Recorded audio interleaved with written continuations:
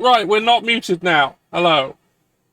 Hello. Ah, you missed some banter at the start of it. Hi, everybody. Yeah, we were just going, hey, that was pretty good, what I did Yeah, I there. was, I was saying it was a fun intro, Yeah, and and I had fun making it's it and learning new things to make it. yeah. Um, I mean, usually when people ask me to make things look more like a VHS tape, it's because they want me to make analog horror, and they're not hmm, willing to say that. yeah. No, I And they're didn't like, want to you do can just that say this time. that. Yeah, I this will. is That's this is not what. analog happy. Yeah, I was just trying to make a VHS This is tape. analog nice.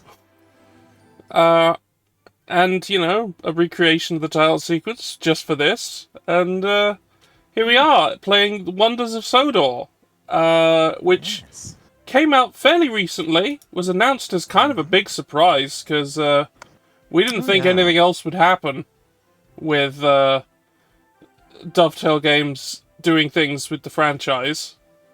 Because we thought, like, okay, 80th anniversary DLC, cool, lovely. We played it. We thought we liked it, and then they made a second one to follow on. No, that was nice. Love that. And then, like, late last year, they went, oh, yeah, by the way, we're doing a full game. And then later on, they went, like, it's out in 2 weeks. I went, ah! And, well, here it is. So now I need to pick, as I said, one of these gormless idiots Yeah. to be the player. Yes. I think I'd probably get... These are the exact same ones you pick in Train Sim World. So, Probably, yeah. these are the same It's people. almost certainly the same Oh, engine. definitely. It's absolutely the Train Sim World engine. Yeah, and that's not a bad thing. No, Like, they it's did a a... good job with it. I mean, it's already proven. They already Yeah. know what... It already does what they Yeah, want why, it to why do. fix it if it's not broke, you And know? exactly. And they already have done Thomas content in it before, so... It's just taking that a bit further. Anyway, I'm going to take this melted man, Melted man. who has, like, John Hurt as the War Doctor hair. Actually, he's kind of just a melted man as well. Right. They're all melted men. Melted man. Would have been Uh, nice if they made some wooden figures to play as, but yeah, they it's good didn't. enough. It's good enough, and frankly, they could do it later if they really wanted. Yeah. Anyway, let's go.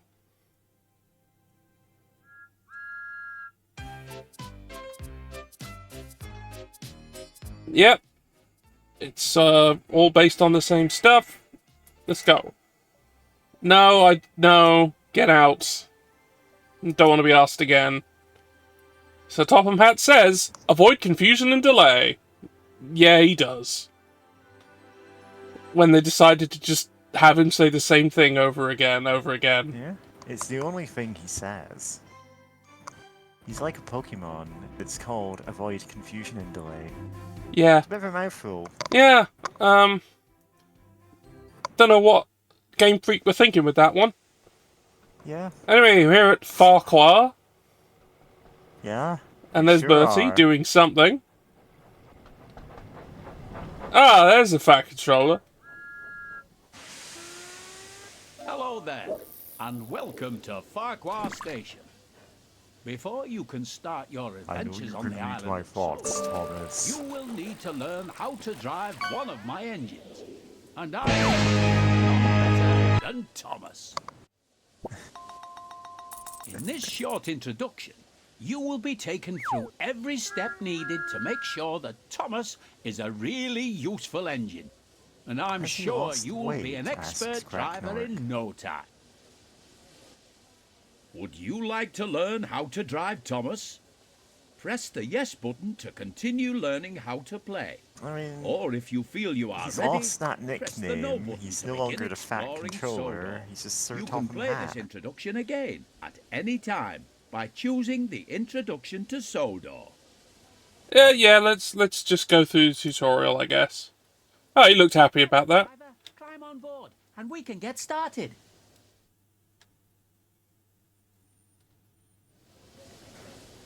Follow the markers in front of you, as they will guide you to Thomas's cab steps. Yeah, it's over there. But let's have a look around. Let's sequence Because break. unlike last time when they did content, Yeah. they just had a story set on a railway they'd already built in the game, which was the Somerset Railway. But this game is actually set on the island of Sodor, so they had to build it. Much like a lot of this channel's content. Yeah, Anytime when they don't tell you where you are, we're on the island of Sodor. Yeah, sure, why not?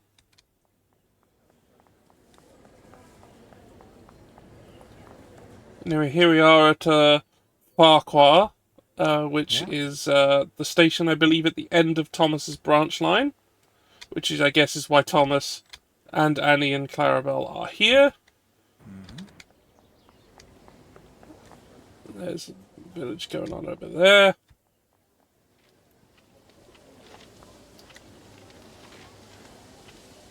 Now, as far as I understand it, what they've built is kind of a visual blend of, like, the CGI, the TV, the models, and the book.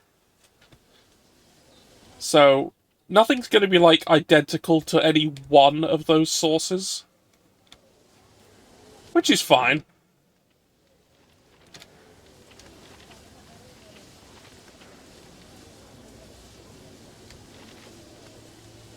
And yeah, Thomas's eyes are following me around. They're looking.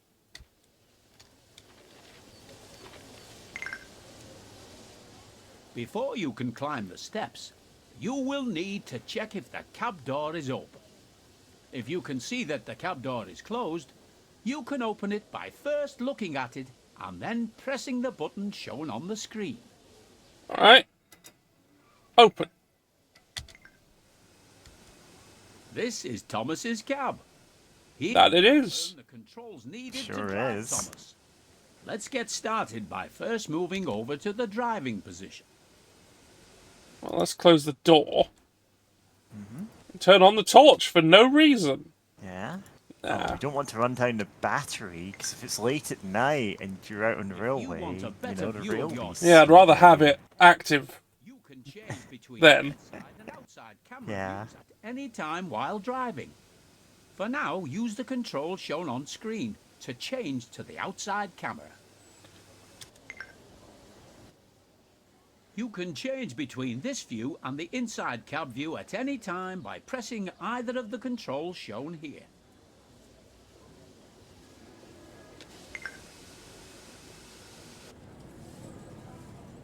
There are many locations on the railways of Sodor where lines separate or join together. These involve a network of points that set the direction the train will be travelling. On the main line, most of these points are controlled by the closest signal box. However, there are yards and junctions that require the points to be set manually. Thomas's friends Annie and Clarabelle are waiting at the station platform. In order to reach Annie and Clarabelle, you will first need to switch the points so that it sets the correct track. You can set the points by climbing down out of the cab, walking over and interacting with it.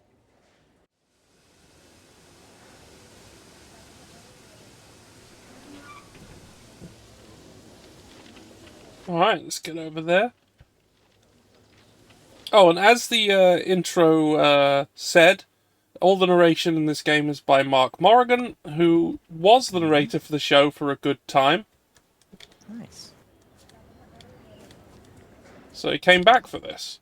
Well, he came back for the DLCs last year as well, so that only makes sense.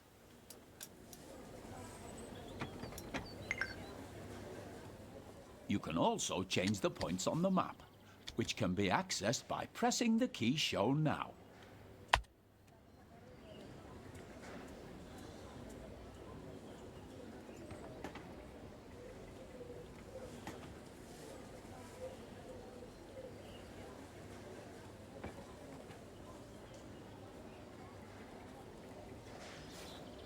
Alright, let's get back.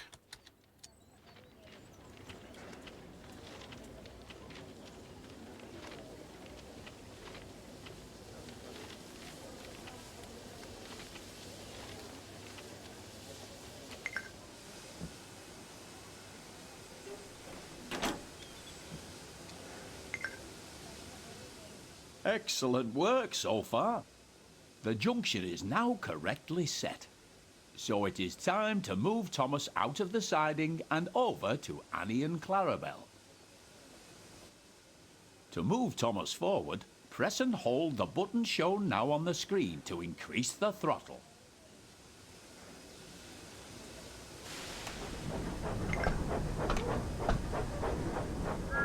Well done. You're doing a good job so far.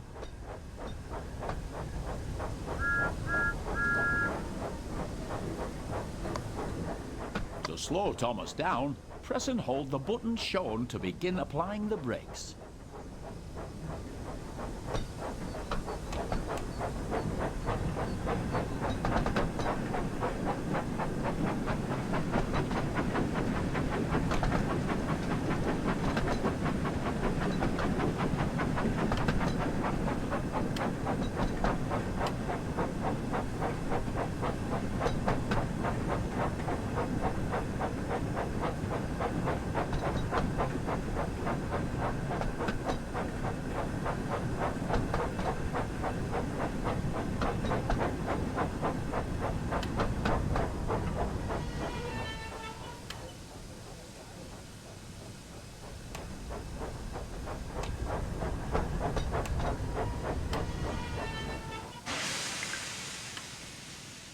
As you can see, the throttle has returned to 0. This means that Thomas is now ready to travel in either forward or reverse. To make Thomas reverse, tap the control shown on screen until the direction arrow on the HUD points down.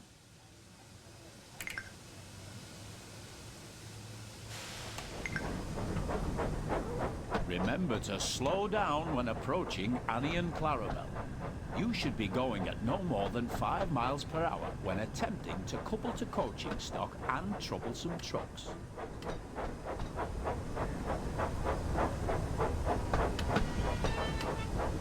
Let's see where we are. Yeah. It's a bit hard doing that first person. Yeah, the back view, really bad. The front view, fine. It's like, Can work with that. this is show accurate. This is Yes. what Thomas's interior looks like in it. But that doesn't Yeah. necessarily mean it's a good design. Well, to be fair, in real life, the design of this type of engine was also terrible. Yeah. It was very And bad. there's a reason why they don't have such tiny windows nowadays. Yeah.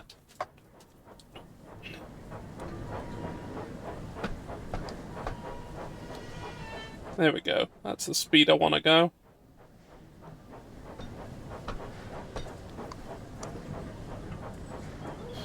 So yeah, like in the DLCs previously, the controls for the train are rather simplified, but that's fine. That's not what we're here for.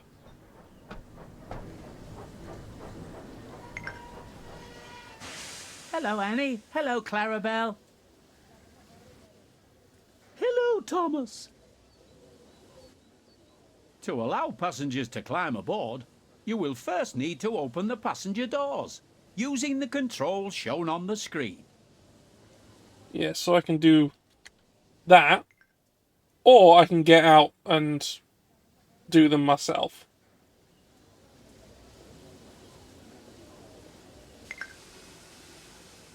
There are other cameras available to use during your adventures on Sodor.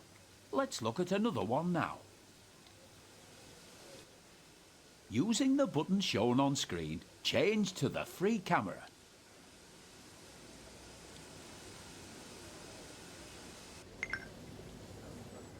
You are now using the free camera. With this camera, you can freely fly around to wherever you'd like. You are still able to fully control your train whilst using this camera, and it's very useful for getting a good look at your surroundings.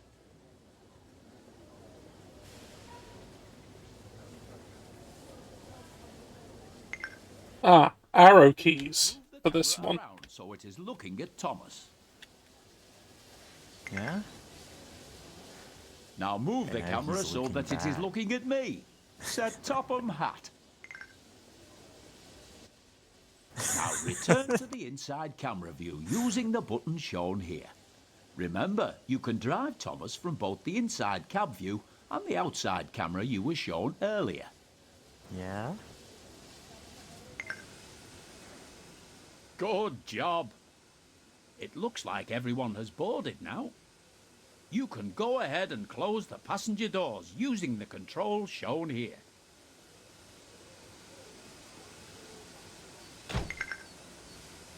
And You've got a green signal, controls so of a you're steam ready engine, to continue to the though, next it's station. like, Increase the throttle once again looks so to move daunting. Thomas forward. Yeah, like I've done some of that in Because like the you've main done so simulator, many. and it is a lot. Yeah, But you know, once you know what it's all doing, yeah. Like, I'm looking at that and going, ample ground for horror games where you have to figure out some nightmarish looking contraption like this. But then, of course, that's just what Iron Lung is, I guess. yeah. Well, sans the outside of it, you know, just being blood. I know at least one or two horror games based around driving a kind of arcane-seeming train. Yeah. Oh yeah, there's a good few of them. I know that's I'm one just that I looking at remember this and going, specifically yeah. that was on like a Russian railway, Oh, and you were using this what's it old as called? fuck diesel engine that just keeps going wrong constantly, and you're on your own Yeah. in the icy night. Yeah.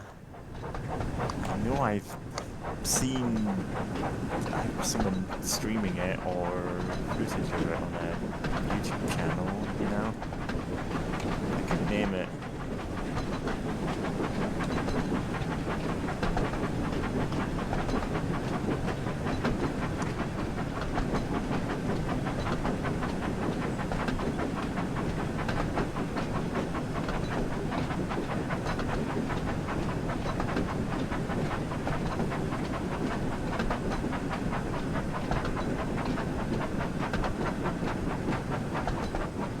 Cows. Horse. Remember to slow down as you approach a station you want to stop at, so that you come to a safe stop.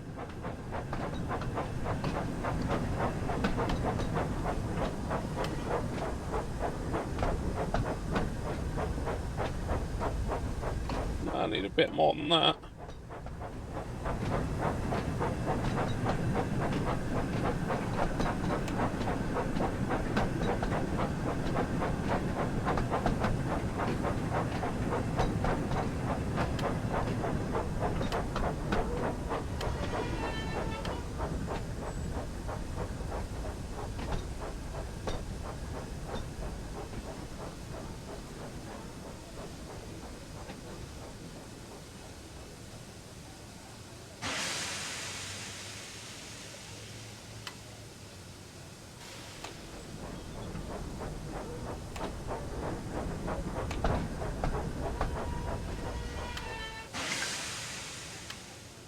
Good work.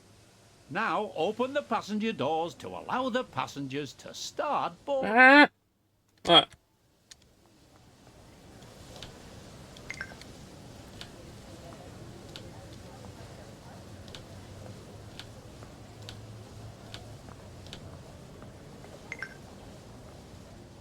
Splendid job. It looks like you and Thomas make a great team, and I'm certain you will be an expert driver in no time. You're a great driver. I can't wait to start our adventures together.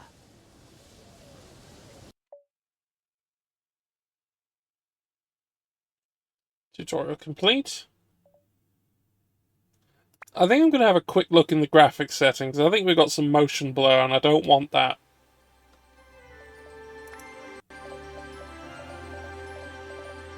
Yeah.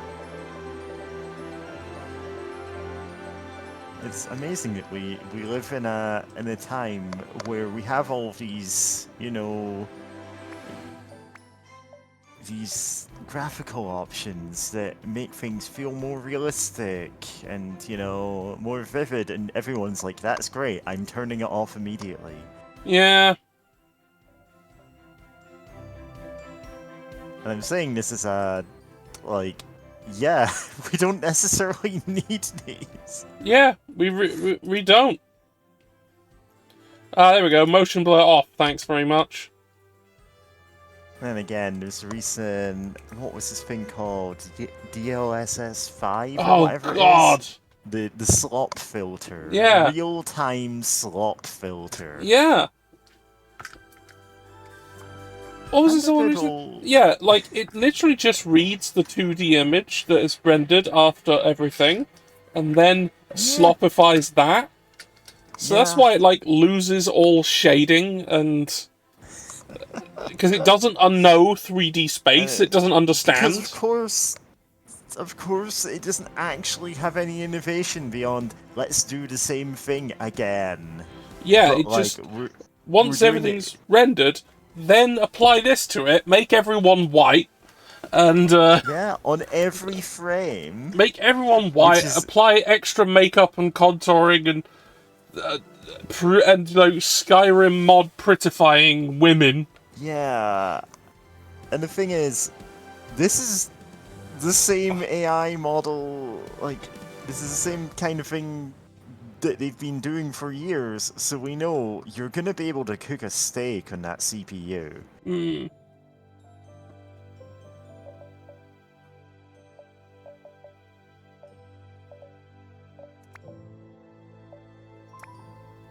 No news yet, because, you know, games have not been out that long.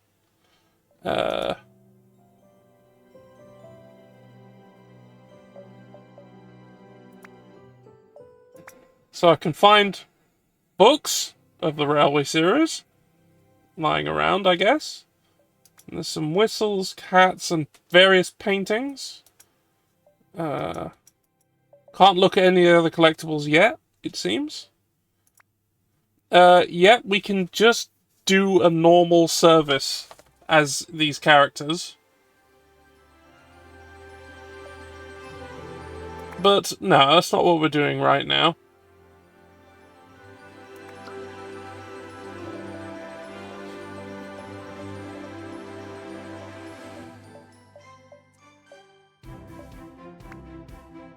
Let's go do the first episode of the TV show.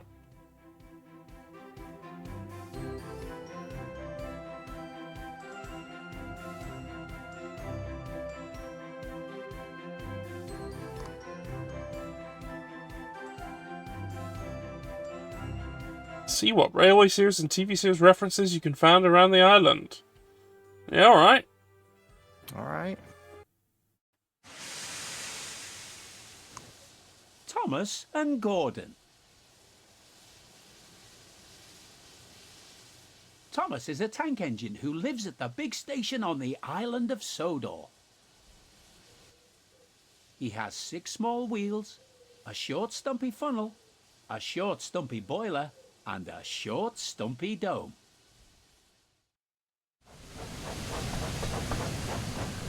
He is a fussy little engine too, always pulling coaches about, getting them ready for the big engines to take on long journeys.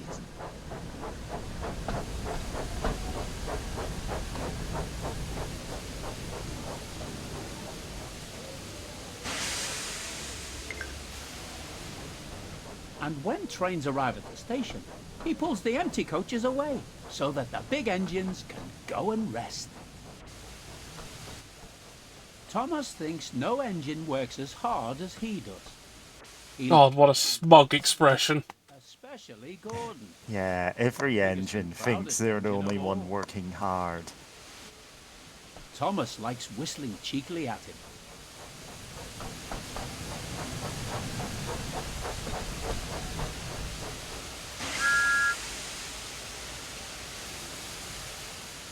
Wake up, lazy bones. Why don't you work hard like me?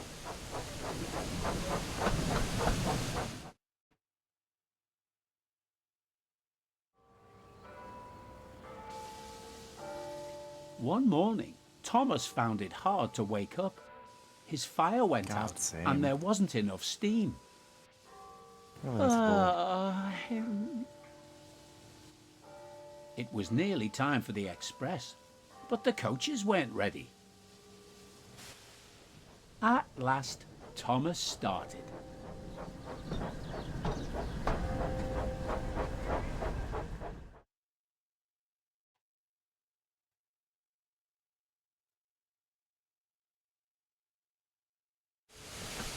He fussed into the station where Gordon was waiting.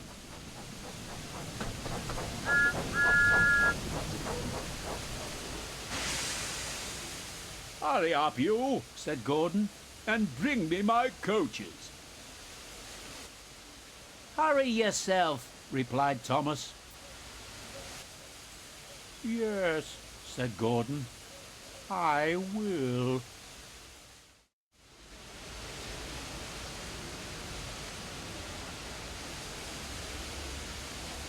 So yeah. Oh, Panda Bibble has said some stuff in the chat. I feel John Deere tractors and Sodar be like wolves that attack trains from time to time. Ragnar saying, some of Thomas's friends are tractors. Panda Bibble, is this the first game Ringo Starr has been involved in? To my knowledge, I don't think he's involved in this at all. He is not. Like, I was joking about Ringo Starr in particular because he was, well, he's the one narrator that I could actually name off the top of my head who, you know, voiced the narration on Thomas the Tank Engine.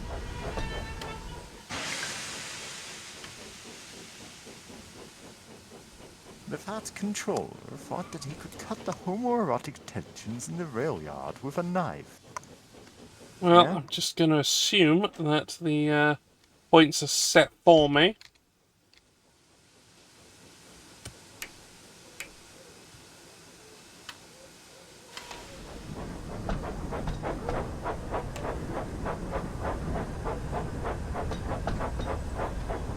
Man, I wish my undiagnosable disorder would get diagnosed. God, I wish anybody tried to diagnose me. Yeah. The NHS just every 6 months or so send me a bizarre survey saying, have you thought about killing yourself? And then Yeah! go, oh, by the way, we're putting you back on a waiting list. And I'm like, great, so I don't actually have depression right now, but I have a whole host of other things that you're not willing to deal with. Are you trying to get me to do this? Oh, yeah, no. I definitely have You know the the one. You've impression definitely seen that. that they might do that. Like, Yeah. if they ignore you long enough, they think the problem might solve itself. Yeah. I mean, that's what they do with the trans waiting lists, and I just expect to be on that for the rest of my life, hence ignoring it and getting pills that are completely legitimate, thank you. Yes. I have had to learn more about chemistry and biology to self-medicate than I ever did before. Which means I have the knowledge of some kind of back alley doctor at this point. And it's like, I don't need to know this.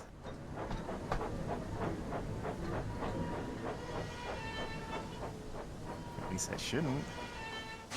But yeah, they would definitely just say, have you tried losing weight, instead of doing anything that could feasibly help. So, yeah, on the turntable, couple of formation, 5 vehicles. Right, I need to not be too fast when I get to them. Yeah, said top out at 5 miles per Yeah, hour. top out like 5 when... there we Thomas go. the top engine.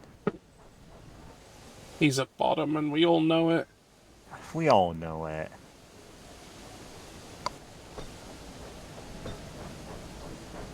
but it doesn't flow as well as a joke, you know? Yeah. Thomas the Twink Engine? Oh yeah, no, that's fitting.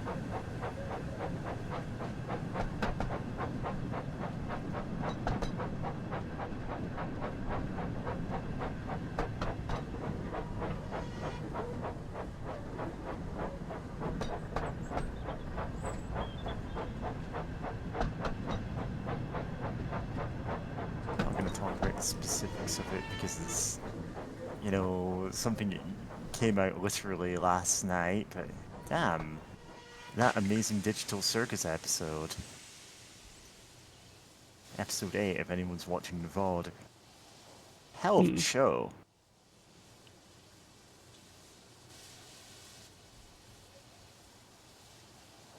I'm seeing some really amazing, as they say, fan art coming out. Yeah.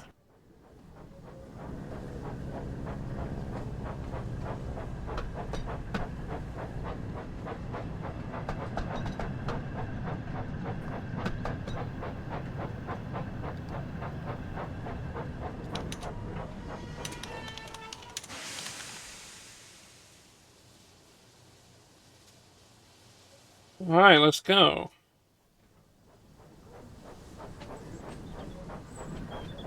Oh.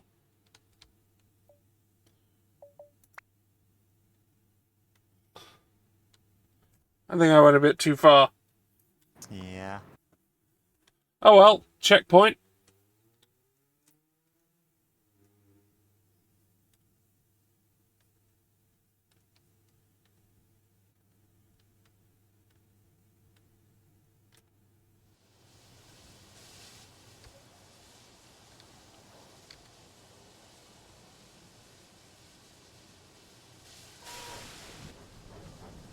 Not sure where it's thinking I'm gonna go, but I'll trust,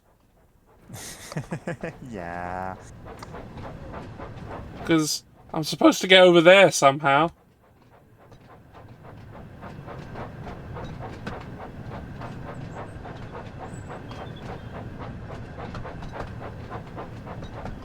Oh, do I need to get, like, back there and then use that line to get across?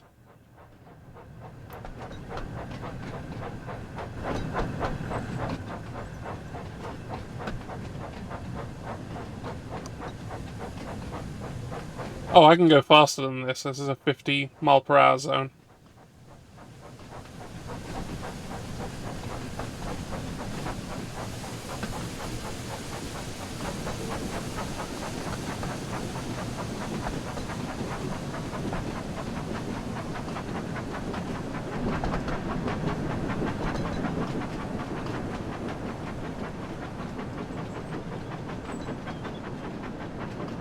Yeah, it wants me to go over there.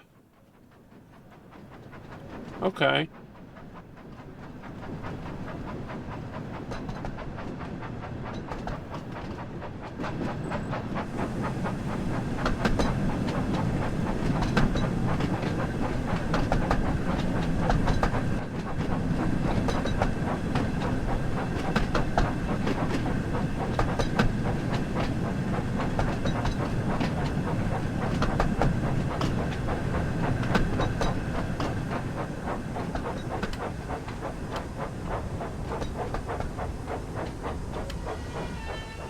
Canterville has been reading Train AP as WAP.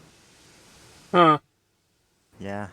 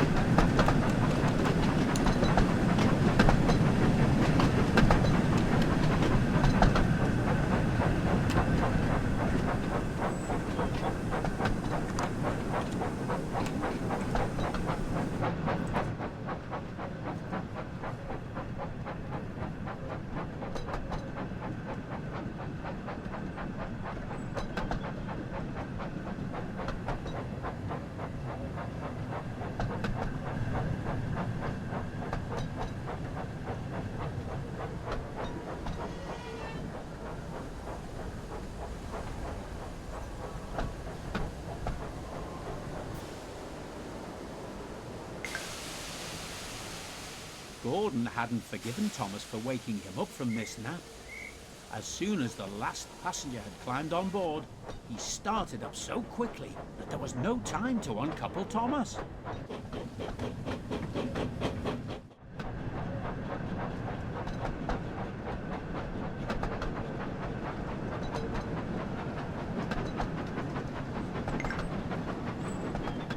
Stop! Stop! Come on, keep up, called Gordon.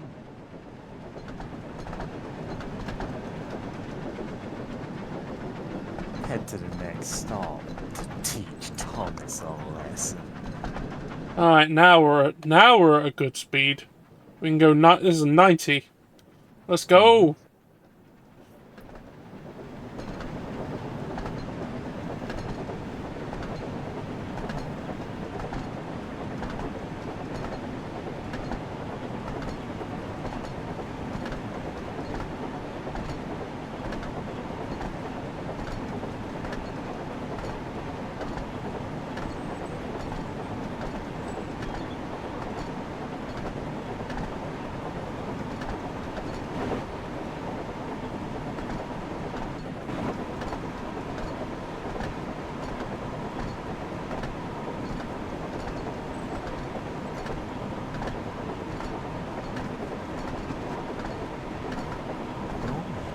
Yeah, the thing is, I'm not strictly in control. Yeah. Because I'm being Thomas, who's just sort of stuck here. Yeah. Oh no, I'm Gordon. Yep. That's why you have to go fast. Teaching Thomas a lesson.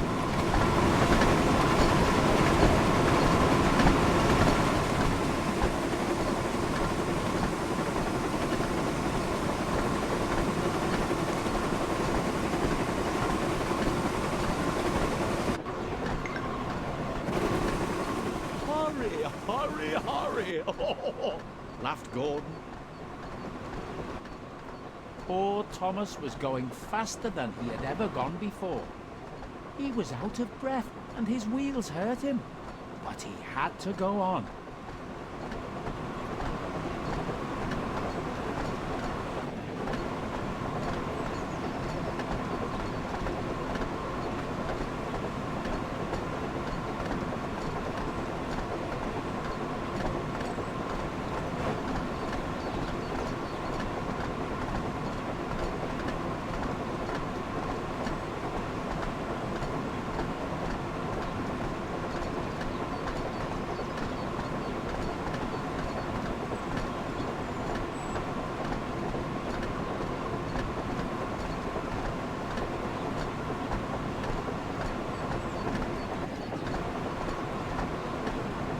Alright, so I'll have to slow down in 2 miles.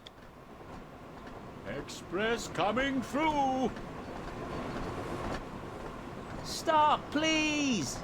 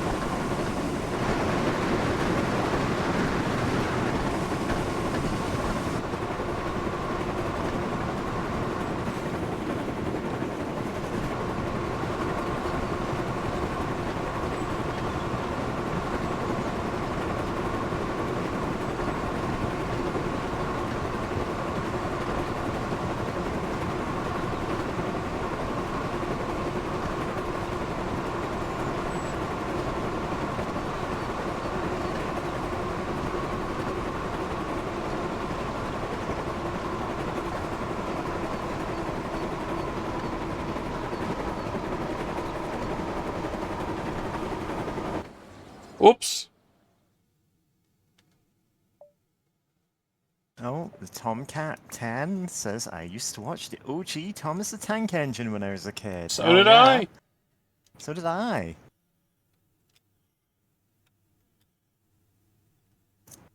Alright, so I should have slowed down a bit earlier. Yeah.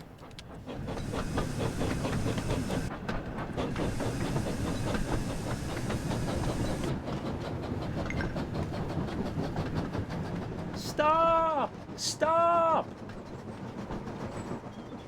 Come on, keep up, called Gordon.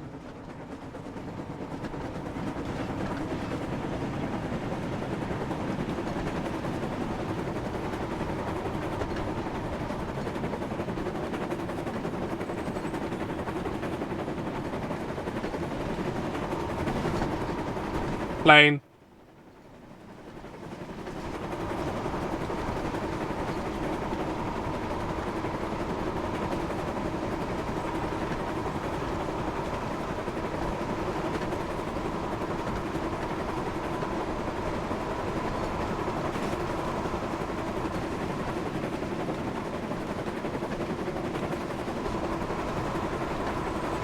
No, just like it looked like an ordinary biplane.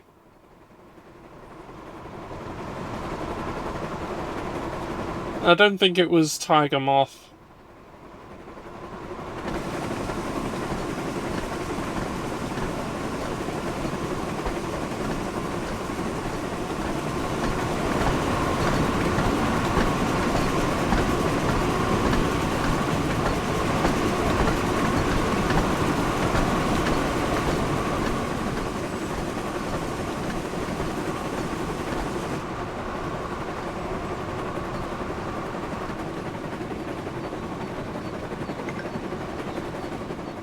Hurry, hurry, hurry! Laughed Gordon. Poor Thomas was going faster than he had ever gone before. He was out of breath and his wheels hurt him, but he had to go on. Cows! Gross.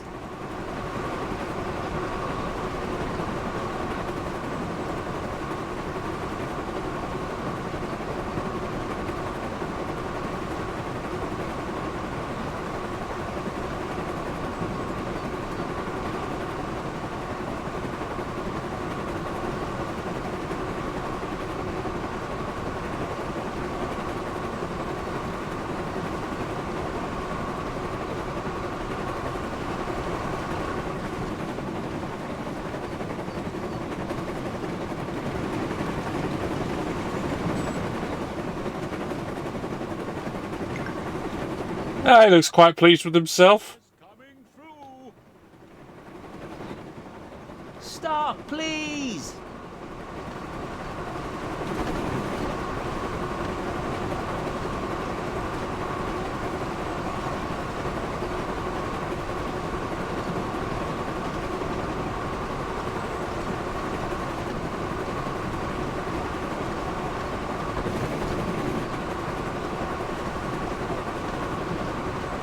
Right, I'll start slowing down after this next checkpoint.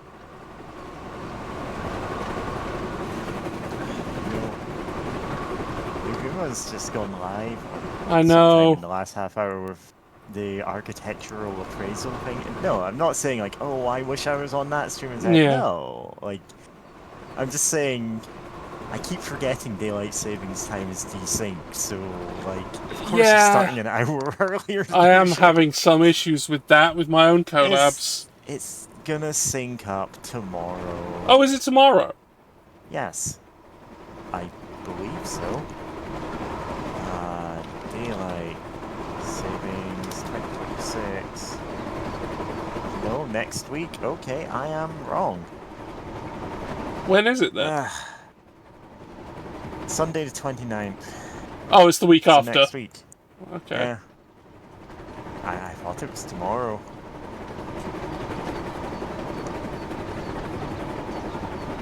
How is it? It doesn't feel like it's usually this desynced. I don't know if... I don't know if I'm just not remembering how it works correctly. And again, I'm having a lot of issues with judging time in general lately.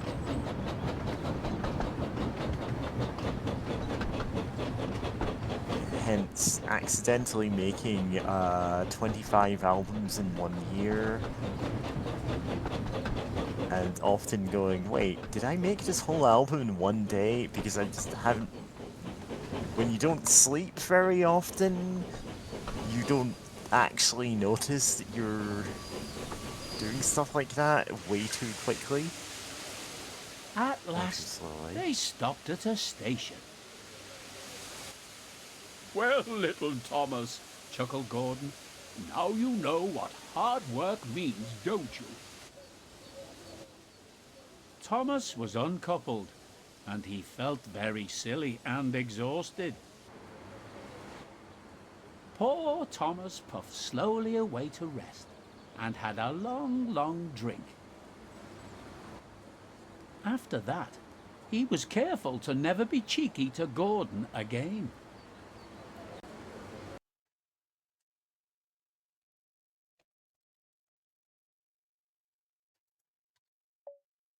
Well, there we go. We've had our first recreation from the show.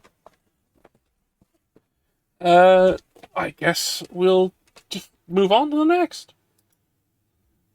Looks like another season 1 episode.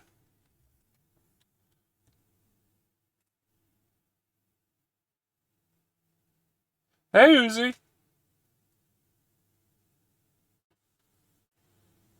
Oh, hey, Uzi. Thomas goes fishing. Thomas goes fishing. When Thomas puffed along his branch line, he always looked forward to something special. The sight of the river.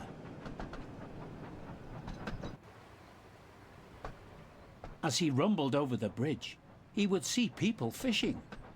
Thomas often wanted to stay and watch.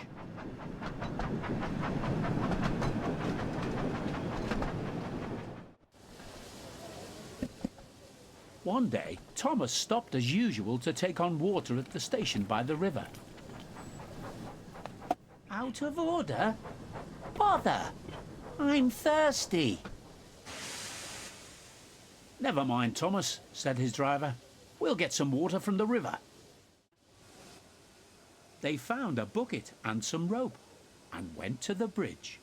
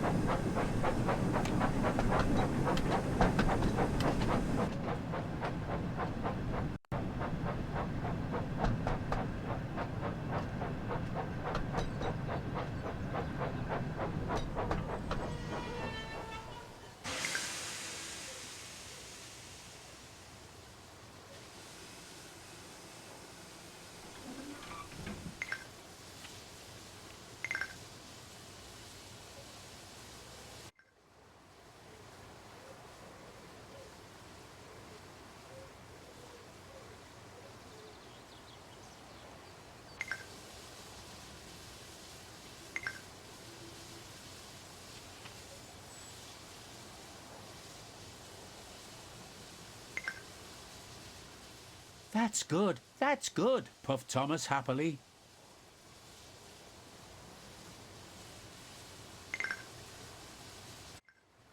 Let's get some more, because I think we needed more than one bucket's worth Yeah? to keep a steam engine going. Oh, yeah. Need a lot of water for a steam engine.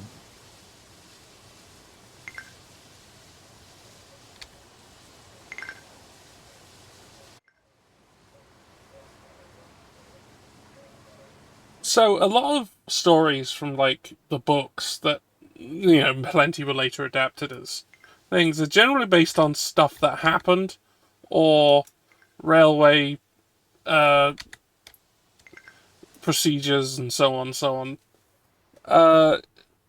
It was somewhat customary in some places to have live eels in your water tank. Because it would eat all the crud that could build up in Okay. there. I guess. Unfortunately, if you accidentally do like a purge of the boiler, you flash boil all the eels. Okay, flash boiled eels. That sounds like a delicacy in some parts of England. I mean, yeah, I guess, but right,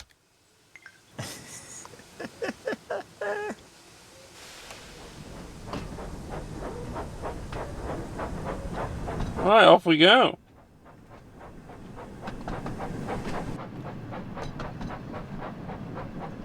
Oh, it's looking okay.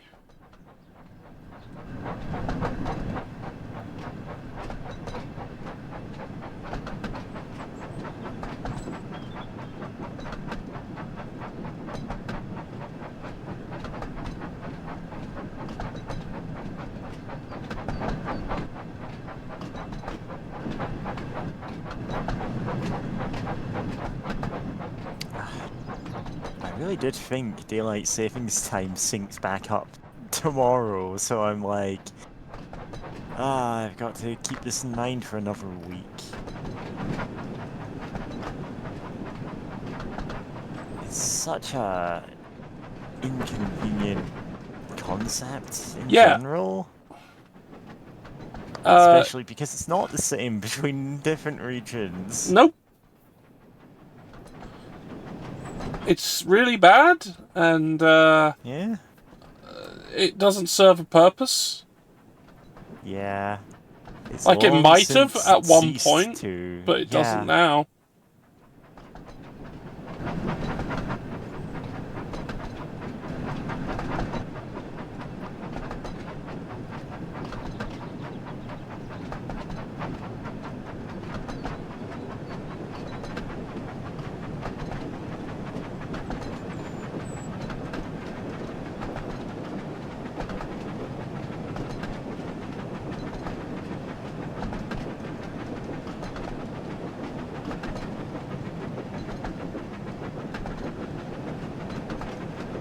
Yeah, looks like we've got the all clear.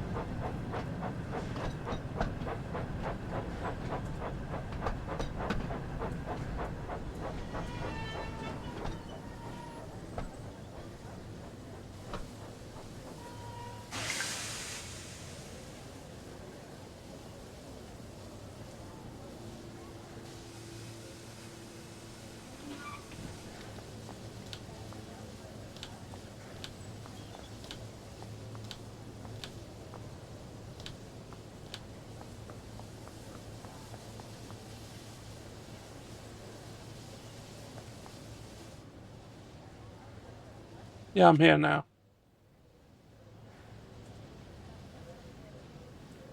Chop chop.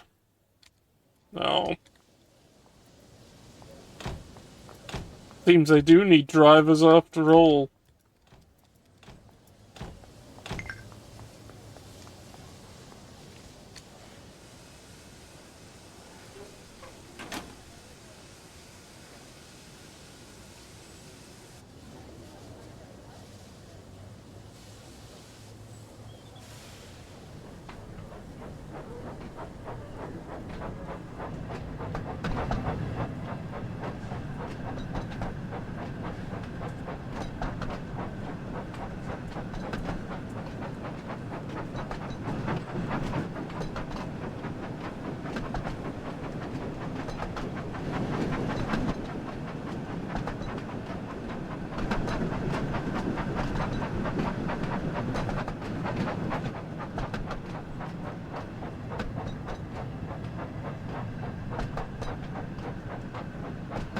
Oh no, looks like we were fine. Looks like we've got a tunnel. So I can't do the outside mode. Yeah, don't get bricked up in the tunnel. Yeah, I won't. That's the one Also, no episode one will. everyone They haven't made remembers. Henry for this game yet. Yeah. Oh, we're in the timeline with no Henry. There'll probably be a Henry DLC at some point. Yeah, getting the Henry DLC for Thomas the Tank Engine. To be fair, there was already DLC for James, Yeah. which I have. Because of course I do.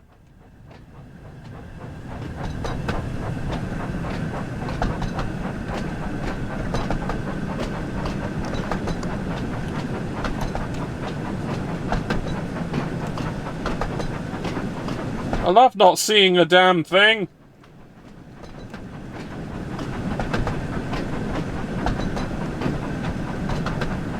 Yeah, there's the way.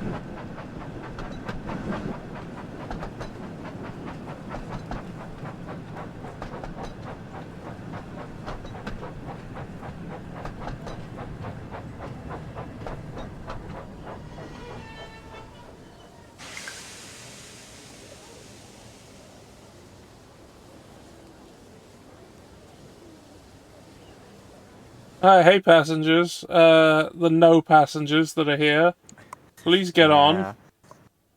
All aboard the ghost train to nowhere. Yeah.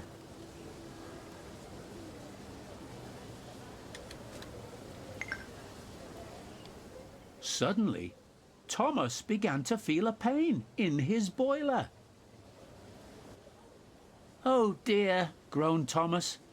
"I think I'm going to burst. I've got such a pain. I've got such a pain."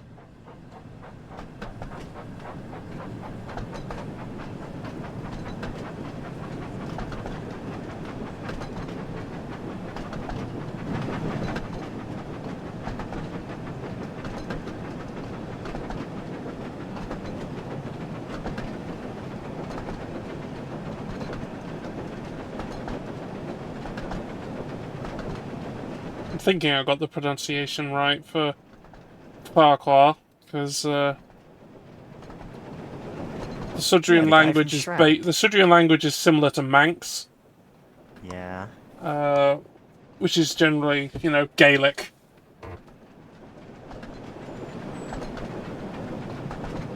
I think FF is.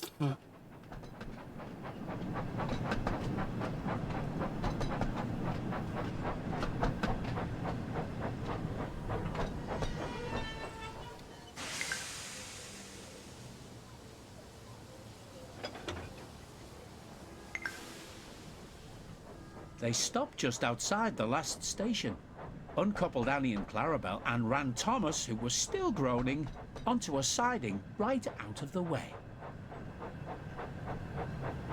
See, even just listening to this, I'm like, oh yeah, there's doubtlessly a ton of Thomas the Tank Engine YouTube poops out there. A million. Like, So many. yeah. I feel like there's no point in me even trying to make one to myself, because I'm like, no, this is just like...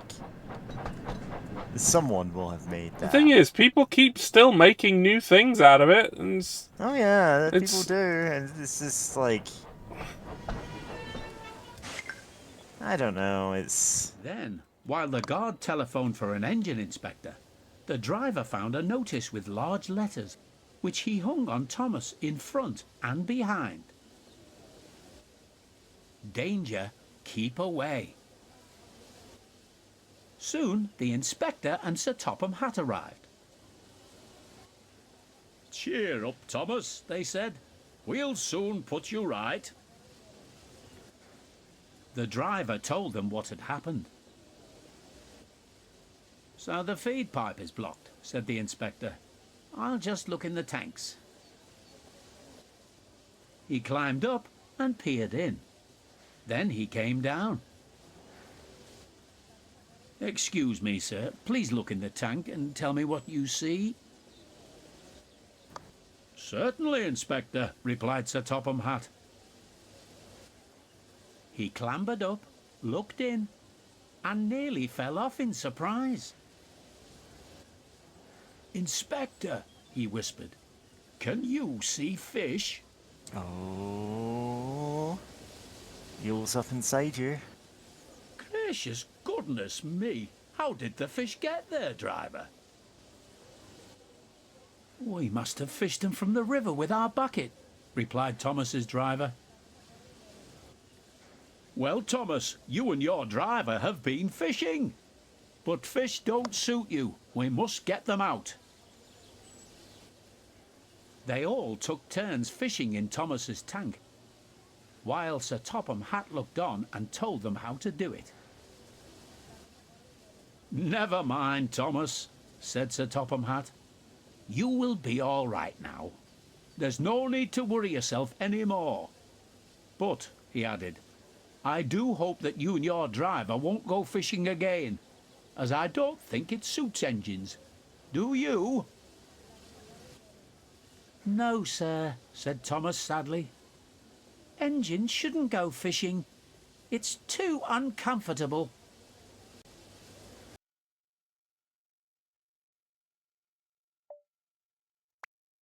An actual common problem. Because, like, sometimes, yeah, you just had to get water from rivers and stuff, because you just couldn't get any other way. And stuff like that happened. Time for a go fast scenario. Gotta go fast.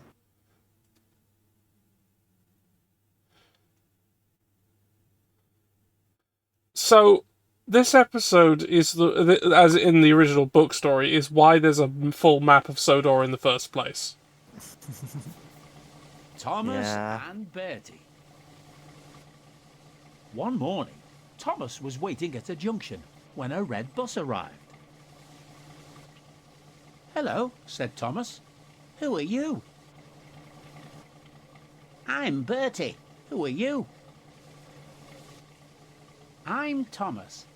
I run the branch line." "So you're Thomas, eh?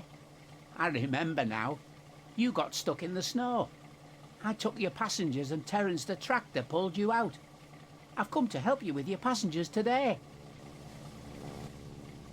"Help me?" said Thomas. "I can go faster than you." "You can't," said Bertie. "I can," huffed Thomas. "I'll race you," said Bertie. Their drivers agreed to the race going ahead. Those two look like they're going to kill each other.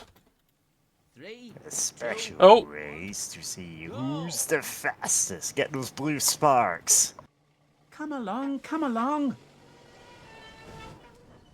We're coming along. There goes Bertie. Whoa. Yeah, I know. The whole point of YouTube Poops is like, yeah, you can keep remixing the same material. Like, there's maybe, 20 minutes of Zelda CDI cutscenes and countless hours of YouTube Poops. It's yeah, I feel like I'm just not as inspired making the same things as everyone else is. Two, whole lines that that Morshu gets. Morshu has 2 lines, and people have given him a life of his own from those. Yeah. Like the only Morshu reads the Bible, and that's like 3 days long, and Yeah. it is what it is. It's exactly what it is. Remix those two lines into literally everything in the Bible. Yeah. Like the only bit of pooping I've done was that bit of Morshu telling people to subscribe to me. Yeah. Whereas I prefer finding weird, obscure material, you know?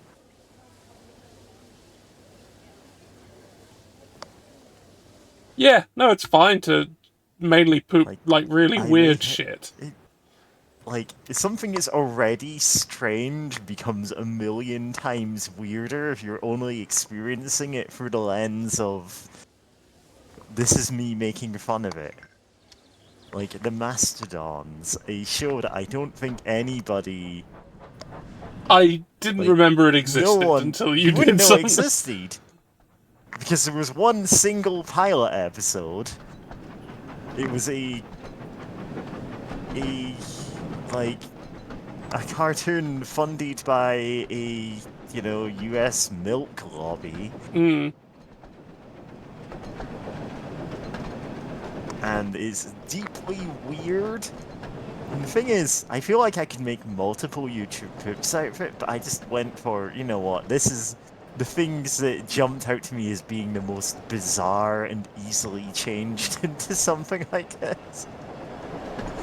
It may be a low-hanging fruit, but like, enough people have gone, this is bizarre and I love it, so, you know.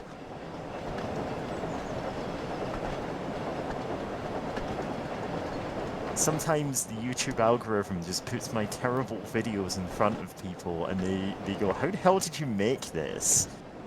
Like, where do you hear about these shows? And I'm like, I have to go look them up myself.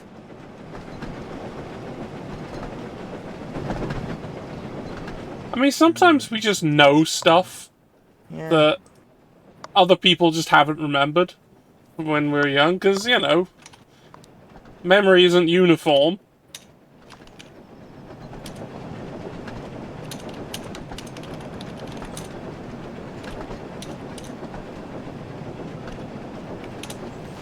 Like, I don't see a lot of people talking about Dr. Zitbag's Transylvanian Pet Shop.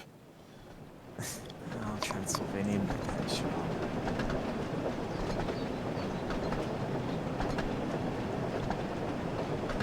God, that's reminded me, there was a Little Shop of Horrors cartoon. It is not good. I can't imagine that it is. Yeah. The thing is, like, in a video essay someone did, they said, "Now, look at this, like, this is genuinely funny," and, like, showed off, like, a sequence. It's like, this is a physical gag comedy bit, it's like, yeah, this is pretty funny. And then goes, well, the thing is, I lied to you, this isn't in the show. I've edited this down from, like, a minute of just the very slow setup to it. Oh. It's a show that felt like they were stretching out every episode. The plot was threadbare. Oh, there's Bertie. Like, honk your horn so they know. Toot your whistle, I guess. And hope it doesn't expend all of your steam. Please, hurry. We need to get back up to speed if we are going to beat Bertie.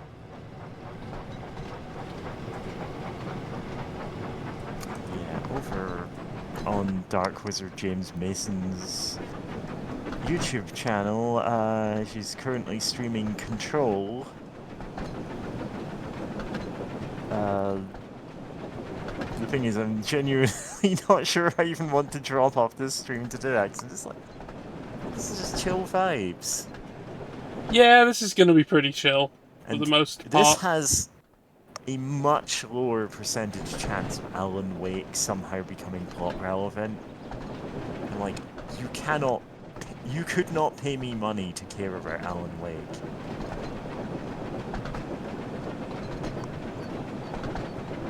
Because it's made by the same developer. Yeah, so yeah, they, no, no, they're all connected. Yeah, so Alan Wake shows up, and it's like, oh, he's writing a book that may contain the entire universe, and I'm like, I don't care. I think I dropped off the Alan Wake streams, like 2 or 3 streams in, just going, no. This is like... I don't even know how to describe what my problem with it was. It's just like, I do not care about this. A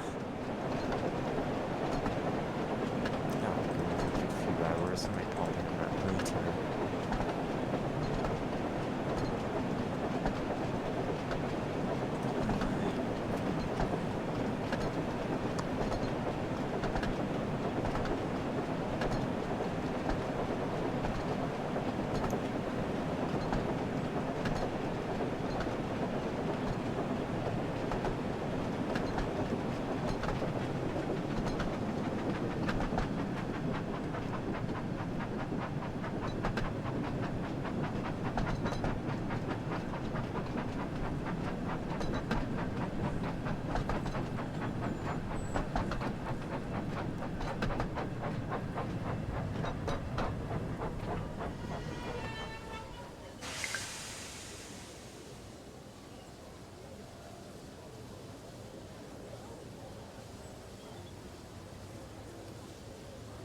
No idea if we're ahead or behind. Yeah.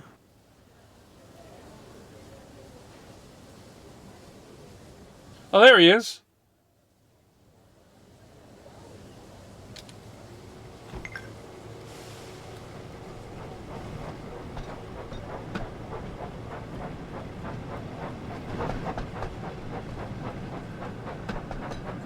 Ah, fucker, you gotta wait for me.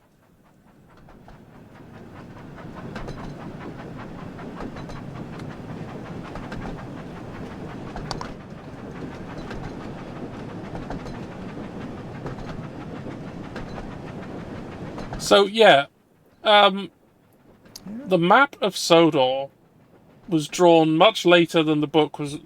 The book of these events were written, mainly because at one point the author, the Reverend Wilbur Awdry, received a letter from someone kind of incredulous that there was any chance of the road vehicle winning at all. Yeah. So, in order to make it so the story made sense, he decided to draw the entire island, and especially the route that both participants in the race took, so that they were equivalent. Yeah.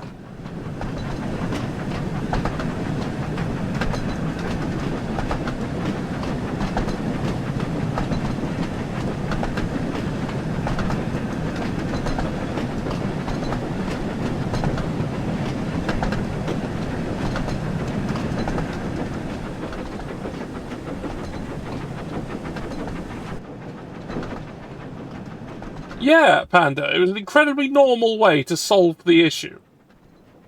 Yeah, honestly, I know plenty of authors who would do basically that. Just go, no, I need to have this accurate. I need to be able to justify this within my own lore. Yeah. This is part of why, like, this is why the discussion in one server that I'm in got derailed into, like, I need to know the state, like, the stated beliefs of Maoist politicians in the 1980s for this indie horror game that I'm working on, and I'm like, okay. Yeah, no, I get that. If you're Yeah, working, if you're it's like, drawing no, it on, needs to be accurate. if you're And I'm drawing like, on real world influences, you want it to it's like, be weren't you making correct. a cosmic horror game? And it's like, yeah, but it's set in 1980s China. And so it's like, yeah, sure, okay. Get in, damn it. Yeah, every game development thing that I'm involved in is, one, a horror game. This keeps happening. And You two, do have a vibe. yeah. I mean, in all fairness, fully half of the music that I put out there has been dark ambient albums of various types, like Dungeon Synth and the like. And I also am fairly knowledgeable in old horror movies. Not always the vibe that people are going for, like, but enough that, yeah, it's enough that in one fandom that I don't actually write any fanfiction for anymore, I got a reputation as being like, oh yeah, this is the scariest horror writer in this fandom. And I didn't actually realize this is what people had assumed of me, just because those were... all of the fics of mine had actually taken off in any sense, had been, you know,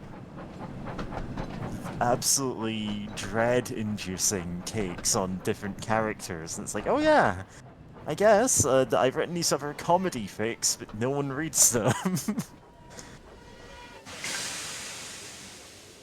We've done it! We beat Bertie! Well done, Thomas, said Bertie. That was fun, but I think we should have another race to see if I can beat you next time. Let's redraw the entire island so that we know if I can even feasibly beat you. Yeah. Okay, looks like we're going into new territory here. Also, we're playing as someone else. Mm-hmm.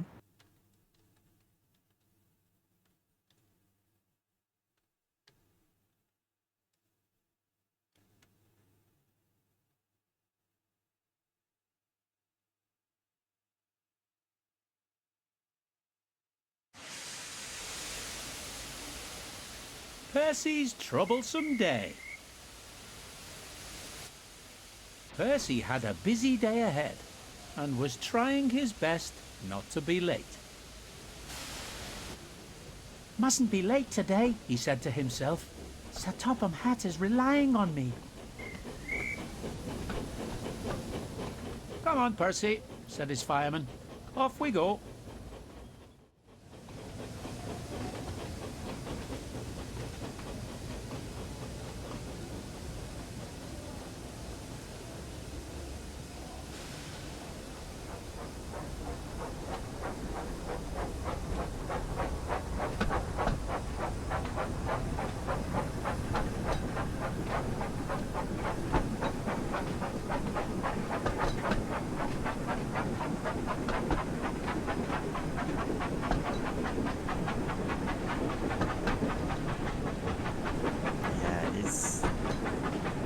It's just a funny coincidence. I think every single indie game that, like, people have said, hey, are you interested in making a soundtrack for this?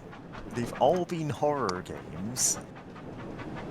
And all but one of them has also been, like, some kind of horror romance thing. And I'm like, okay. Y'all really want to smooch those monsters, huh? This keeps happening. Yeah, it does. I mean, ooh.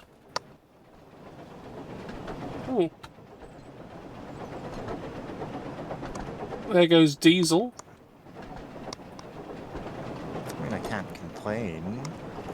We're living in a golden age of that. Slay the Princess, Sucker for Love, you know, other games like that.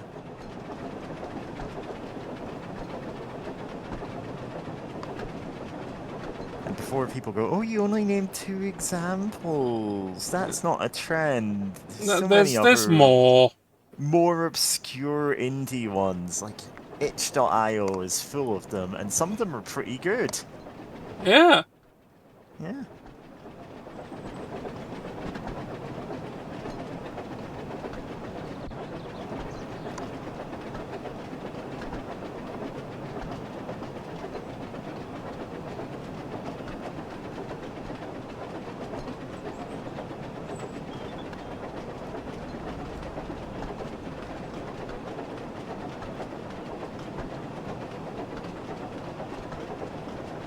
See, I don't actually expect anyone in your chat to do that. It's just like in communities I used to be in, there would be people who go, "Oh, you can't just name 2 things and say it's a trend. You can't just name 3 things and say it's a trend." And I'm like, shut up! I don't Yeah, care. shut up. Yeah. I'm sorry, I can't bring to It's mind like, the every example of a thing that I'm trying to talk about. yeah, because then if I start going, okay, do you want an exhaustive list? They go, oh, now you're just being facetious. Now you're just like acting like I want a full list of everything. It's like, well, you didn't want the 2 or 3 examples. Yeah, open every door. Don't know why you're opening every door manually. Yeah, just want to do it at least a few times. Yeah. Because I can. Alright, everybody, out. Get onto the next train that's going to come along in 5 to 50 minutes. Yeah. Average, you know, rail journey in Britain these days. Yeah. Well, it's slowly getting nationalised again. You should have just nationalised it from the start and kept it nationalised. Yeah, but they didn't. They didn't, of course, because in the short term it's like, oh, we can make some money out of selling it all. And turns out you need your nation's critical infrastructure, you know? Yeah, but railways? That's old-fashioned, that is. Should use helicopters. No, it's not helicopters. You should use technically not taxis, but like just random people's cars, and we'll pay them below minimum wage to, you know, drive you around. Yeah, no, sorry, I was going back to like what they were saying in the 70s. Yeah. Oh yeah, in the 70s they couldn't even have foreseen the eventuality of Uber. Yeah, like the thing there is like all the transport people were going, yeah, helicopters. They'll replace everything. Yeah. Which was the most stupid, idiotic thing they could have said. And it was plainly obvious even then that you cannot replace all of rail with helicopters. Because, like, Yeah. what are helicopters traditionally not very good at? Shitloads of freight. Yeah, there's a lot of things Really helicopters bad. aren't good at, is the thing.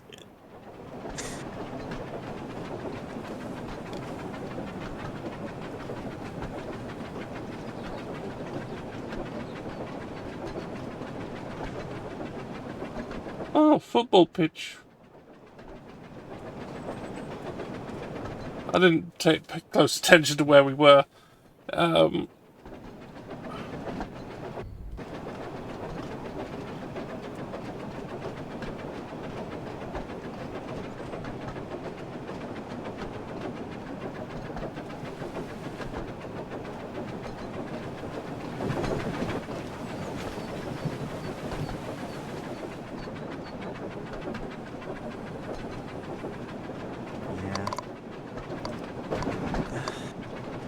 don't actually know what the tech solution for public transport is nowadays. They keep reinventing the train, but in worse ways. But worse. What if we had a dozen driverless cars just following each other around? It's like, That's maybe, a train. you know, you could just put down some rails and make it as a train. Yeah, you could just have trains. It's because the tech bros who are pitching these ideas are always, well, people so divorced from reality that they don't take public transportation. And they don't realize they're either reinventing the train or reinventing the bus. That's Silicon Valley for you. Yeah, sorry I slightly overshot there. You go Percy back and do arrived the at entire Ellsworth journey Station again. and collected his passengers, but he had to wait for Bertie the bus. I'm gonna tell you Where about is Bertie the Bertie? bus. Said Percy impatiently. He's going to make me late. Just then, he heard a voice calling out. Wait! Wait! At last, Bertie screeched into the station.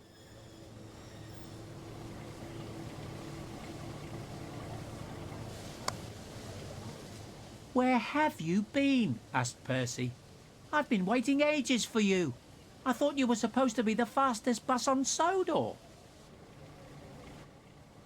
Some road repairs were being done and I had to wait for the workmen to let me pass, explained Bertie. Well, now I'm going to be late, Percy huffed. As soon as the guard blew his whistle, Percy raced away.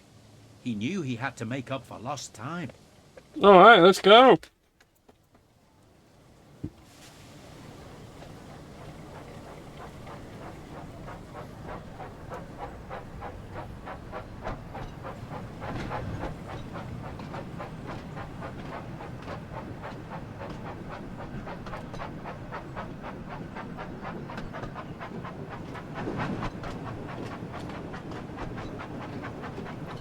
Oh, that's a very open bit of water for that narrowboat.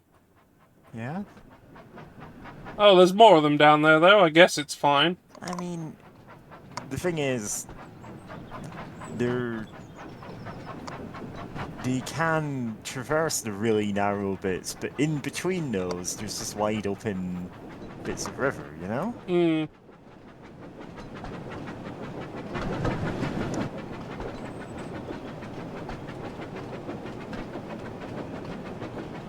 Yeah, I don't know a whole lot about that. Yeah, you know less about As Percy rounded the bend, he boats saw than you that do some about cows were trains. blocking the line. Stop at location, cows. Stop at cows.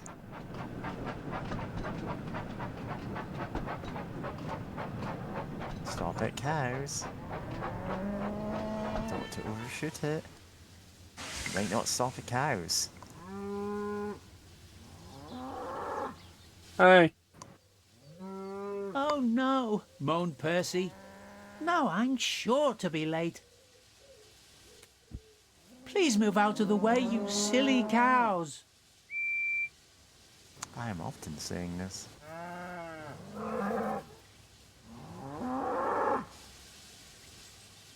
It looks like we'll have to go and move the cows ourselves, said his fireman.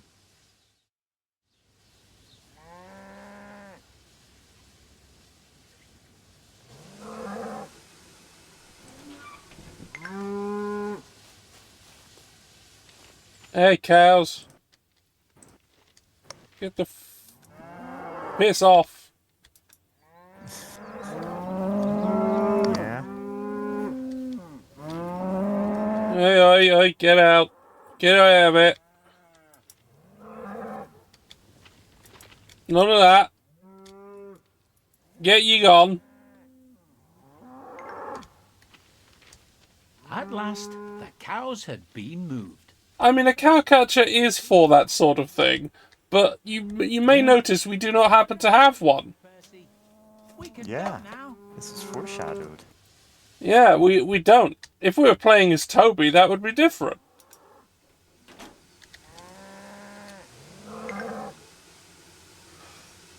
But even then, they'd still stop, rather than just push cows.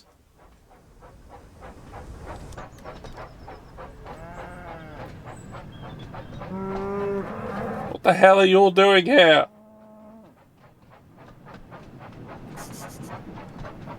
God, did you get on the platform and walk down from there? The platforms. God. Yeah.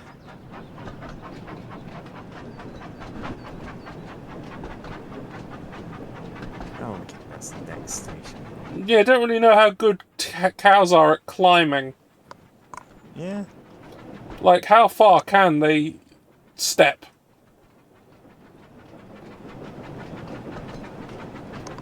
By far, I meant high, obviously, because I'm good at words.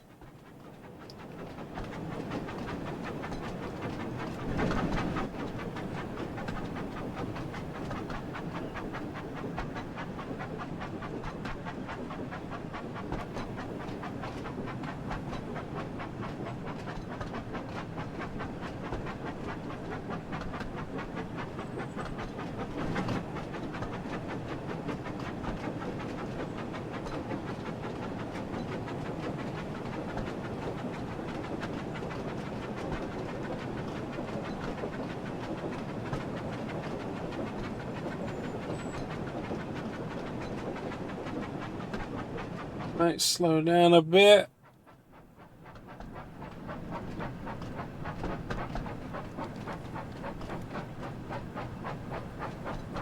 Pandavivo informs us that you have to be able to climb trees to evade wolves.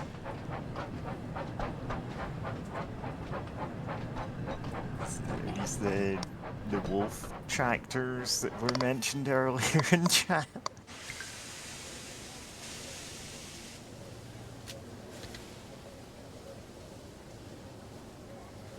Alright, go on, invisible ghosts. Off you go. I'm gonna tell you about Johnny the Ghost. Yeah. Yeah, Yeah. it's Johnny the Ghost. From hit cartoon Monster by Mistake. Everyone Can't believe knows. that I actually know the name. Yeah, I certainly didn't. I only know this because it's a running gag on a couple of other streams at this point. Oh, our streaming server's soundboard is a bit weird, and so we have some deeply bizarre additions to it.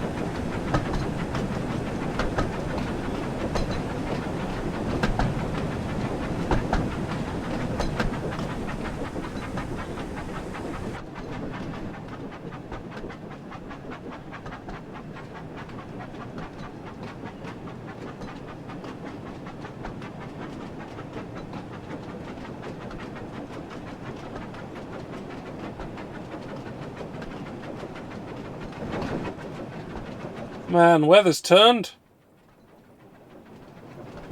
I wonder if that will lead to something.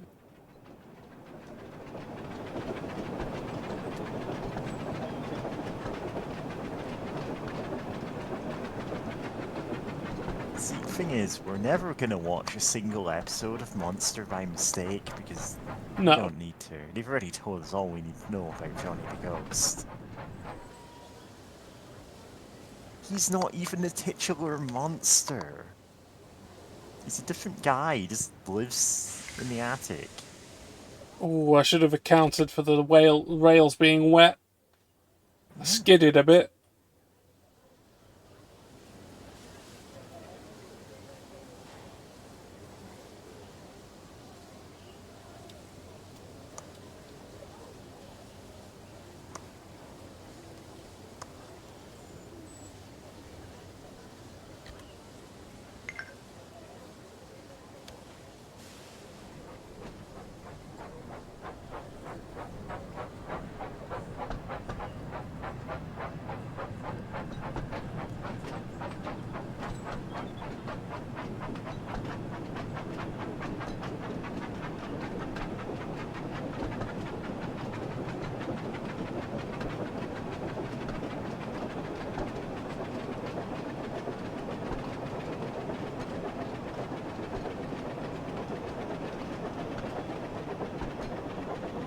Yeah, seems to be feeling a bit better.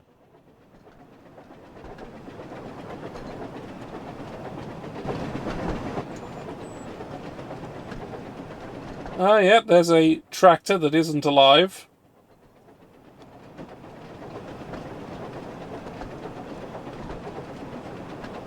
so weird that only some of these machines are, alive in Yeah, any sense. It is true. It's almost like in hit indie game, this train is going to crash. Yeah, where it's kind of implied that there's only one, or if there is more than one, they can't talk Nobody to each seems other, aware of that. and Yeah. they don't know.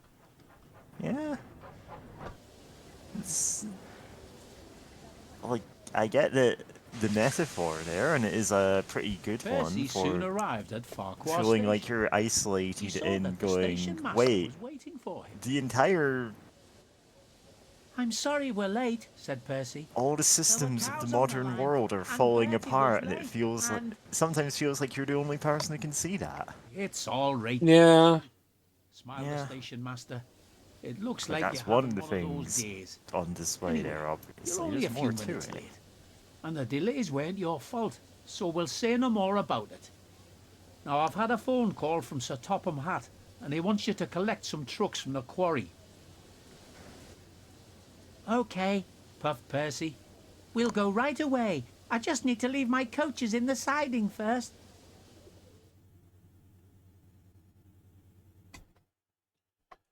just cows. Cows. Yeah, it very like damn cows. All caps cows.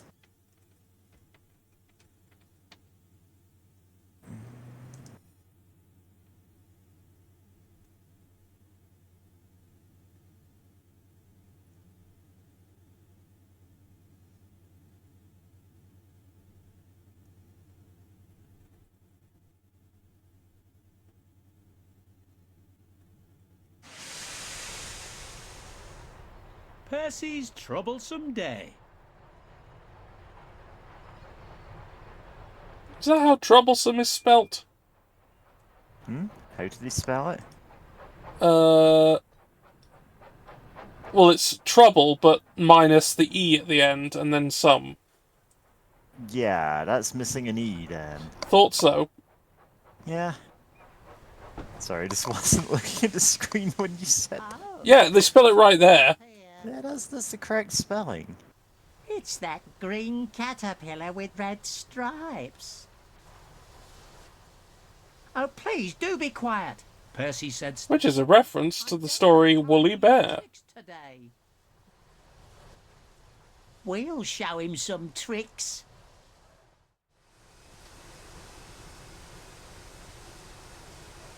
Alright, you fuckers.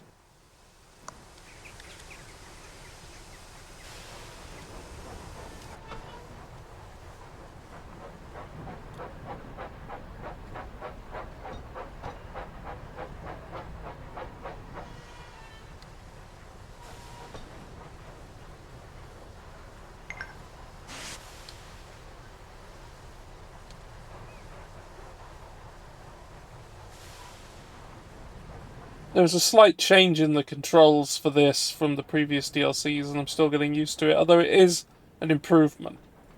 Yeah. That's Having good. forward and reverse be strictly different. So you don't just keep braking until you start going backwards. In this, it's braking leads to stop.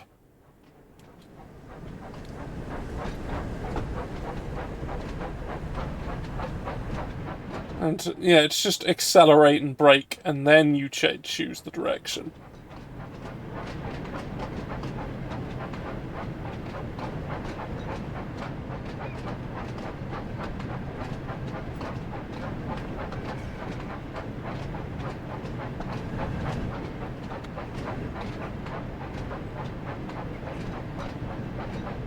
Quarry big. Yeah.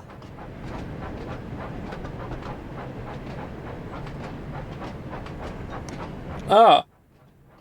Coaling depot. Guess we're filling these trucks.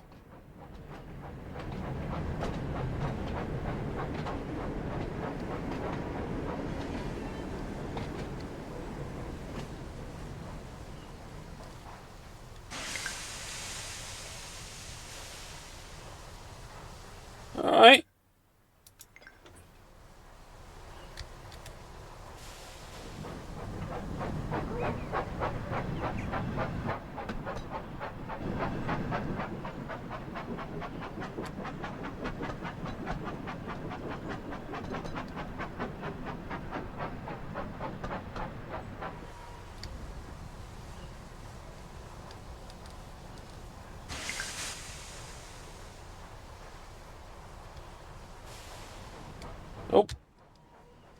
As said, still getting used to it.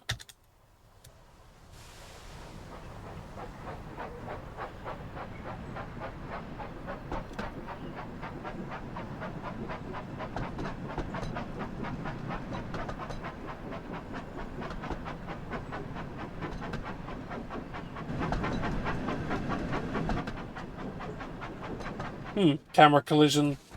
Very big.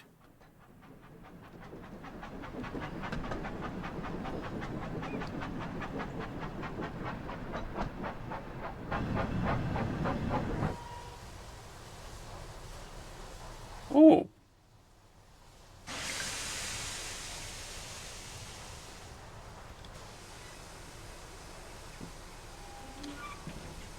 Uh, uh, uh.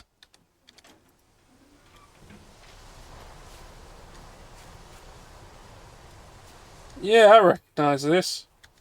Well, it's not the exact Yes. same vehicle, but Non-sapient van. yeah, it's a non-sapient van. It's the same model as the post van that Yeah. they used in the series. Foreshadowing for the Postman Pat DLC. You know what? I'd be behind that, even though they aren't set in the same world at all. They are not set at all in the same setting, but like similar vibes, and also like, you know what? Like Peg will make phone calls at that point, Yeah. which is probably an insane thing for me to say, but like,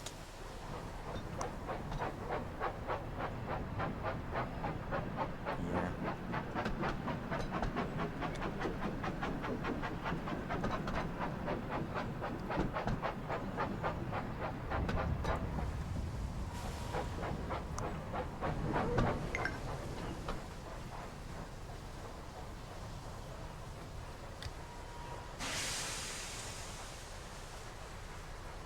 Oh, around there?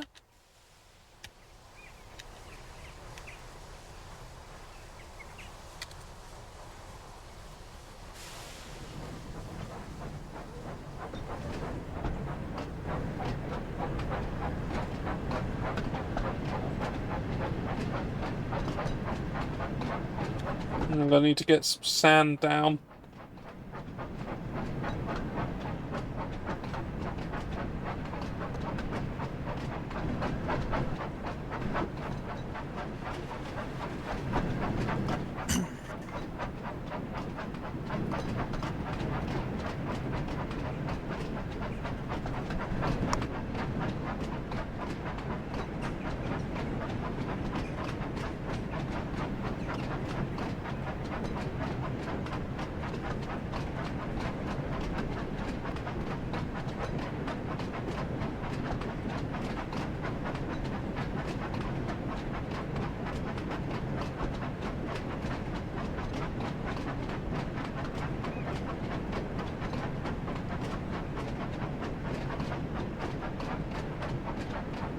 Oh yeah, no, wet rails, fuck.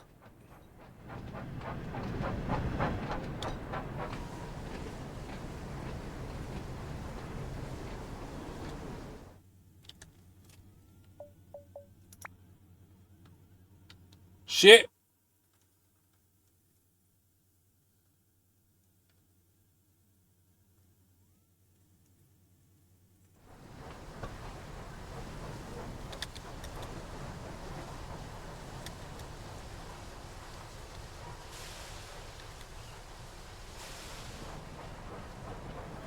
Let's take that a bit slower.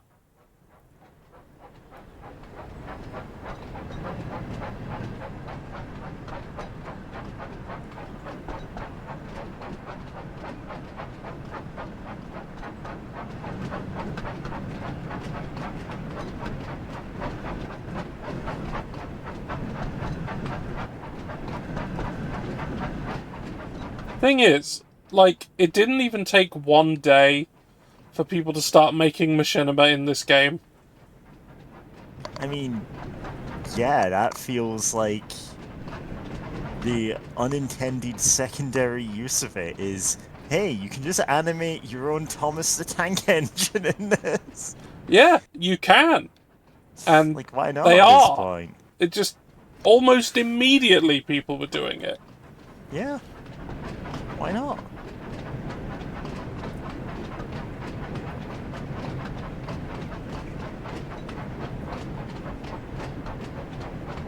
Oh, did I fuck it again? Questions that you have to ask surprisingly frequently when it comes to trains. I fucked it again! Yep.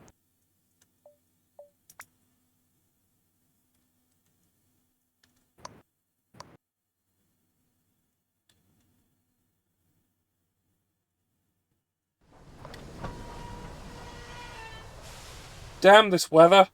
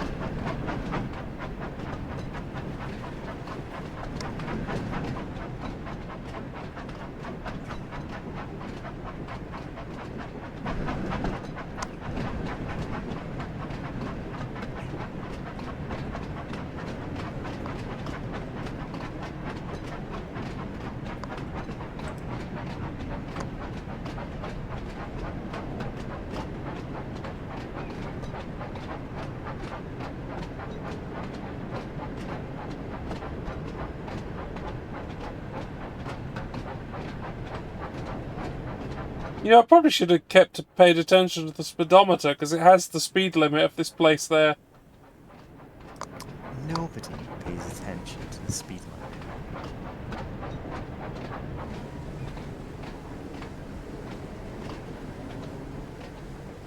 Like, no matter where you go, people go, oh, the people around here are terrible drivers. They don't pay attention to the speed limit. And that's how I know they haven't ever ventured that far from whatever city Ooh. they're living in now. Because it's like that everywhere.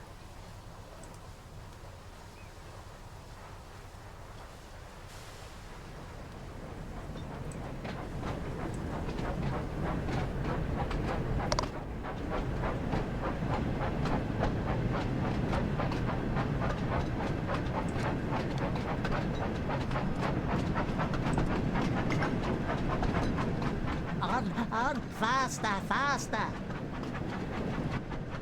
No, no, stop pushing.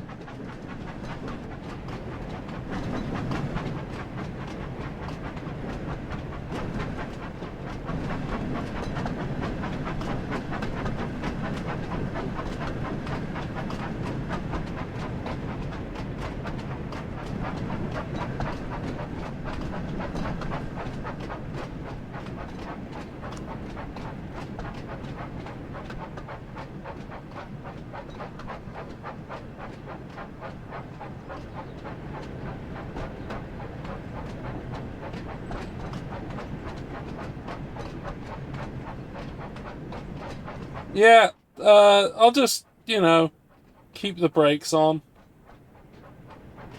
That should keep us at a decent speed.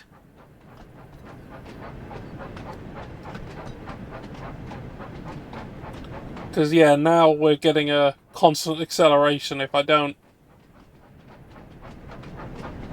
And I don't quite want to, like, go really, really fast and fly off the rails at a bad bend.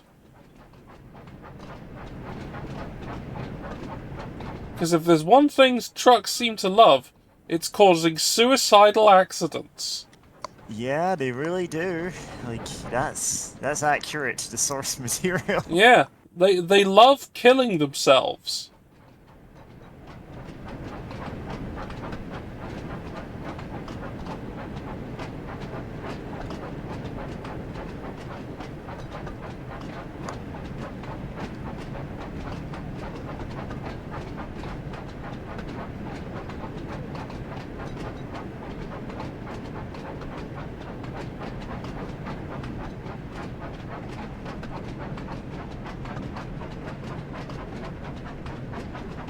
Yeah, this feels like one where if I sped, I would have flung off into a lake or something.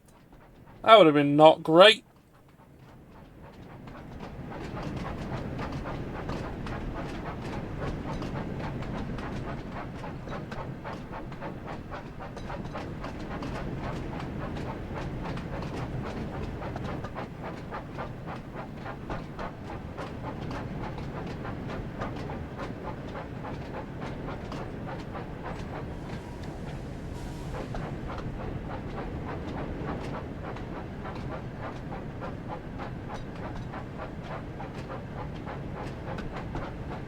Oh yeah, that would have also been quite bad at speed. Yeah. Luckily, we're not playing, you know, indie game.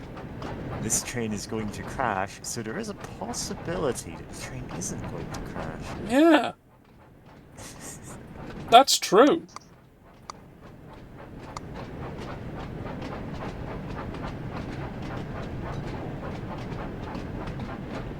I think as a mod, you should be able to put exclamation mark shill.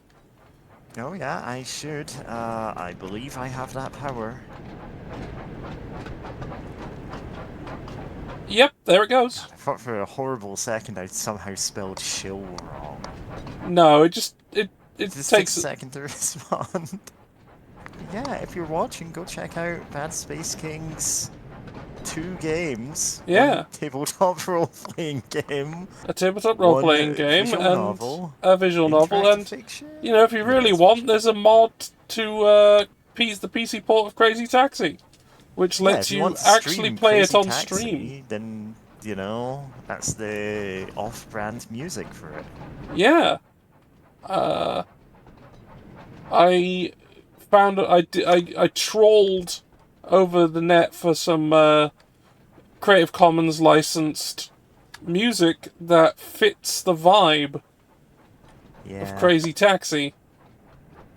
I'm not quite sure I could do Crazy Taxi because there's, you know, like The Offspring on there, and I don't tend to do punk music because it just does not sound right to me as electronica. Like, punk music needs to be a bit more raw than that, really. But like, all of my music is actually in the Creative Commons just because I'm like, well, if someone else finds a use for it, go nuts, I don't care. I don't expect to make any money off it.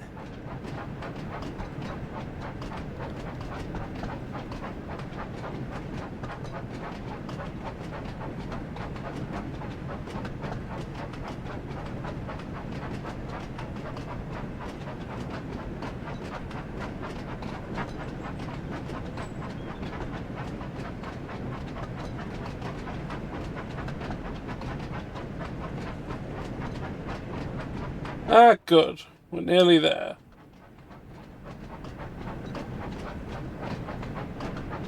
I just have to remember, I've got to stop early. Yeah? Oh, there's Thomas.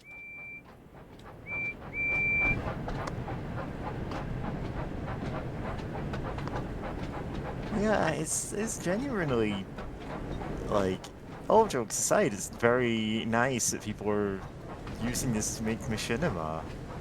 Like, I don't know how faithful it is to the source material, or if they're just making What If Thomas the Tank Engine swears all the time, but it's like, Phew, that was close, you said know, Percy. it's just fun Now that's enough from you to trucks. hear that, I've you had know? enough trouble today. Like, Spoil people have been sport. given a pretty solid tool for making their own Thomas the Tank Engine episodes. Like, we'd had, like, a lot of mods and such, that people used in, like, Trains A New Era, and that was, that was pretty refined at this point, but, and there's still an ongoing project to get the entire of the island mapped out properly. But if this works too, especially when modders start getting their hands on this, once they start poking around its insides.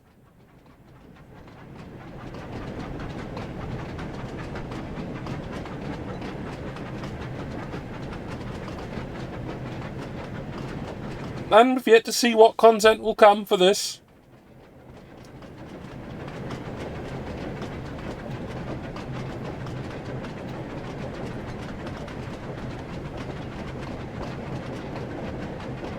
Not every company is Nintendo and will leave perfectly unfinished games out there. I'm looking at you. Yeah. dev team of Mario Party Superstars. Yeah, for all that Nintendo have, like, a reputation for, you know, some of their games being really polished, sometimes they're not. Yeah, However, they're still head and shoulders above some other companies. that It's is true. Like, Luigi generally, wins by doing nothing. Like, their standard of yeah. quality is still above a lot of other people. Oh, we're just going. Oh, okay. Yeah. We don't have to stop. No one It boarding. just told us to go there. Do you even have any? Do No. you even have any passenger Nope. cars there? It's I don't think just so. it's just trucks and a brake van. Yeah.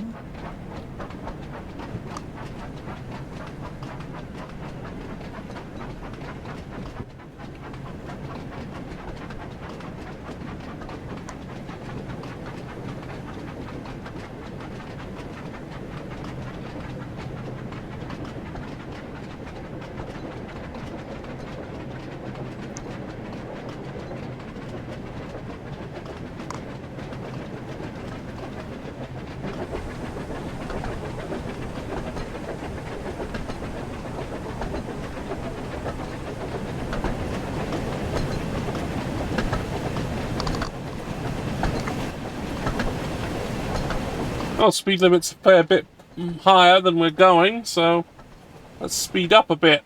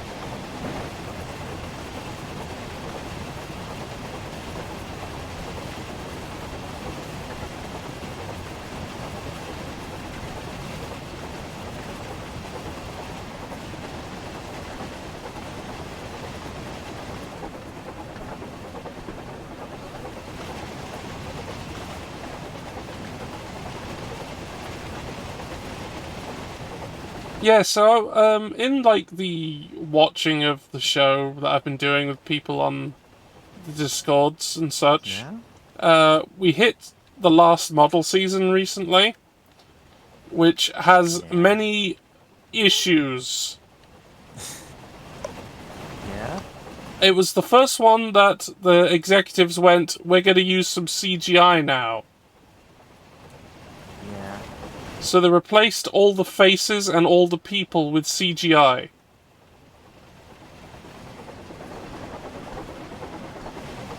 And the company they got to do it? Nitrogen Studios, the makers of Yeah? Sausage Party. Oh no. That was not a good choice. I don't even have to see it to tell you that was not a good choice. You're correct. It isn't, No. and wasn't. On the one hand, the animators of Sausage Party shouldn't be, you know, blamed for the writing, the production. Like, sometimes a job is just a job. And it's Yeah. like, you're being told to animate this awful movie, and you're just like, I guess I'll try to do my best. But on the other hand, it's Sausage Party. It is not known for its animation quality. No, it wasn't good in that form either. So, like, even if they did their best with a shit job, it wasn't good. The same is true here. There were other issues. They'd recently, like, just the last production before, replaced the narrator, and they'd replaced them with Pierce Brosnan. That's certainly a choice.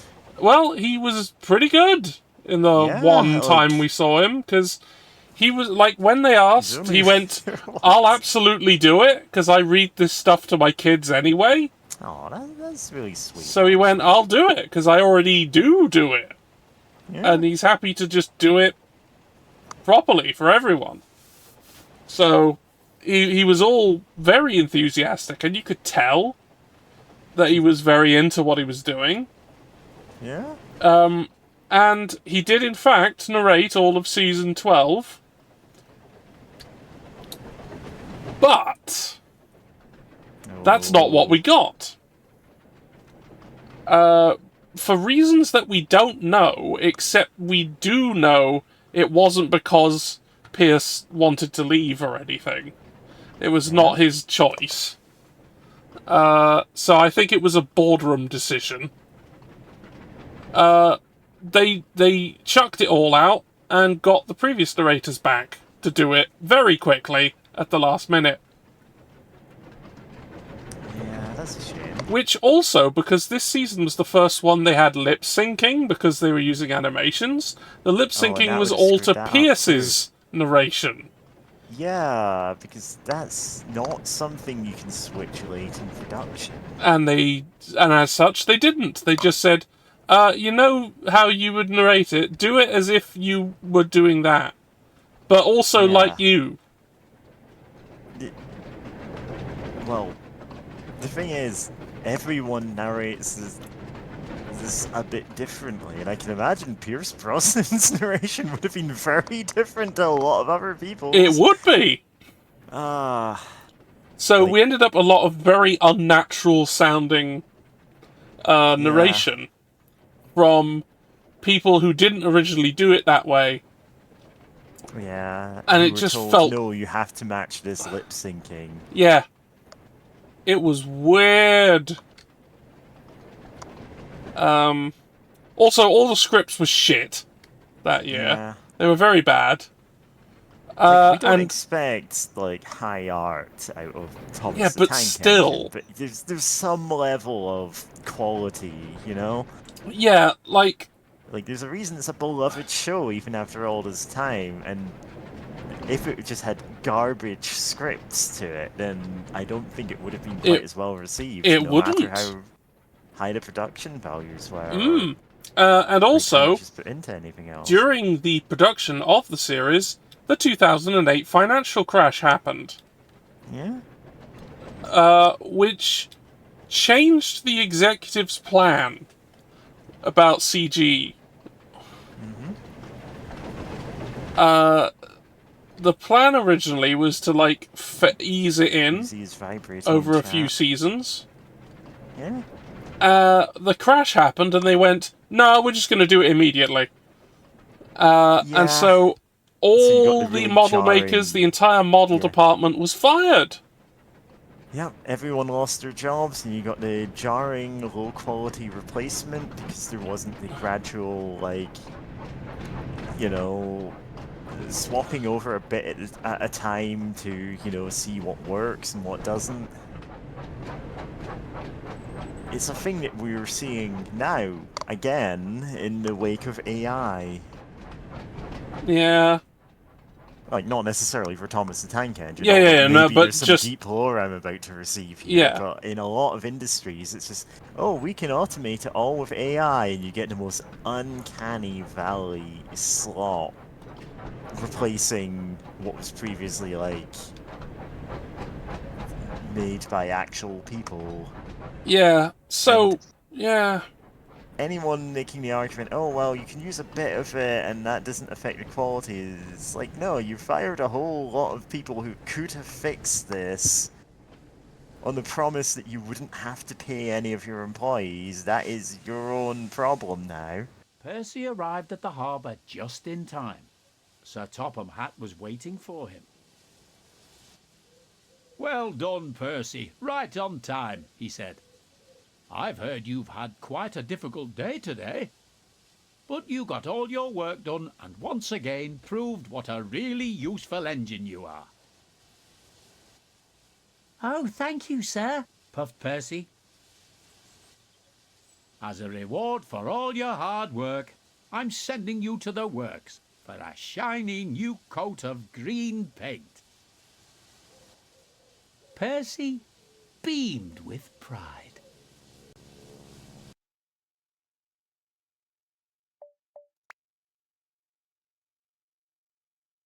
Right, yeah, so, like, this model crew had been there, like, improving their work and, like, learning new things in their craft ever since the series began in 85. So some of them had been there since the beginning. And then they're all just unceremoniously chucked out. I mean, they already knew the writing was on the wall for them. Yeah, it's just there's a difference between some of you are going to lose your jobs over the next 3 or 4 years, and everybody's fired, like just an immediate. Oh, Yeah. yeah, big boy trains, yes, you absolutely can drive from inside the cab. Oh, you can. It's not a good idea. There's a teeny tiny window for doing it, but you could do it. You absolutely can do it. There's a view for that. Challenge mode, I guess. Yeah. Yeah. Also, you can just go free cam and just let everything roll away, and you Yeah, can't see hence, anything if you want. Like, If yeah, you want. which I imagine would be very useful for the kind of people who are doing Thomas the Tank Engine machinima from this game. Is it semi-realistic or just power and brake? It's power and brake with a bit of directional control. That's really all. It's based on the same engine as I can't even remember. Yeah, what it's the game kind of is called. simplistic. To make But an important They announcement. made a DLC in another train game and then went, Some hey, maintenance wait a work is second, being this done was on a fun, section of let's the main make line another between whole Barnet game. and Kelthorpe Road. Yeah, if you played like the DLC for Trains to the World 5 last year, it's a slight one. improvement on those controls. Yeah, Many of you will have to also, do hello different big jobs, boy so we trains, can like, keep you things will moving smoothly. belong very well in the chat for this channel. Thomas and Emily, please look after the passengers. Yeah, And make sure they can still reach their as destination BadSpaceKing, without the king of confusion space or and delay. trains, said, it is based on that same Yes, game, sir. and so it has most of the same Replied the controls. engines. Percy, I need you to run Thomas's branch line. Yes, sir. No, it's fine. replied. We love having people talk in the Then Sir in the Topham chat. turned to Gordon. And I have an important job for you too, Gordon, he said. The workmen need some supplies delivered to the work site. So whilst the other engines are busy, I will need you to deliver them. But sir, what about the express? That was my first question. Unfortunately, we've had to cancel all express trains whilst the work is being carried out. We can't have high-speed trains passing through an area that's being repaired. It's just not safe. Cancelled? But sir, you can't cancel the express. It's the most important service on the island, and far more important than delivering some trucks. Now, Gordon, I know how much the express means to you, but it's far more important right now that we get the line repaired as soon as we can. You can go back to pulling the express once the work has been completed. Oh, if I must. And with that, Sir Topham Hatt turned and headed off to attend to other things. What's Sir Topham Hatt thinking? Making me take dirty trucks from dirty sidings? He's just trying to make sure that the railway keeps running smoothly and that all of the passengers can reach their destinations on time, said Emily. We all need to make the most of this time while repairs are being carried out. And besides, Sir Topham Hatt has given you an important job. I thought an important engine like you would appreciate that. Goods trains are just not suitable for a grand engine like me, Gordon went on. It wouldn't be dignified. That's enough, Gordon, said his fireman. Come on now. The workmen are expecting these trucks to be delivered, and we don't want to delay things any further. Oh, all right. The sooner we get this job over with, the sooner I can be back pulling the express.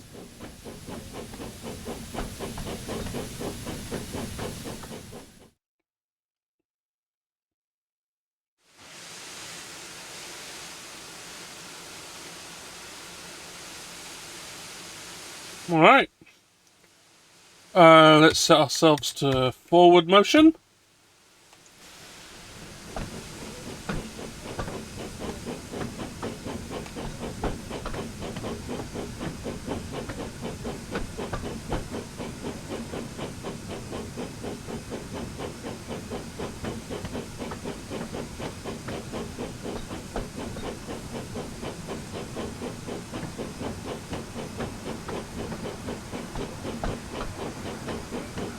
Get a bit faster than that.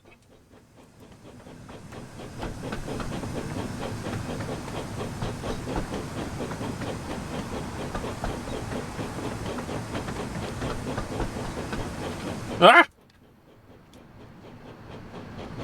Ah, piss. Ah, shit. Oh, dear. Yeah? Oh, dear.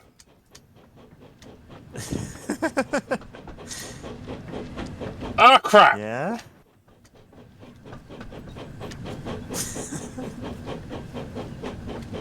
How door locked? I don't think you can get in that way.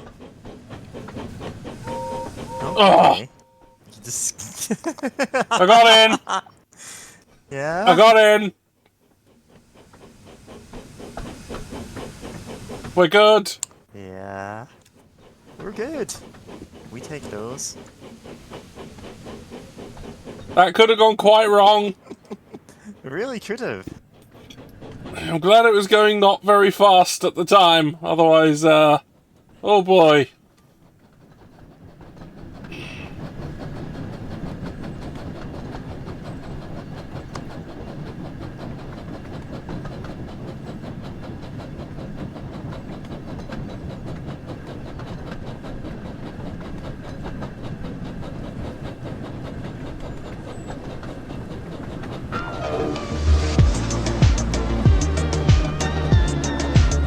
I mean, yeah, I'm having good fun with it, even if it's a bit simplistic. And I think it helps.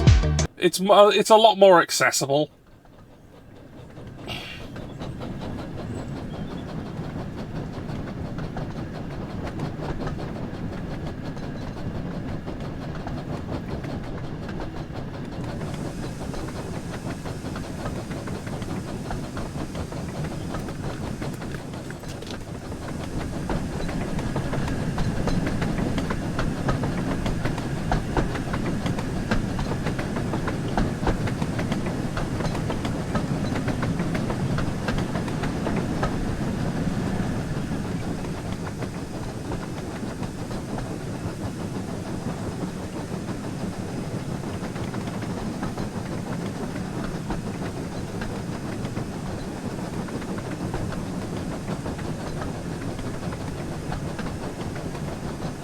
I do appreciate that all these interiors are show accurate. Oh yeah. Like, not necessarily the best for driving them from inside, but, you know, that's not the point. Yeah, that's not the If that's a point. problem for you, you just switch camera. Yeah, but if you want to, you can absolutely drive from in there. It's just going to make judging distance a bit difficult.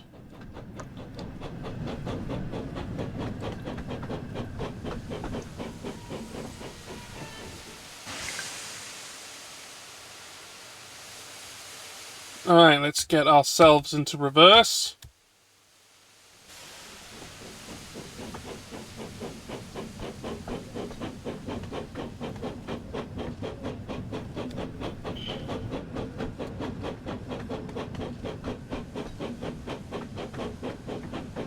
Yeah, that one change to the controls really is very good. I just need to get used to it. Yeah. Like, you're not expecting a totally accurate train simulator from Thomas the Tank Engine. Sorry, Thomas and Friends Wonders of Sodor. Sodor? Ooh, plane. Yeah. We're playing. This game seems to deliver There it very is. much what it promises at a good quality. Like, Yeah. you know, this is the kind of game you want, then you're in luck. It exists, and it's just this game. Yeah, it's pretty much just this.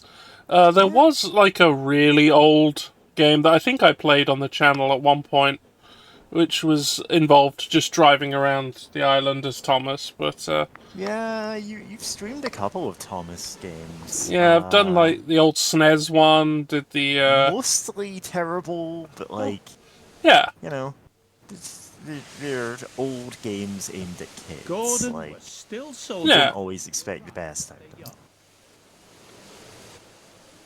The trucks eyed him with interest. What's this great blue galloping sausage doing in our yard? They shrieked. We want a proper engine like Henry or Edward. Stop that, called Gordon. You have got me today the fastest engine on Sodor, and I'll have no nonsense from you. We'll give him nonsense. They chuckled to each other. But Gordon didn't hear them.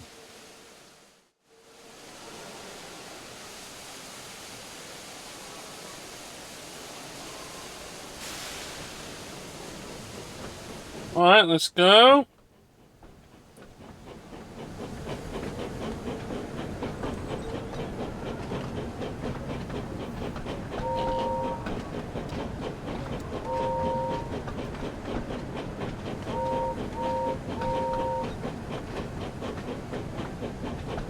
Poop, poop.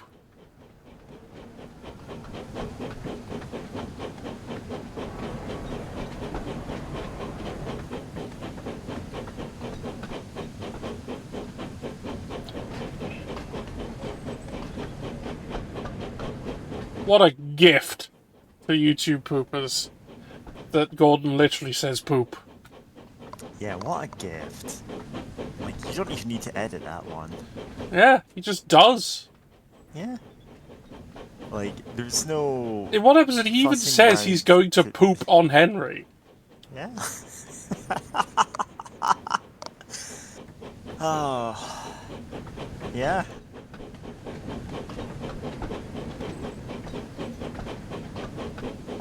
Like, that's low-hanging fruit. And I say this as someone who's made YouTube poops with low-hanging fruit. I think I actually made a misstep by doing the Captain Planet AIDS episode first, because there's nothing I can do to top it. It's pretty. It's definitely a It certainly source. was an episode. It certainly was an episode of Captain Planet. Yeah, it's a bit ham-fisted in its message, which Captain Planet tended to be. Yeah, but even for Captain Planet. Like, it stands out even in that show, like, to the point that I'm just not sure, like, if I was doing one, I just don't feel like I can pick out one other episode and do that. If someone else said, oh, what about this one? I could probably make anything out of that episode, but nobody else has expressed any memory or interest in Captain Planet, so just quietly moving on.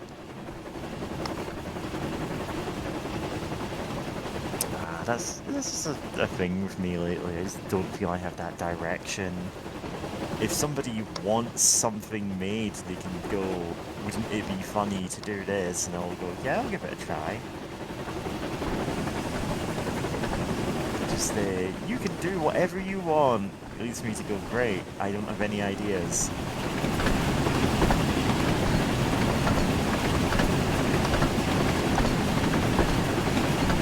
And I disappear for a week and come back with some kind of trip-hop album.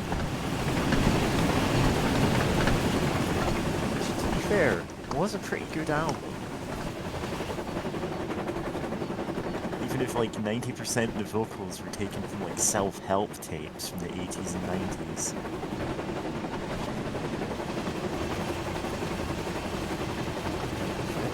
Years to go.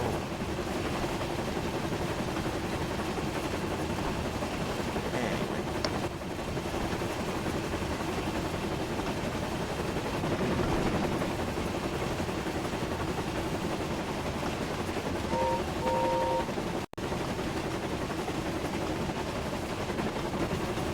Yeah, I just noticed the sign that said whistle. So I did. Yeah. If this was much more of a simulation, it would have probably penalised me for not doing it. Yeah.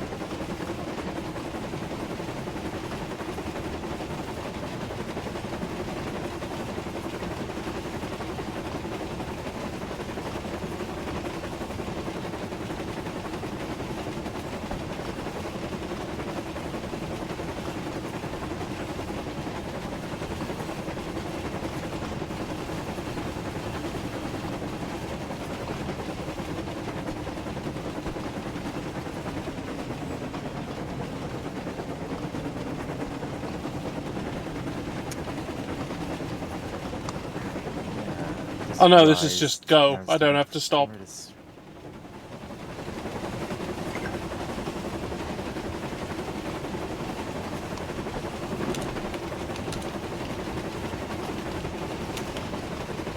Excellent.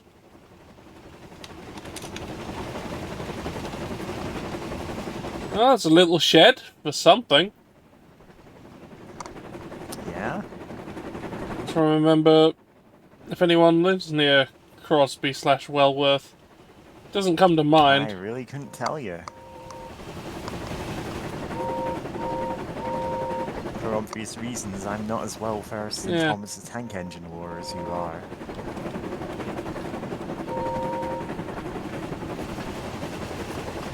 I like how they made it so they had to shut their eyes to whistle. Yeah, it's a nice touch. Yeah, I'm not saying like, oh, obviously you know more about Thomas the Tank Engine than me. No, I watched it so much as a kid. I just no. I am in a position to know more. Than yours, you know? I'm in a position to know more because I've done a lot more deep lore research. Yeah. Because there are children's series from, like, the 90s I know way too much about. And suddenly, my mind goes, oh yeah, Captain Simeon and the Space Monkeys was a thing. Not one that I know anything about, but let's go. Captain Simeon and the Space Monkeys. That is certainly a series that existed in 1996. Yes, it did. I was thinking more like Bucky O'Hare. Well, yes, I remember Bucky O'Hare. Yeah. Captain Simeon and the Space Monkeys, yeah. You know what? Looking at this now, I'm like, I must have seen at least one episode of this. These character designs are jumping out at me as being something I recognize.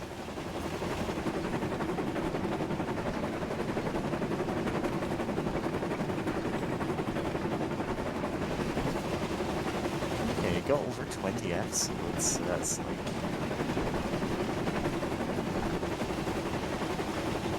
Oh, what a lovely bridge.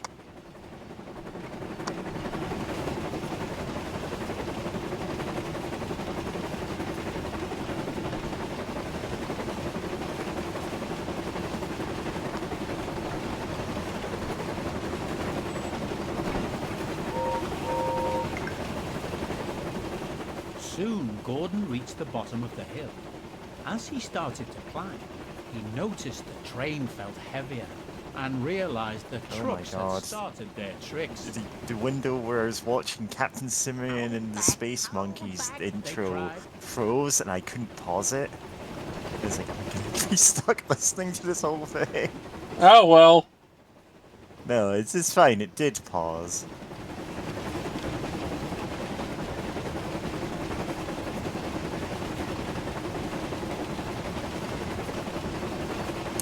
I feel like we could actually just do like a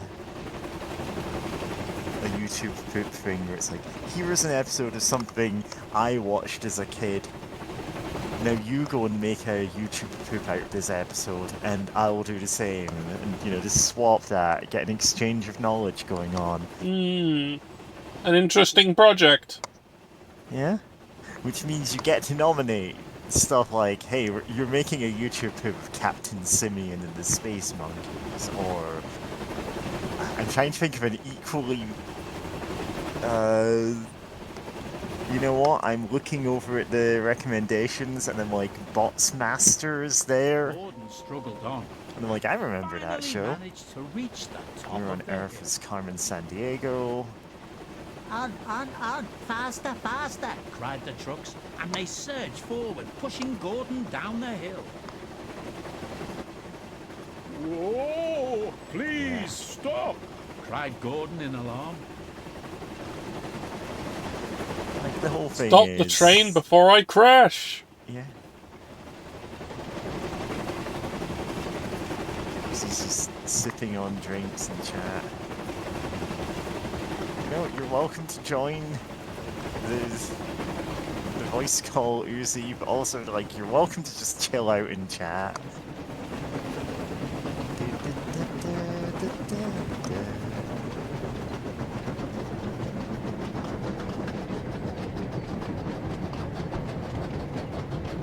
Of all things, like, I tried watching The Raccoons, the like, 90s environmental show about, well, raccoons. Yeah. Like, just fighting against a guy who wanted to, you know, pollute or cut down a forest for his own profit. I'll have no more trouble from you trucks, said And Gordon. I was watching that in part to just get have got random these goods to samples put deliver. in songs or, you know, material You for always making have to video spoil edits. the And then I'm fun. like, just ended up just having it playing in the background because I'm like, oh yeah, I have way more nostalgia for this show than I realized.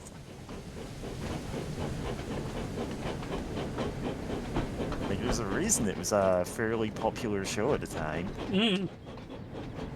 It is a bit cheesy, corny, and other food-related adjectives. Yeah.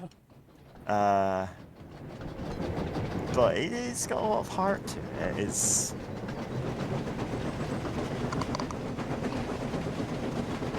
also got a really, like, I say it's a 90s show, it's like late 80s, early 90s, and it has a very late 80s soundtrack to it. It has a lot of synth pop, just like very distinct sound to it.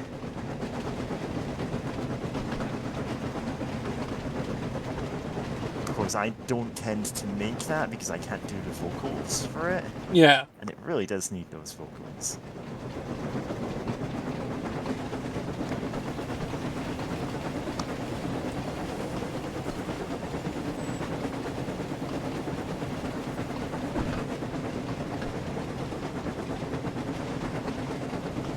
Okay, it's just over there.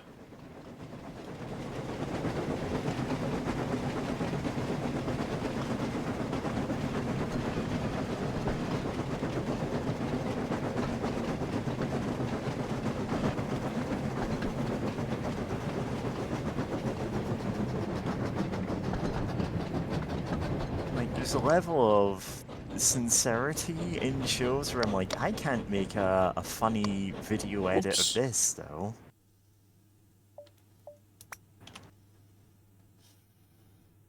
Oh, that's my reminder that I need to eat food at some point. I can put You that off probably for a should bit. do that. I probably should. It's been too wind up today. Gordon struggled on. Finally managed to... Okay, so this is where the checkpoint is. I guess we'll just go really fast and crash. Yeah? Faster, faster, cried the Because, trucks. you know, Surged forward, why not? Gordon down the hill. Whoa! Please stop! Cried Gordon in alarm. Yeah, what if I didn't stop the train? What if I just crashed instead?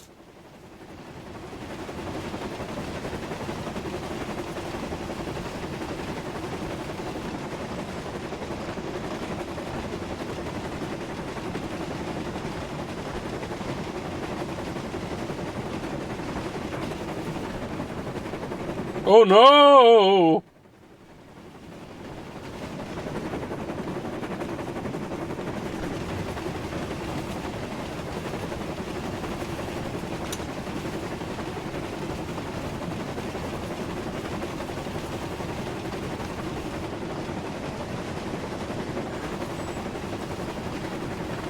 Wouldn't be the first time I've crashed Gordon today.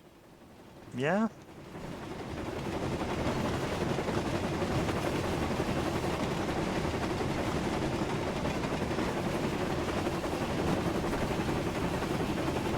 Stop the train before you crash.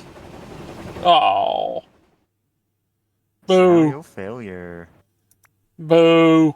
Signal passed at danger. I wanted to smash into stuff. Oh well. Yeah, you're not being rewarded for your failure. Gordon struggled on. Finally managed to reach the top of the hill. On, faster, faster, cried the trucks, and they surged forward, pushing Gordon down the hill. Yeah, the trucks really want to die. Stop! Cried Gordon in It's their alarm. favorite thing. Yeah, their favorite thing is dying. Yeah, just exploding into a burning wreck.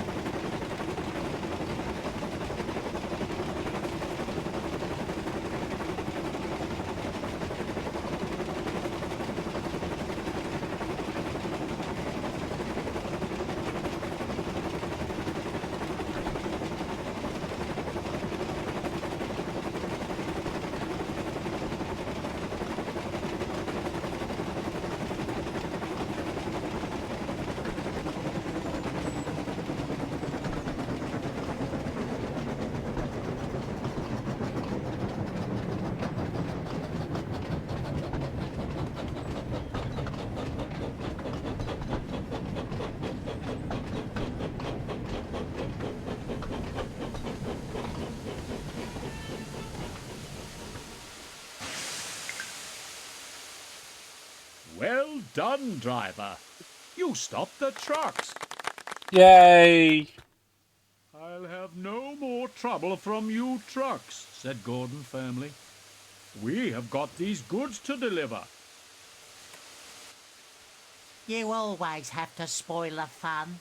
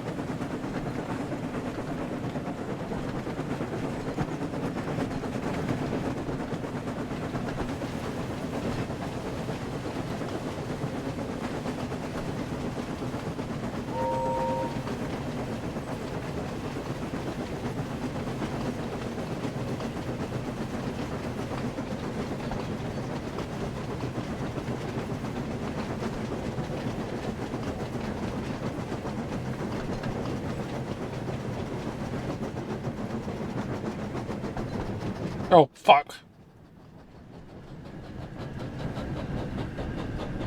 Ah, shit.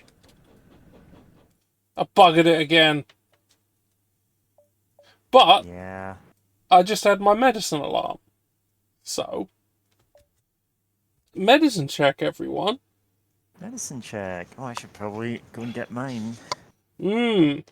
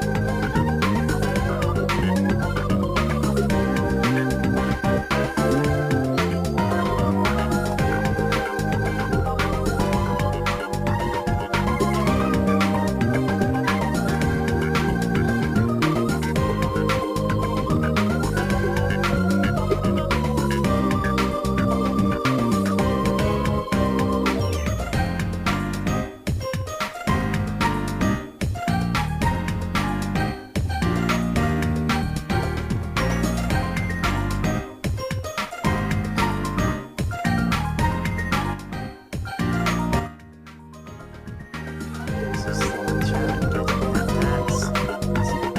That music that guy If I was a solo streamer, I would have some kind of PNG of a bunny parties moving on screen for that.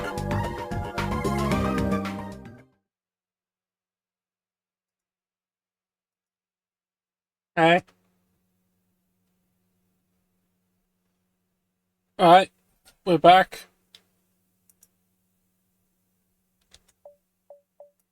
We're gonna have to stop the trucks again, because that's fucked up again.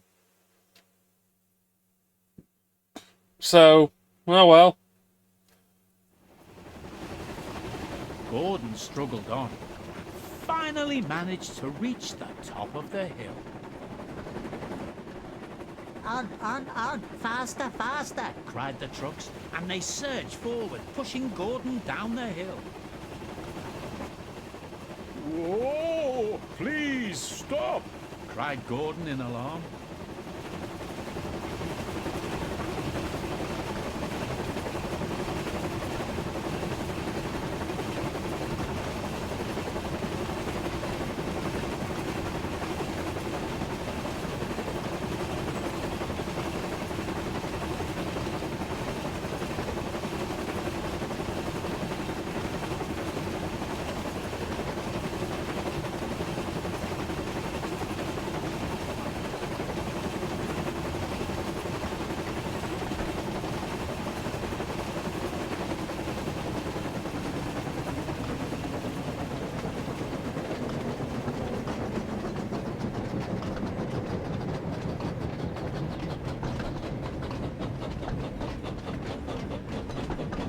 Ah!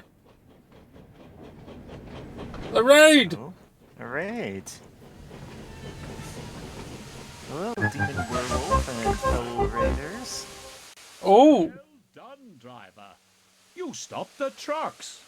Yeah, we have to stop the trucks because we really I'll want to have die. no more trouble from you trucks, said Gordon firmly. So he's got We've got these goods to deliver. Oh!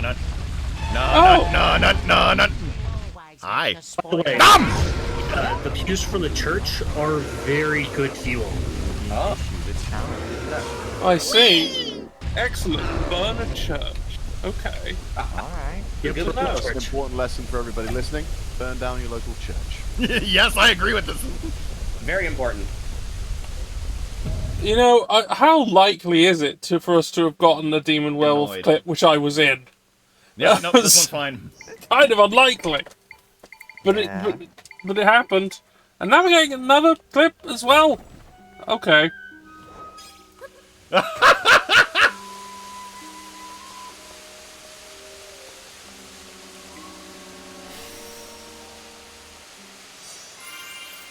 Gee, I wonder why we need 2 warp points so close to one another.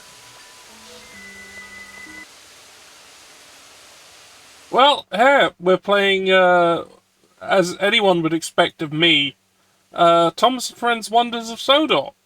We're currently doing a little mission where Gordon gets pushed around a bit, and,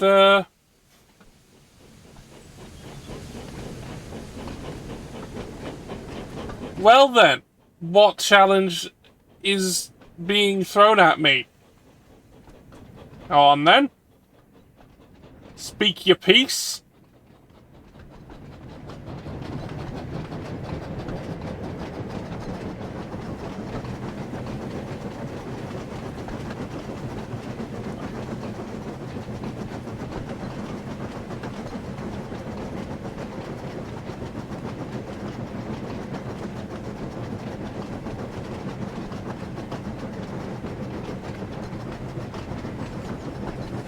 Dang.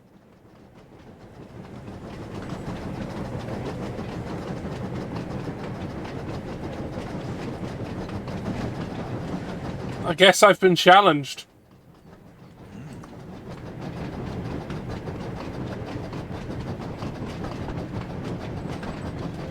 Alright. I can't rely on... I don't think I'll be able to rely on my knowledge of Clay Fighter 63 1/3 this time.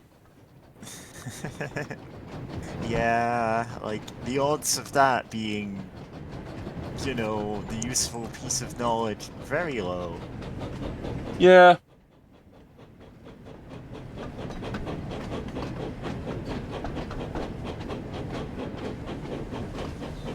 Hey, workman, here's some trucks.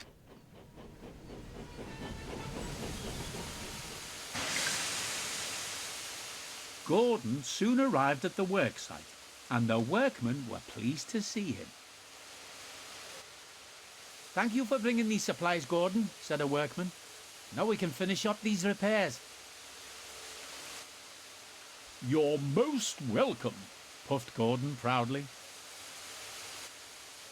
And with that, Gordon headed back to the sheds to tell the other engines about his truck-filled day.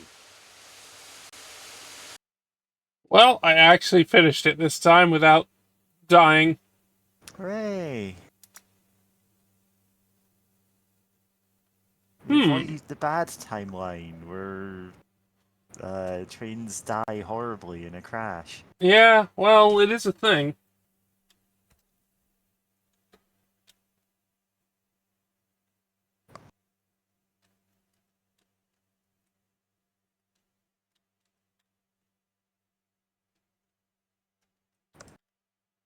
Yeah, I went into that going, I'm probably not going to win, because I don't know all that much about games. Like, if someone wants to talk to me about freaking SNES games, I know nothing. Like, if someone's like, hey, where's this bit in Super Metroid? I don't fucking know. I didn't know that. Had to stop at a signal when the station master walked up. "Gordon has broken down," he told her. "Can you Like, leave your you truck start here? Then go and questioning find my him. Pull knowledge the of Super express." Metroid, I might actually win that Pull the one. express. I Yes, do sir, not have she the said manual excitedly. dexterity to pull off speedrun strats, though. With that, Emily went off to uncouple her trucks before setting off to find Gordon.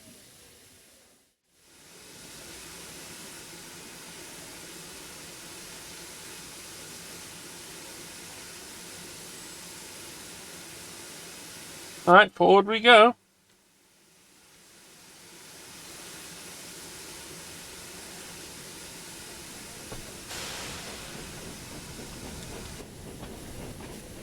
Yes, so here's Emily.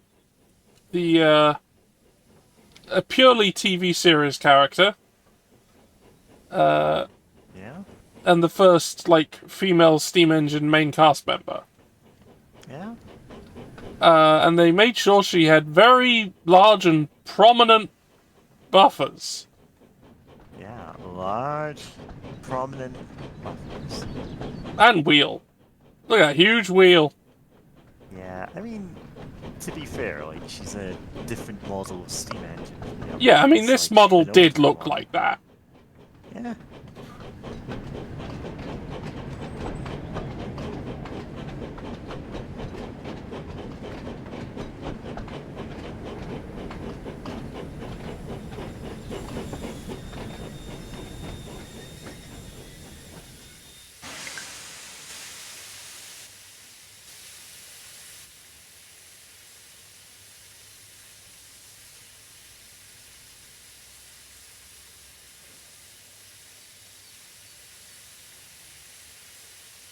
Oh, backwards.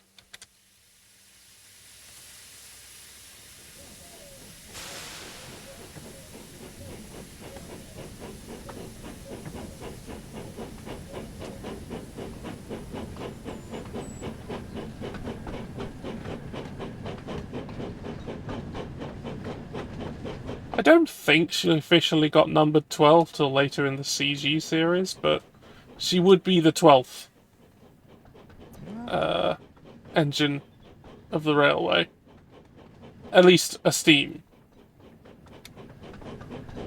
Yeah, our Because there were engine diesels did and such. famously appear in Clay Fighter 63 and 3rd. Yeah, alright, Demon. We'll, Sorry, I'm just seeing the, like, eyes peering over that. yeah, they're just peeking over. Yeah? Not that they have any choice. Because that's just how they're built. That's how it's built.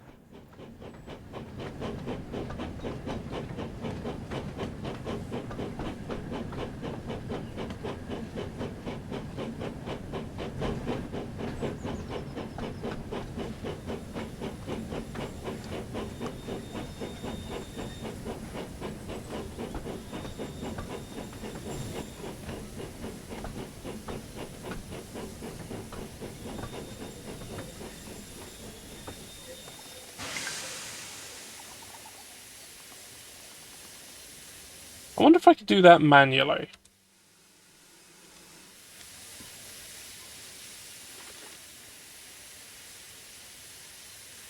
I can.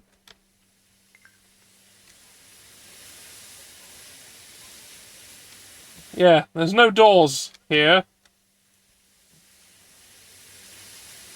So,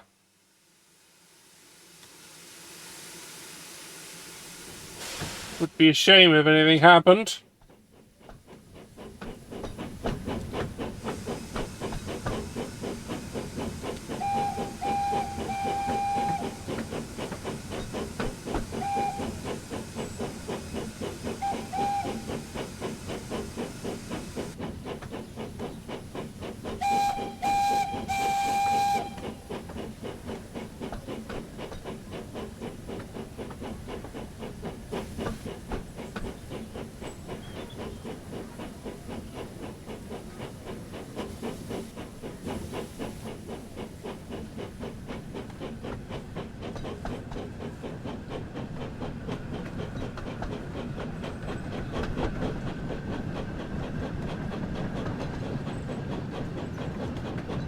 Another not great thing about Emily's initial introduction to the show is that her first season she wasn't around very much and was kind of generic. And then the next season, where they nailed down her personality, they decided she was the bossy one. Uh-huh. Great. Yeah. At least that's a character trait, but, It's like, we're gonna introduce a female character into the main cast. Let's make them really bossy and argumentative.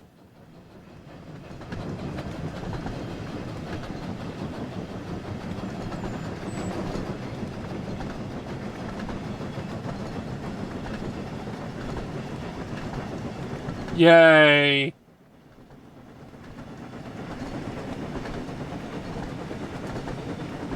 Hurrah.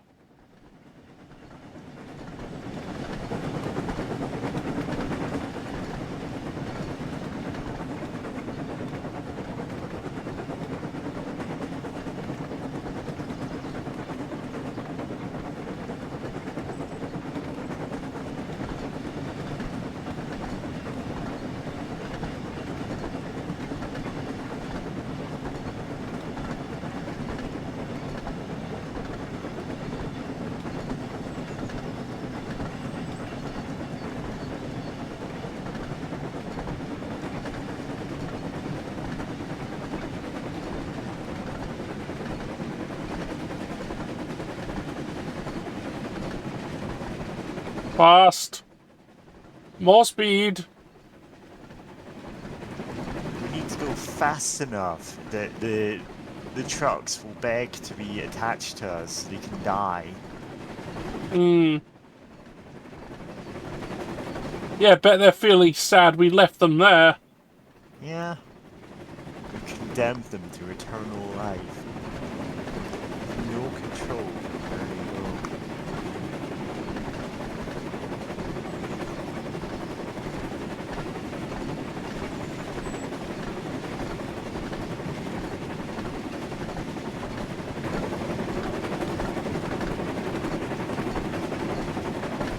Our own ass.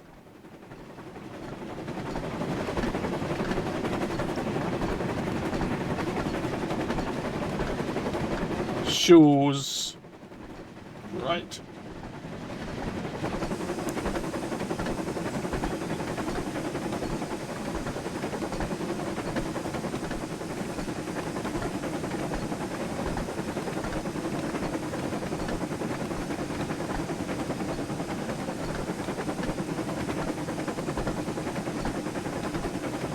We've got a long way to go, so let's gun it some more.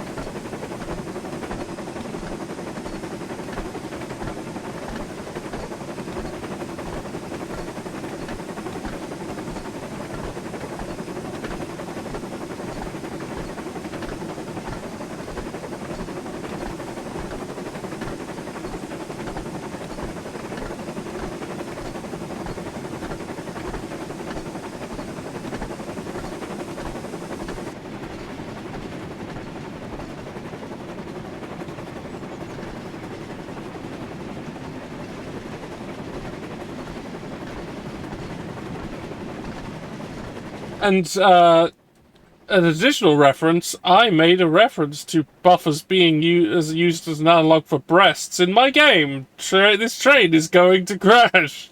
This train is going to crash. I did in fact do that.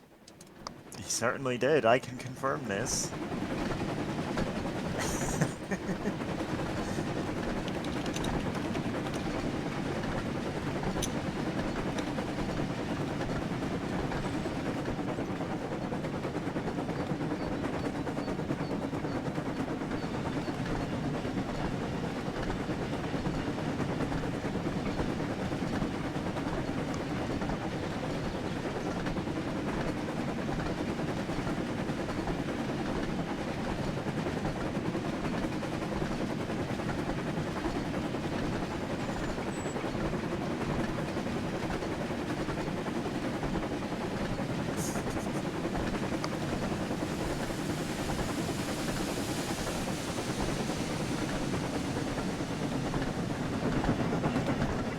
Alright, let's slow it down.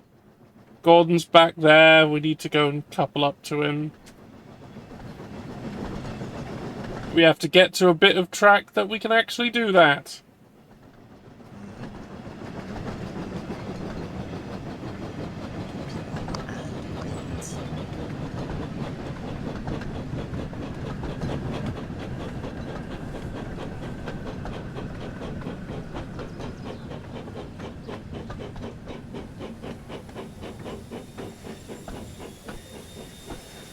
Hey!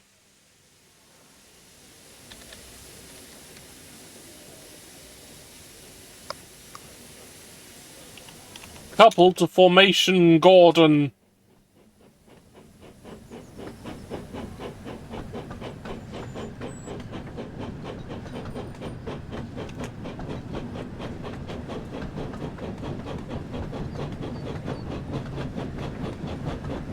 Yeah, look, you can see here, Emily's doing the thing of looking behind, even though you absolutely couldn't. Yeah. Like this. You absolutely cannot. However, that's because they probably Forward-facing don't eyes. want to do the actual thing they'd have to do if they wanted to look behind them. Yeah. Because the faces are always on, like, the door at the front, Yeah. and that door can swing out. It certainly can.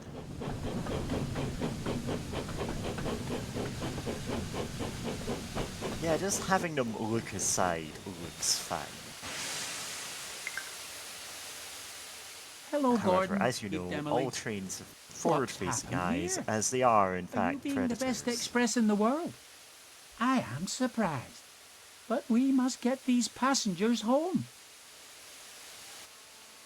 Gordon just looked at his buffers and didn't say a word, as Emily went to shunt him out of the way. Right then, said Emily. Here we go.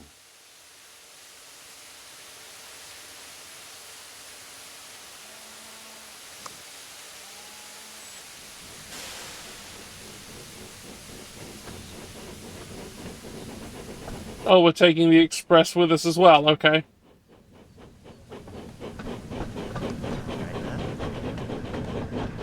Now it's time to go at a truly inadvisable speed.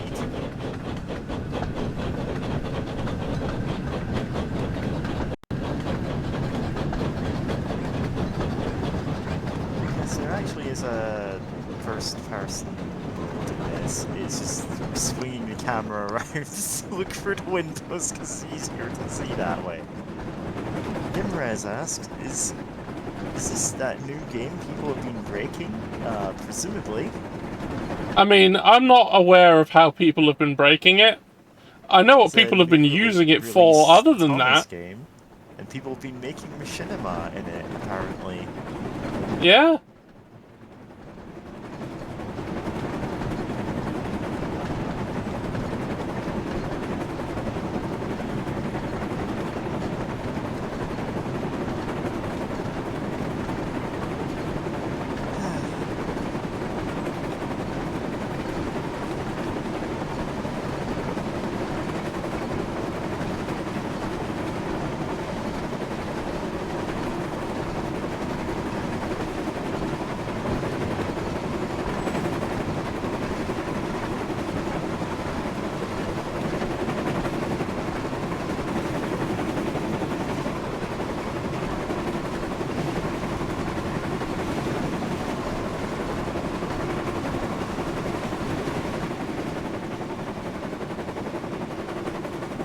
God, Gordon looks so bored.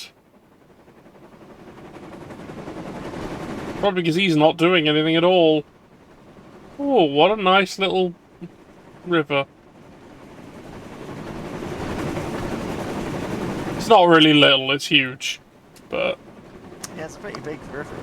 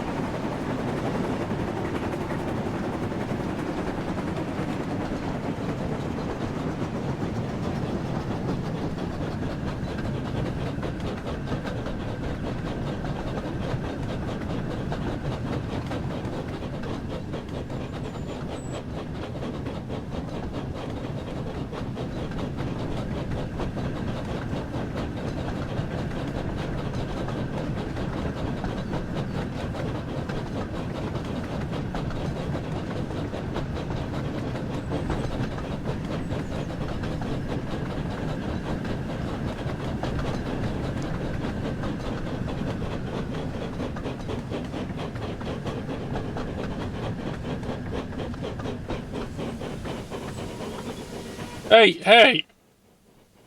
What the fuck you doing? Why are you going through Gordon?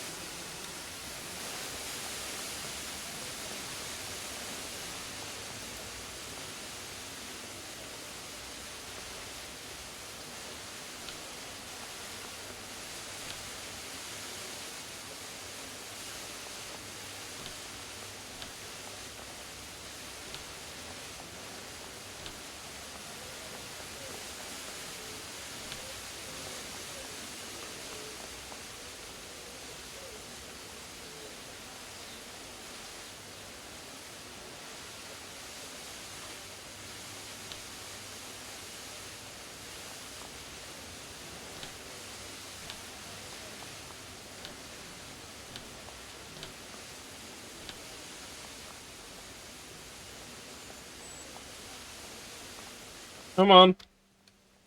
Actually, let me do it. Thank you. It's a bit fiddly.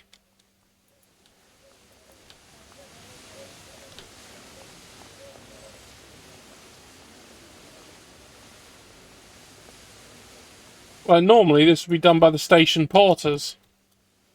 But we don't seem to have any. Yep, they've all just been abstracted away. Maybe there's a strike. This is the future of British Rail. There's no workers aside from the one train driver. Who Yeah, does I don't even have everything. a fireman. Yeah.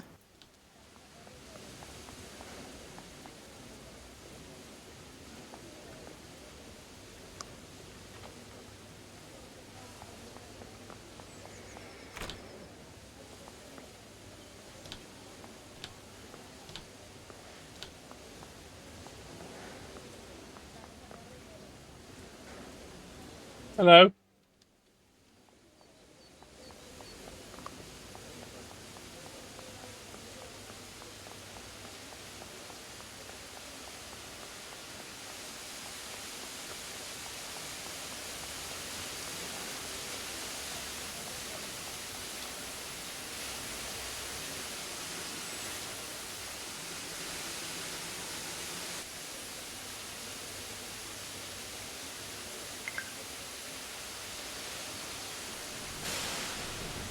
Alright, let's get going.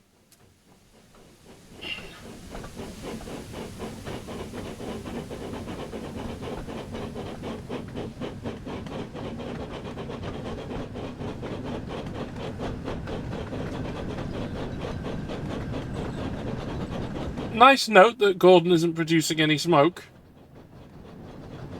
Yeah, 'cause he's not actually, Because he's not actually running. like, yeah, not running.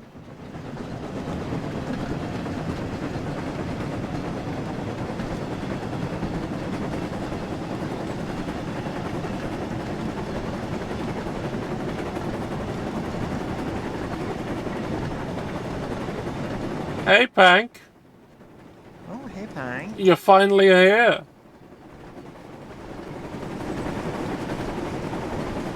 Has train speed? Is the island accurate? As far as I can tell at the moment, yeah. But as I said, it's kind of an amalgam of all three continuities. Which, that's kind of how you have to do it. Yeah, it's yeah, as I said, it's a kind of a mix between the Railway series, the model show, and the CG show in the way things are laid out. And those are all a bit different from each other.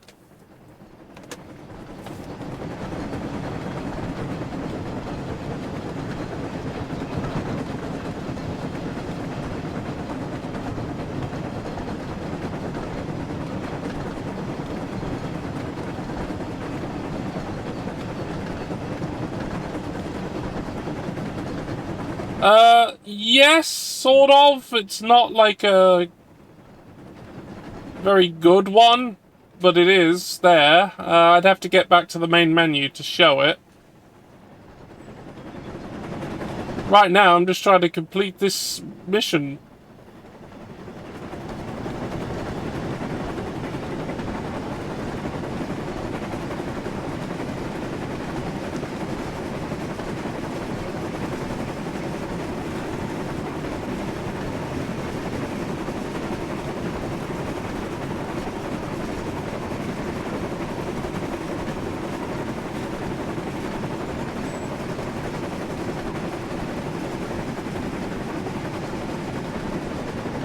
Alright, let's have a bit. Slow down. Slow down.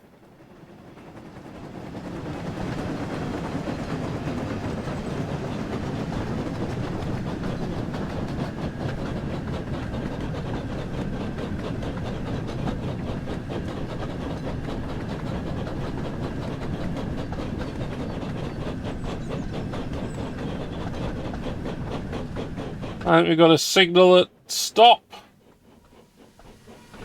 Oh, now it's going. Nope, nope. Now it's go.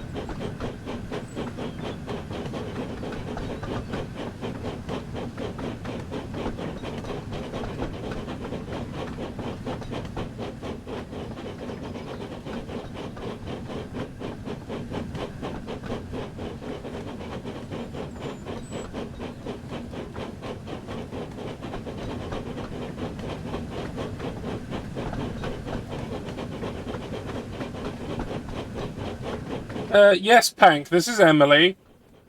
They're a girl. Yeah, have you ever seen a girl train? You can tell from the huge buffers. But there were multiple. Yeah, you can tell girl by the trains, enormous you know? prominent buffers and wheel. She was the first one added to it.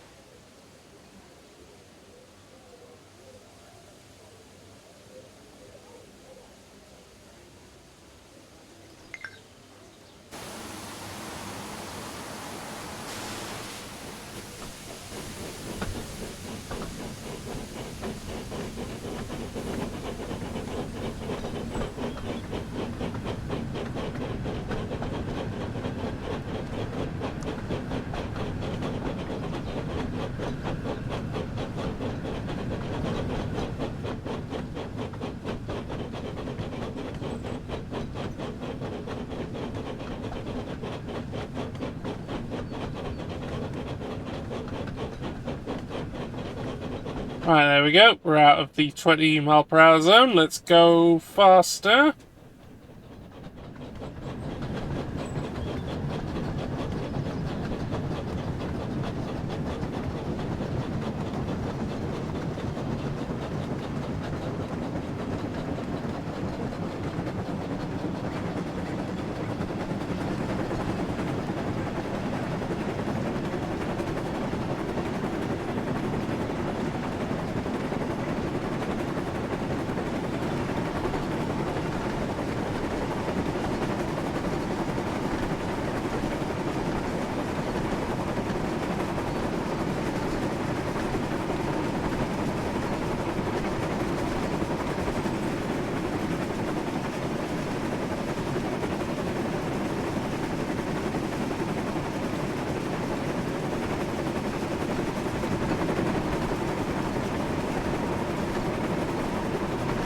Oh, we've got a bit of a ways to go. That means we can pile on the speed.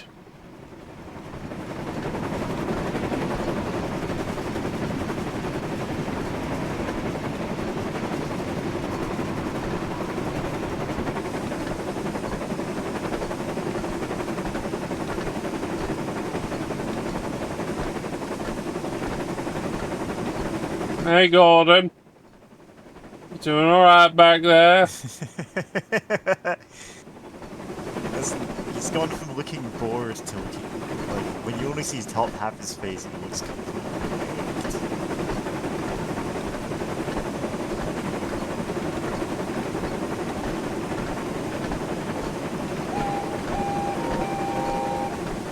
Ah, there's Thomas. I'll be back in a minute.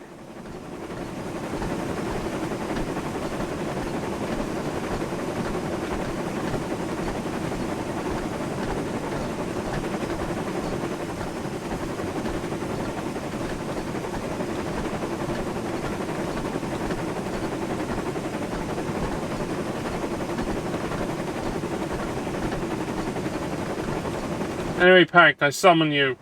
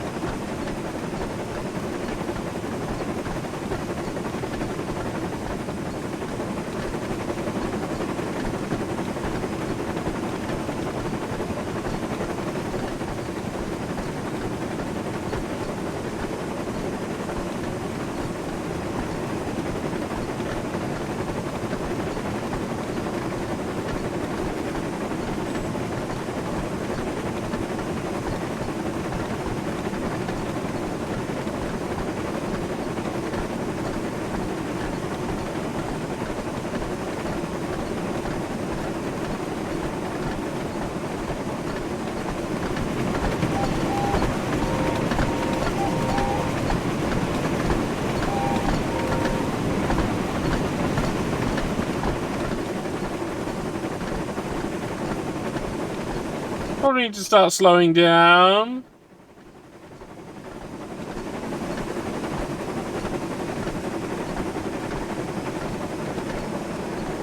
Because the speed limit's going to change.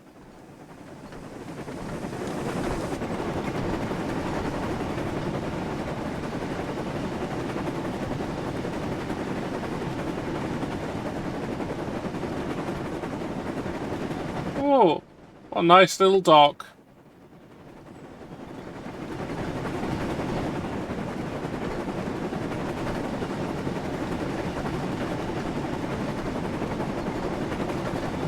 Oh, we're about to have to slow again.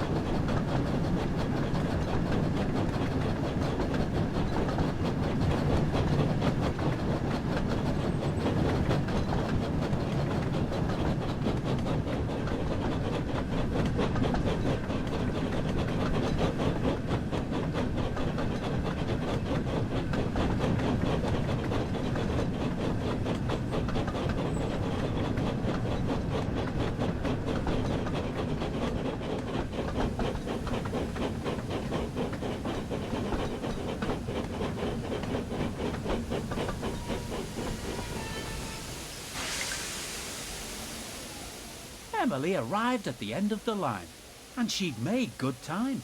Sir Topham Hatt was there to greet her. Well done, Emily.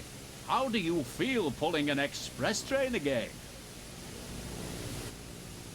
It was great, sir, but it's certainly been a busy day. Well, you deserve a nice long rest in the sheds. Thank you, sir, beamed Emily with pride. Yep, time to go to bed.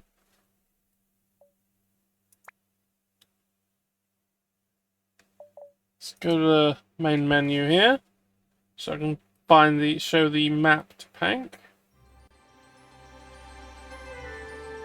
Here you are. Yeah, that's the island. Yeah, like, this is what there is of it at this moment. There's other things. Like, Yeah, there's obviously they're gonna sell us DLC of the Thomas the Tank Engine game. Yeah! That is true, they are going to do that.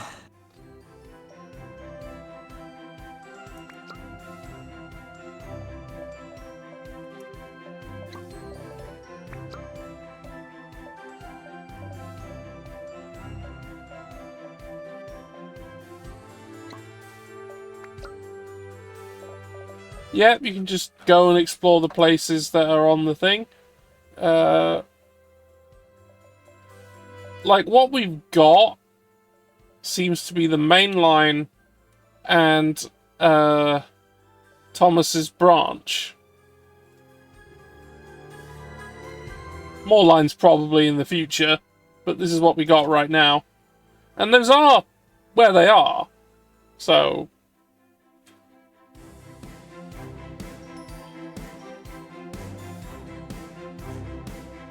So hopefully we get things like the Little Western and Toby's Branch and hell, maybe the narrow gauge stuff. That would be nice. If they want to really go for it, maybe the miniature. Yeah.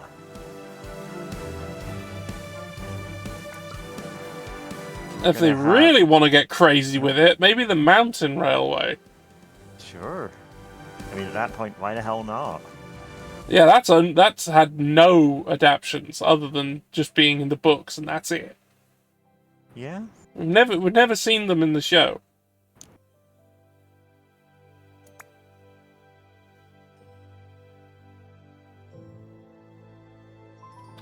Anyway, I noticed there were shunting challenges So I guess there's like missions dedicated to Shunt. just doing shunting.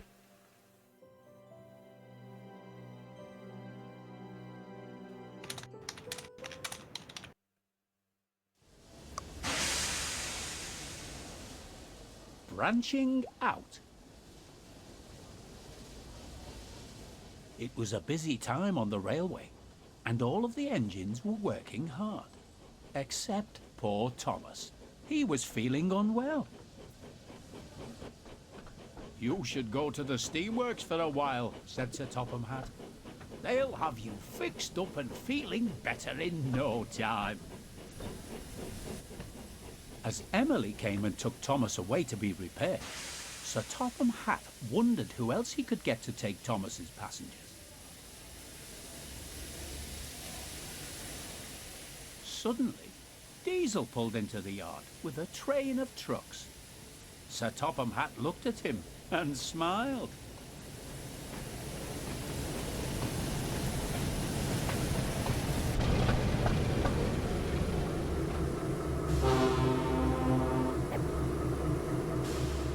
Ah, Diesel, just the engine I wanted to see. Diesel looked a little nervous. Sir Topham Hatt usually only wanted to see him if he was in trouble.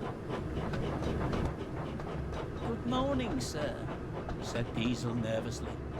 did you need me for something? Yes, indeed I do, smiled Sir Topham Hatt. Thomas is not feeling well, and Emily has taken him to the steamworks to be repaired. So I need a really useful engine to help with taking the passengers on the branch line. Diesel was very surprised. But sir, He protested. I'm only a shunting engine. I've never really pulled passengers before. Don't worry, Diesel, Sir Topham Hatt reassured him. I'm confident you'll manage just fine, and I'm sure that Annie and Clarabelle will be glad to show you what to do. Just remember, Tank asks, you need is to there be still on a your best religious behaviour turf war today. between steamies I and don't want to hear diesels? from the passengers that you've been... I mean, probably. It's a Probably, theme yeah. throughout a lot of the show. But sir, Yeah. I can't take Annie and Clarabelle. They're Thomas's coaches, and they don't like me, and... It's something that Diesel, you'll be it's something that was grown out of in the books over time. Yeah. They should be waiting for you in the sidings. Oh, why do I have to take passengers? Maybe, he thought, Sir Topham Hatt chose me because I am the best engine for the job. Yeah, you were there.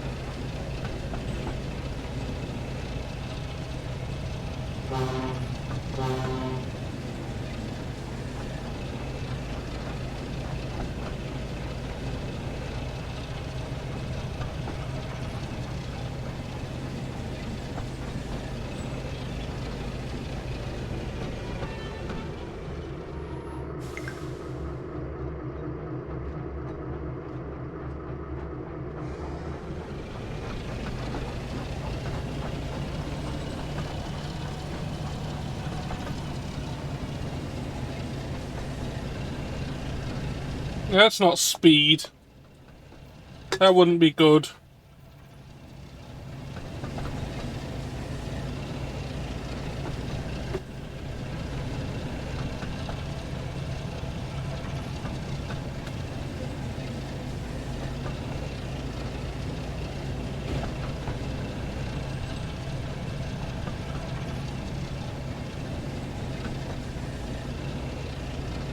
There's our guy, the melted driver. Yeah, the melt.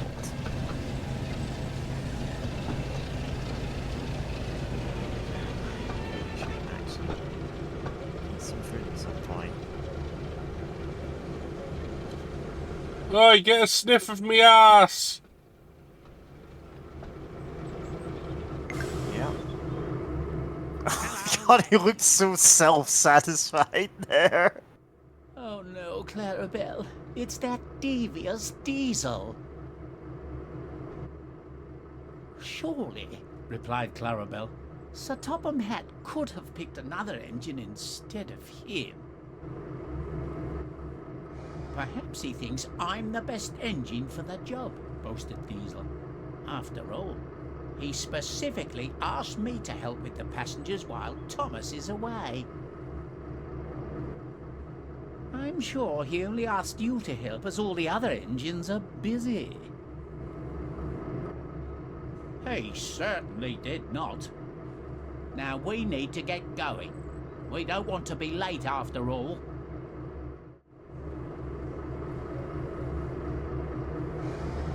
Man, maybe, you know, they're act out because everyone doesn't give them a fucking chance. Yeah, same. Admittedly, his introduction to the island wasn't the best.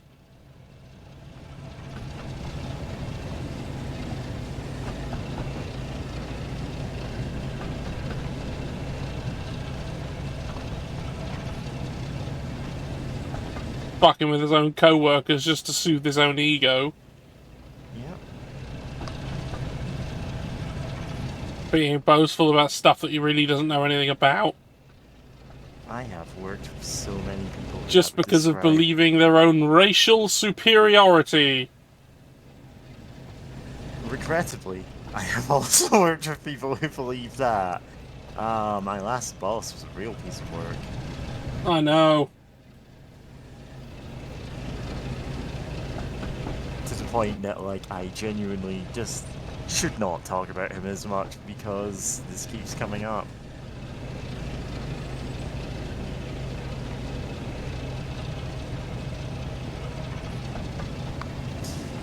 Like, when I lead with, so yeah, my last boss believed in phrenology. Like, I don't even need to say anything else. If you know what that is, you'll just go, oh, that explains everything, actually.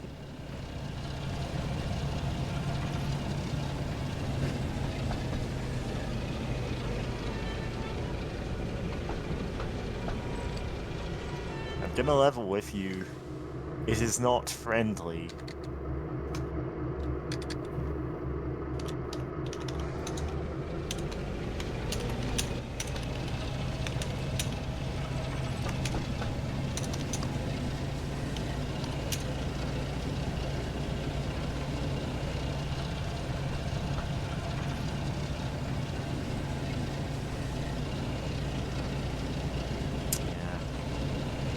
Yeah.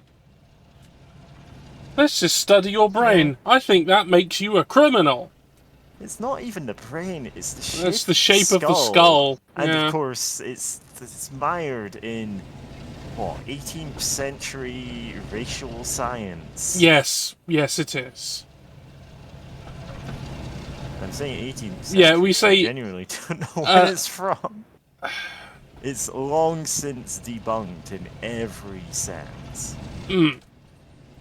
It is the last resort of, well, racists. Yeah.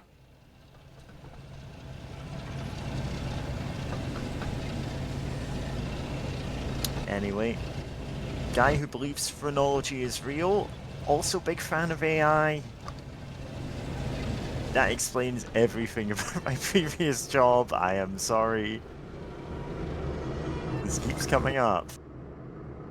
All aboard! We need to hurry and get Get on moving. the diesel. There's no God, need diesel to looks rush, so Diesel, goddamn said I. smug. We still have plenty of time.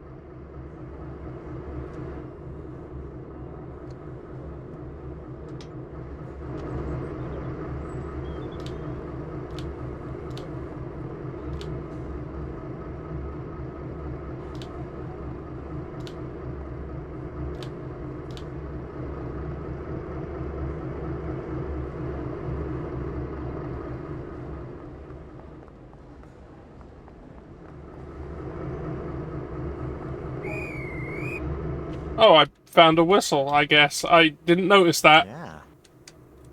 Collect them all.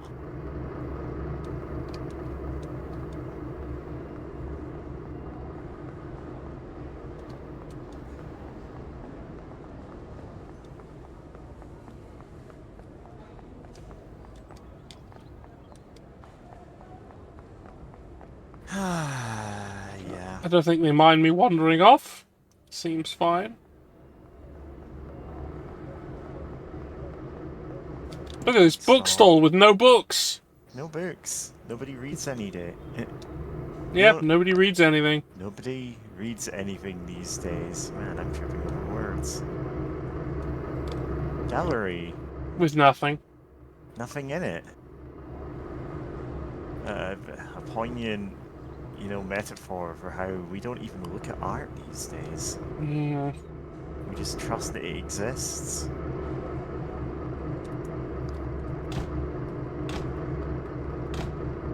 Yep, manually close all the doors.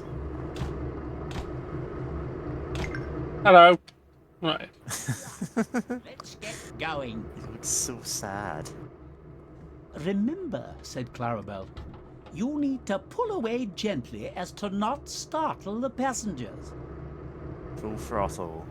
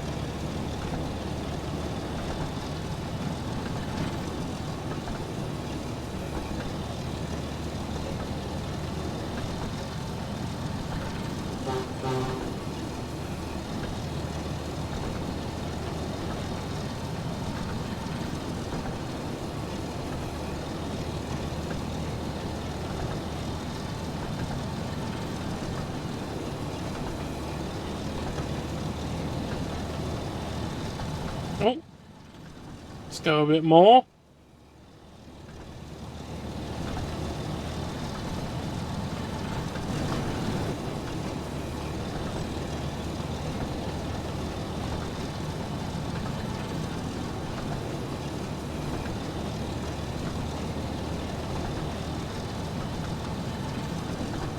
Ah yes, the thing that all trains love doing. Going up hills. Diesel, you'll need to remember to slow down as you approach the station. You mustn't bump the coaches, especially if they have passengers on board.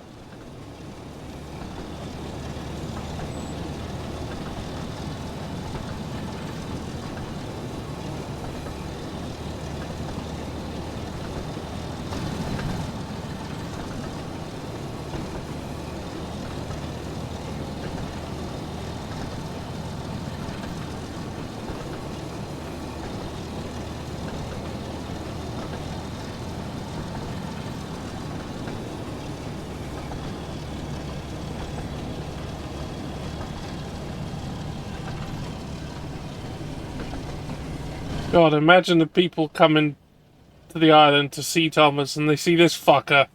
Nope, it's diesel time. Yeah. Wow, it's diesel time.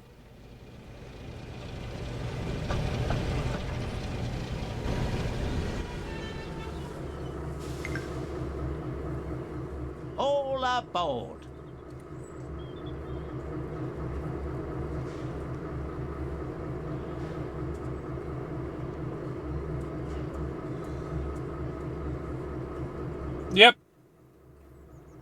Are you coming for this? Are you coming for this? No? No? No.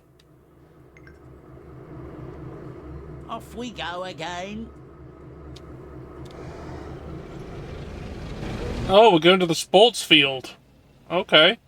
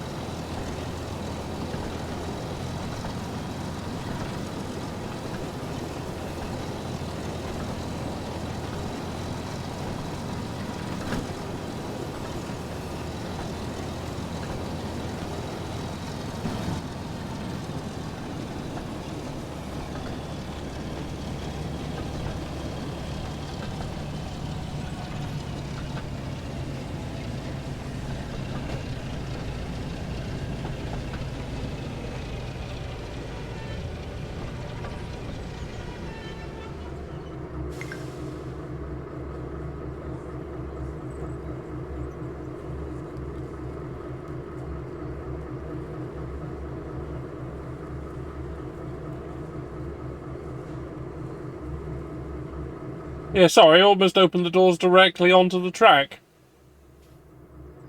Yeah, get on the track, everyone. Yeah, then walk round and climb up. Yeah.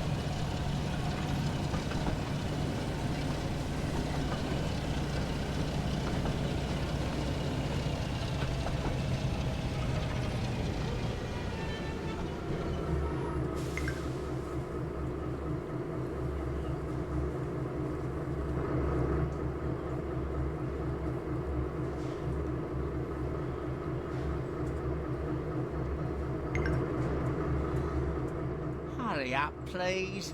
We don't want to be late. Just then, one of the passengers approached Diesel. Thank you, Diesel, they said. Diesel looked surprised. He wasn't sure what to say. You're very welcome. wow. Someone was grateful for my help. You see, said Annie, passengers appreciate an engine who looks after them and pulls their train well. Diesel thought about this. Maybe you're right, he said. Maybe I can pull passengers after all.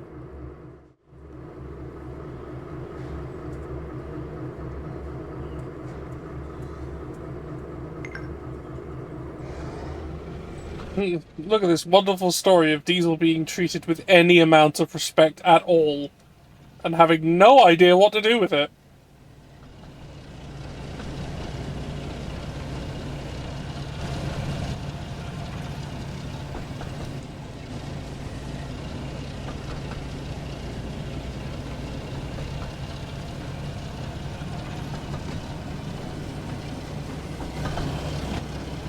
Kind of sad, really.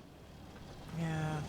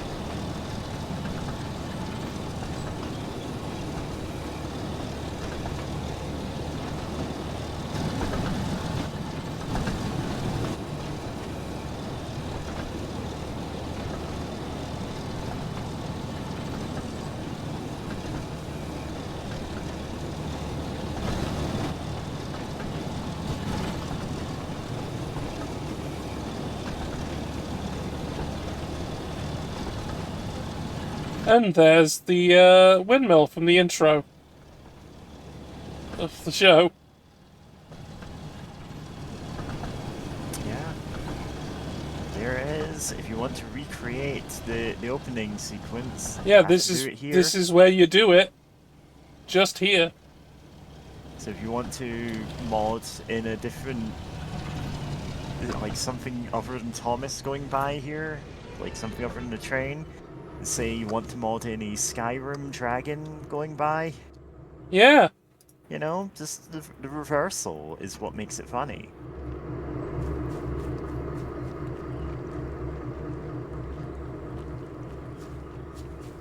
Go and have a look. Let's go to the windmill. We can just go there. Oh. Oh, is that a secret? One Oh. of 20 books at. Oh, that's what the bookstore and the gallery are for. Yeah, it's for all the all the paintings and unlocks. books that we find. Alright. That's where they go. I thought it was just laziness, but no, it turns out it's collectibles. Yeah, I figured there would be something at that windmill, Yeah. considering, you know, it's It's that the one. iconic windmill from the opening. Yeah. Since there's 20 of those around the island, well, Yeah. get collecting.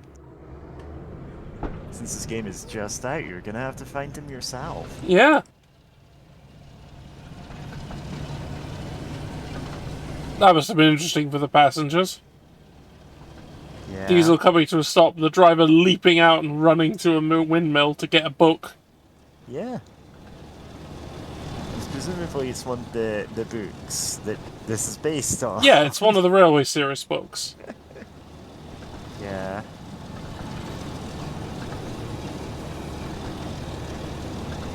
So there are just books and paintings, question mark, hidden around the island? As a note, the books are canon to the books. Yeah? Like, the books are written in universe. Yeah.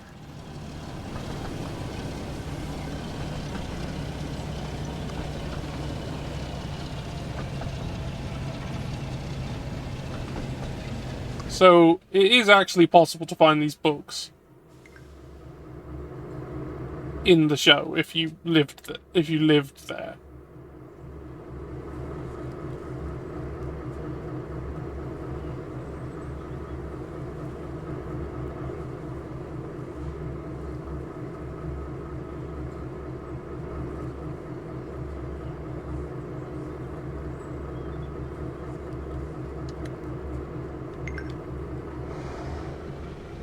Okay, on to our next stop. Yeah, because the author, Wilbur Awdry, and his friend, I think he was called Teddy Boston, they both are characters in the books. And Wilbur, in the book, wrote the books. Yeah, it's a real Alan Wake situation. Yes, definitely, just like Alan Wake. It's exactly like that, as I understand from having guested on like 2 episodes of a stream of that.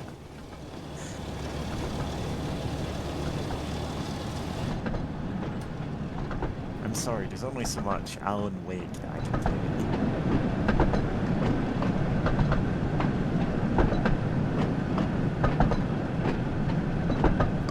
One of the books is in this tunnel. I don't actually know if that's true. I might be lying. The one eye blinking. Oh, you don't even have a flashlight. If the creature attacks, you're dead.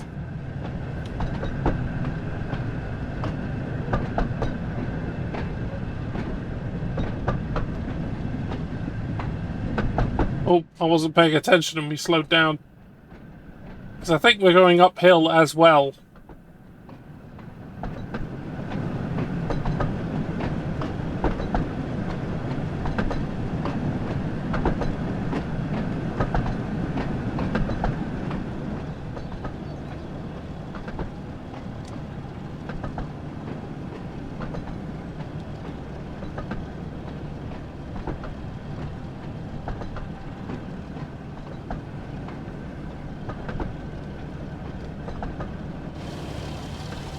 I was wondering if there was a torch in there like there was in Thomas. I didn't see one.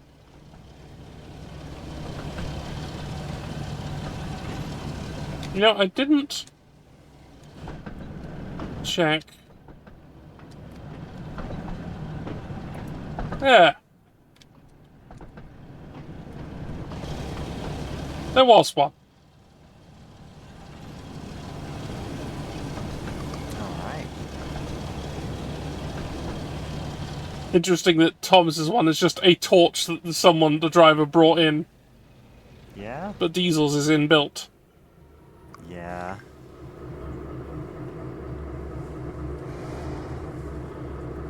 Probably because, you know, no electrical power in Thomas. Yeah.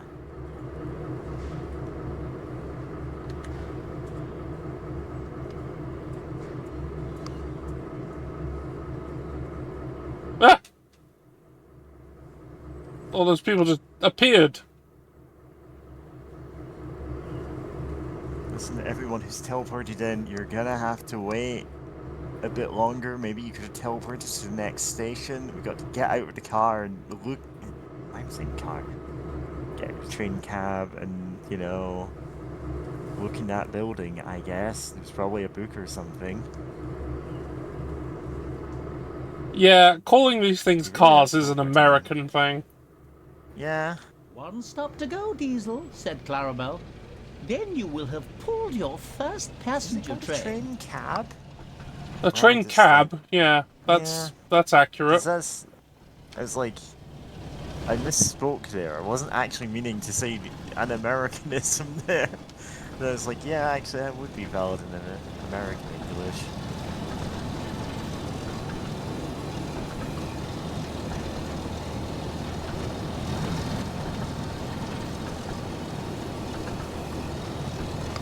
Yeah, one of the things that always has to get changed in between American and British dubs of Thomas is, like, trucks have to be called, like, train cars or freight cars, Yeah. because that's what they call them.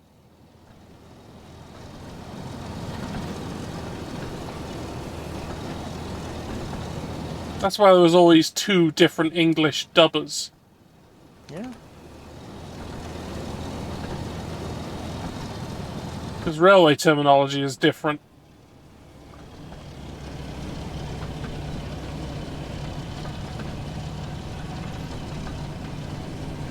Again, one of the missed opportunities is that when they brought on Pierce Brosnan, Pierce was going to do both dubs.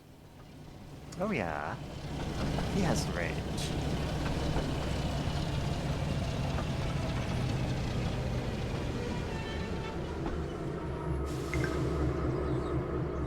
Diesel soon reached Farquhar, the top station of Thomas's branch line.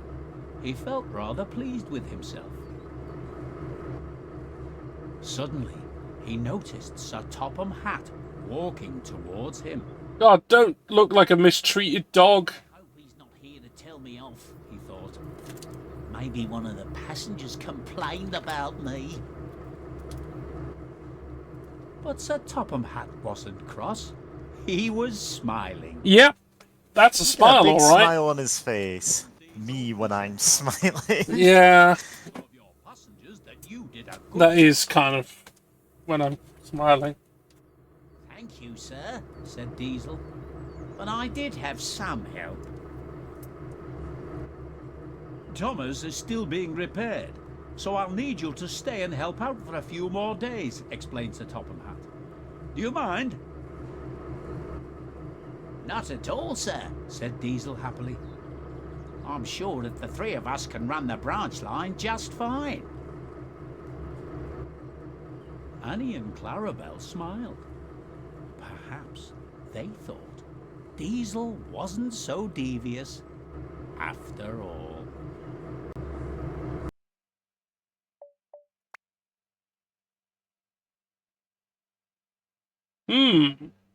Some sort of competition.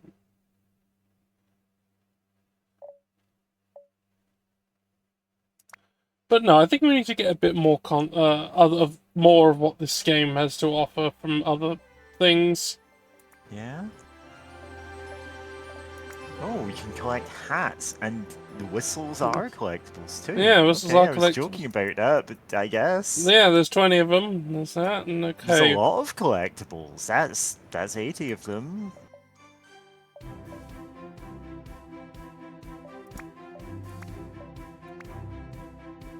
Right, let's have a look at a shunting challenge. Yeah.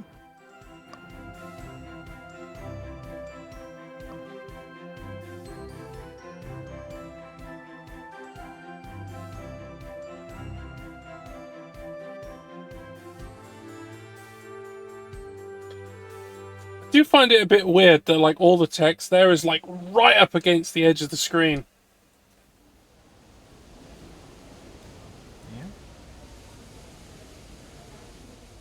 Welcome to the shunting challenge. As you can see, these trucks are all out of order and need to be put back into their proper places. You should try to get the truck shunted in as few moves as possible to increase your score.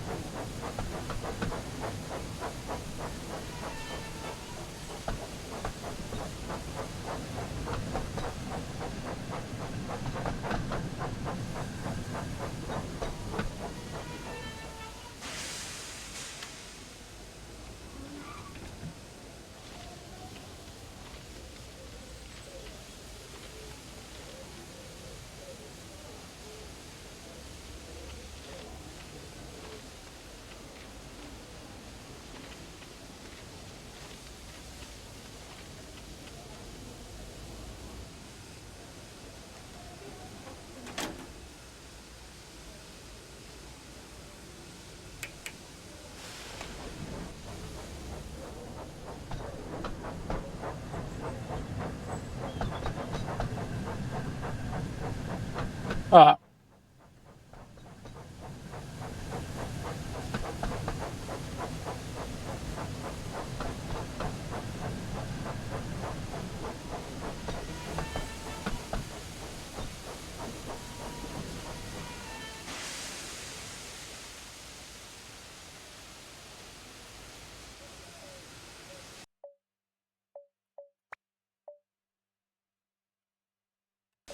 Oh.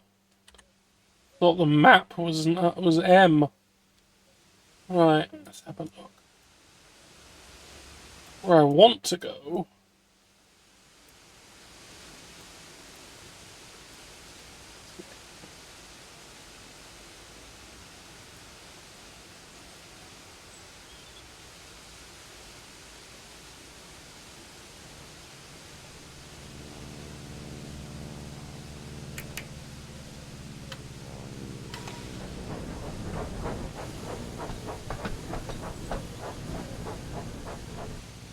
What? Well.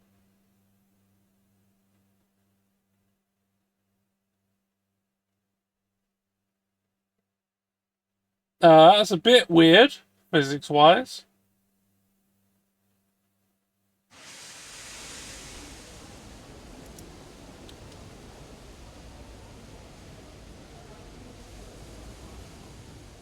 Welcome to the shunting challenge. As you can see, these trucks are all out of order and need to be put back into their proper places. You should try to get the truck shunted in as few moves as possible to increase your score.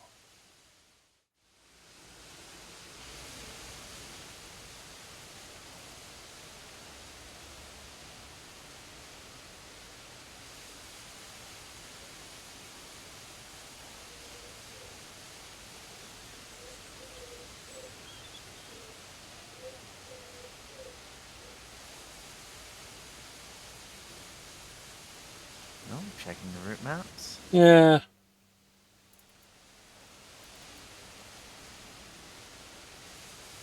Yeah, I've realised it's coming up for 11 o'clock, so I am actually, like, You need eating to... up some food in the background. Yeah, you need to do that. Yeah. Just gonna pop in and out while that's going. Yeah, let me just check and see if,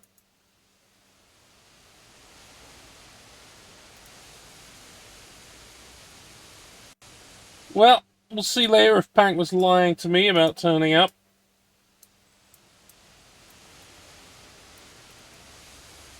No, no. What I need is to get... Oh, jeez.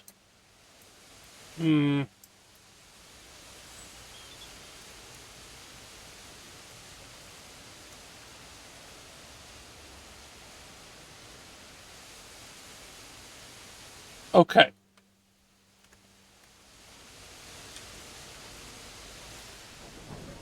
Let's see if that causes us to barrel over at an incredible speed.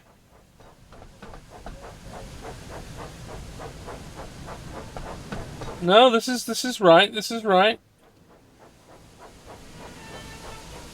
And then let's see if we're going the right way. No, we aren't.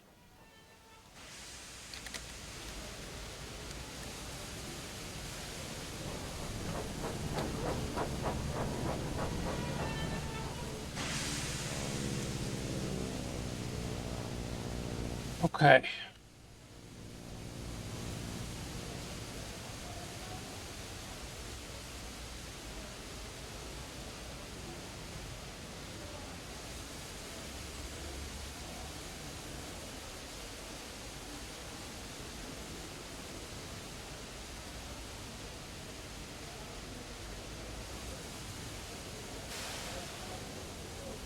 Thank you.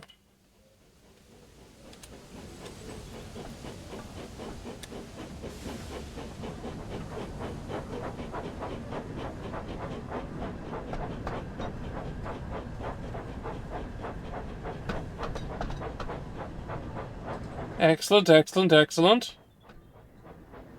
That's what I want.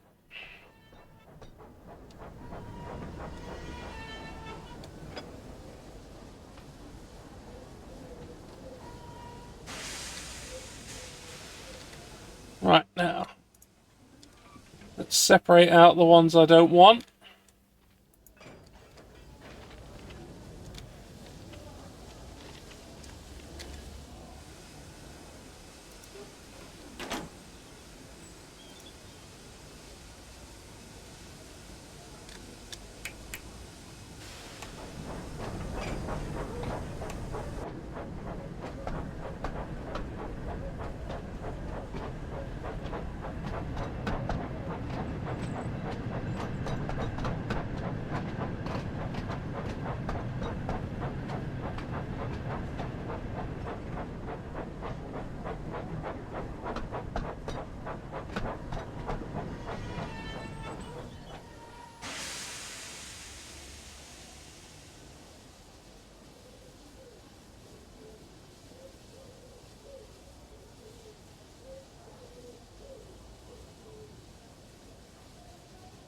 Right.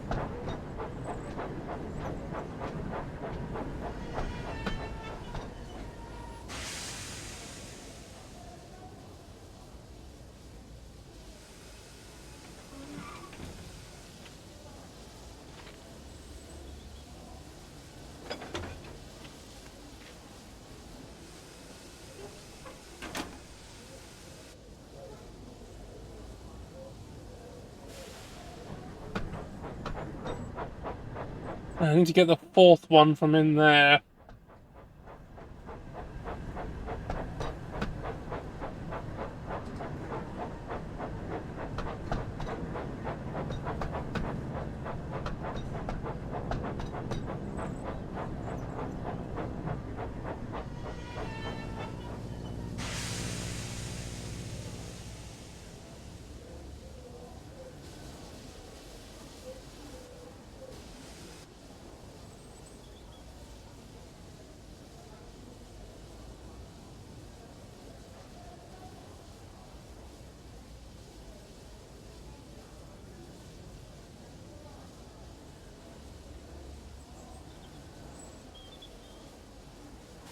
This is, of course, I have to. My plan now kind of hinges on, does the turntable work?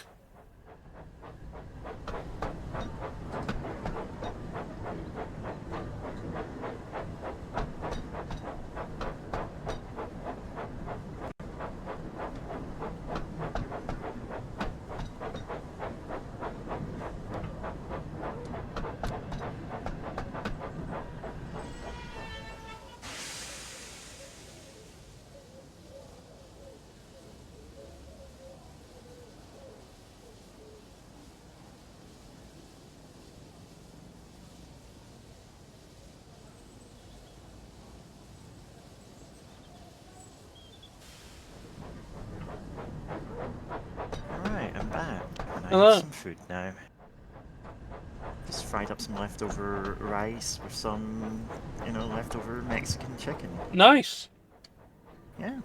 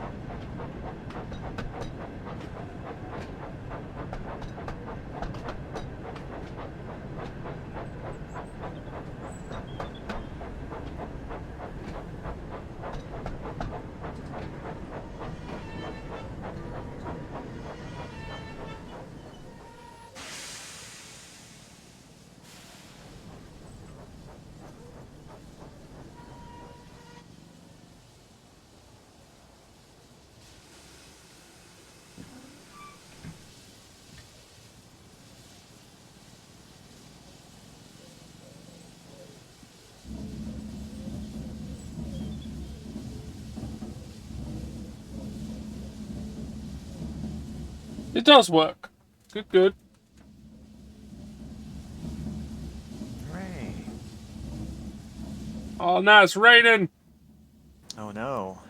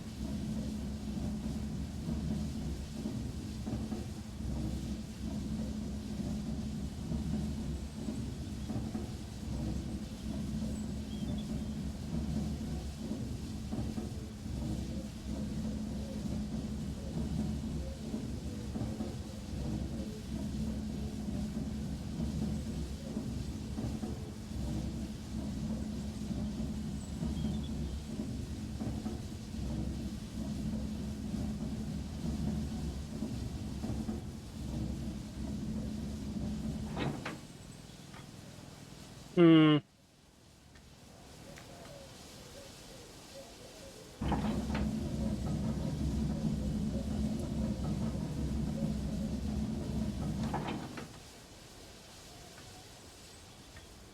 Good.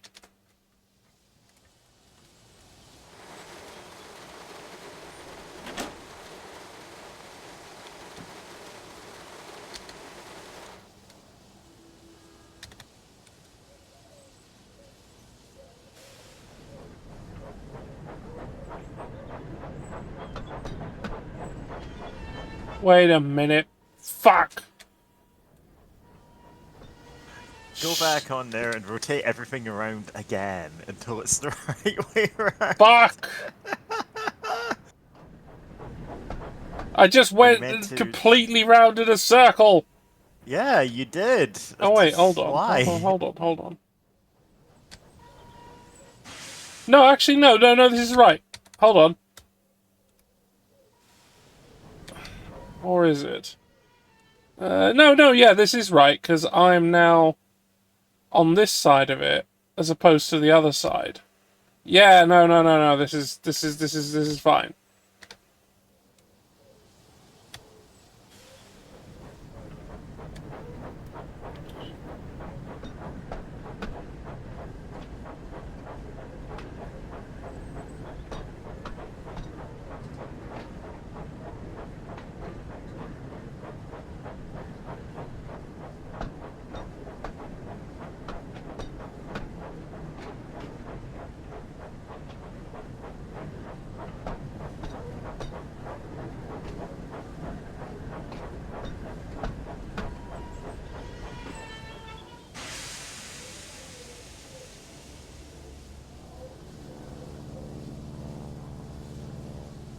There we go.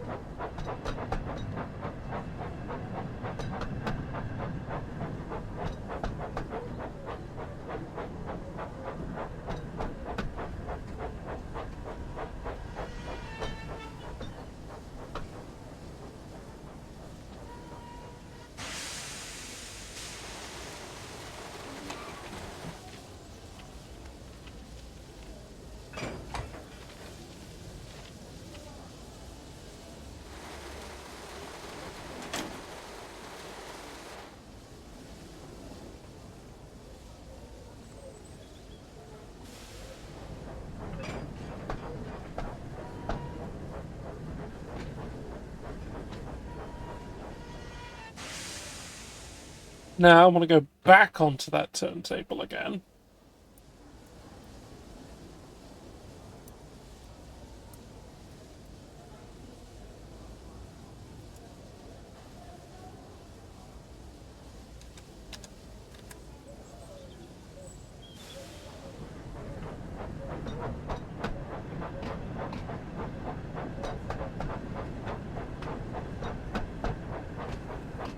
Oh.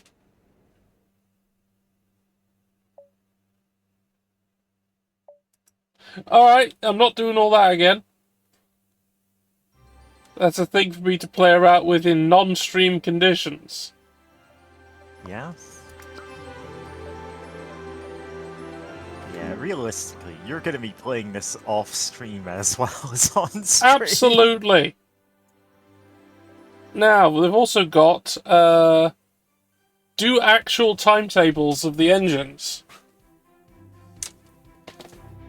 And since we haven't seen anything from James yet... Yeah?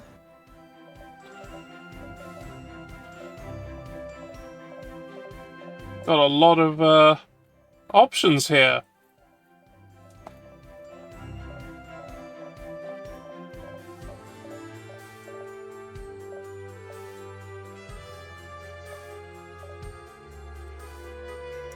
So everything they do.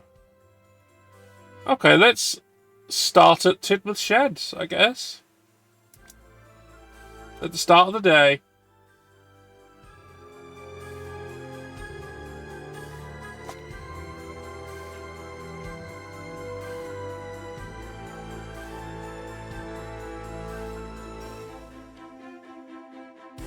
Yes, I did know that they were based off the LBS CE2 steam locomotive. It was shit. Yeah. But, Do not test, George. But, it wasn't actually that. That's just what the illustrator did.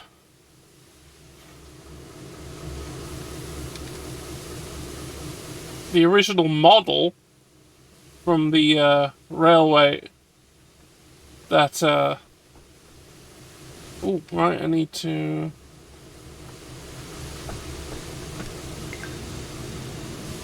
Oh, no, I need to... Whoa!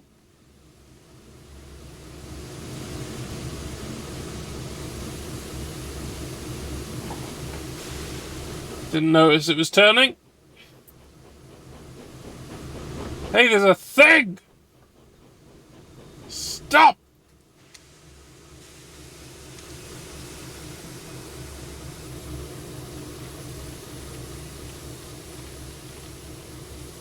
Oh, right, okay, I can start a scenario there.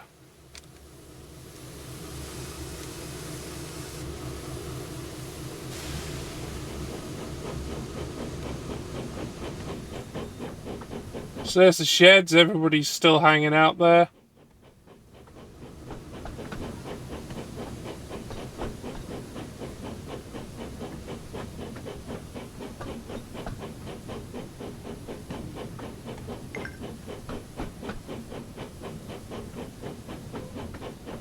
Nope.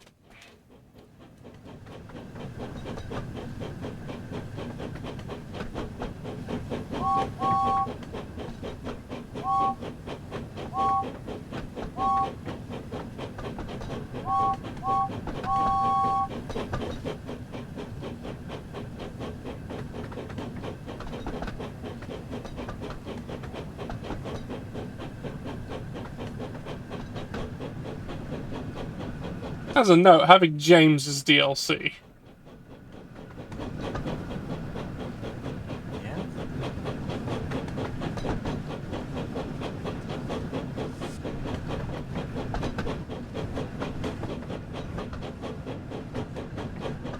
Damn. Camera collision's so big.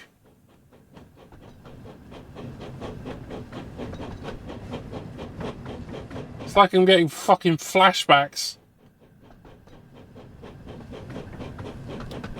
Or at least what cinema thinks they're like. Yeah. It's not really like that. You know? No.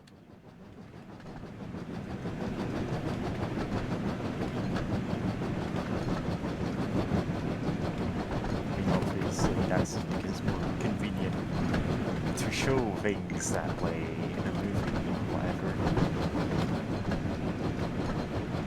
Or to show that one flashback of the swing in Naruto in every episode.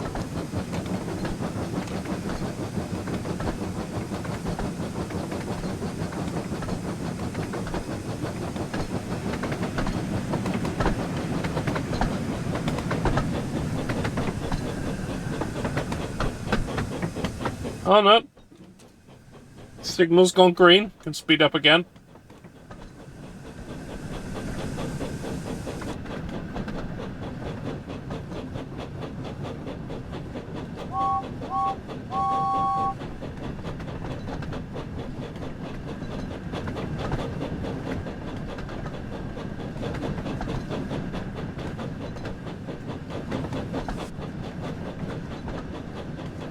Oh no, this is a through track. I just need to keep going.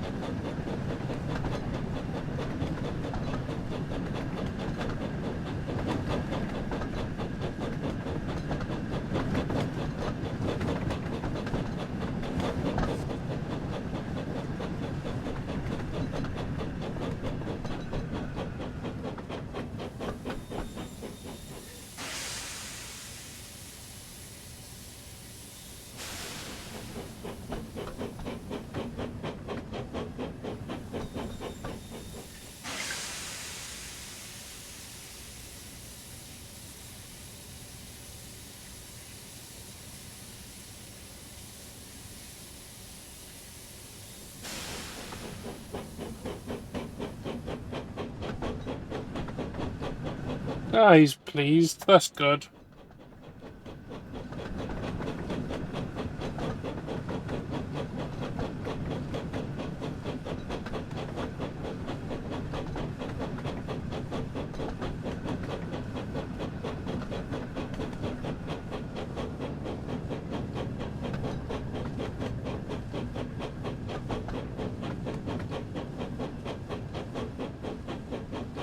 Another easy thing they could do, probably, is add other extra liveries for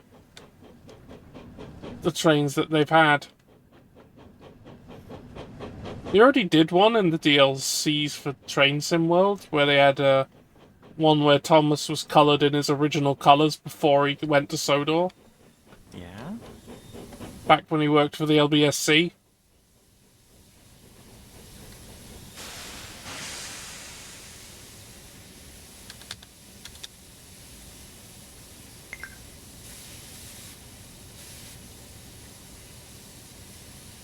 To get to somewhere 18 miles away.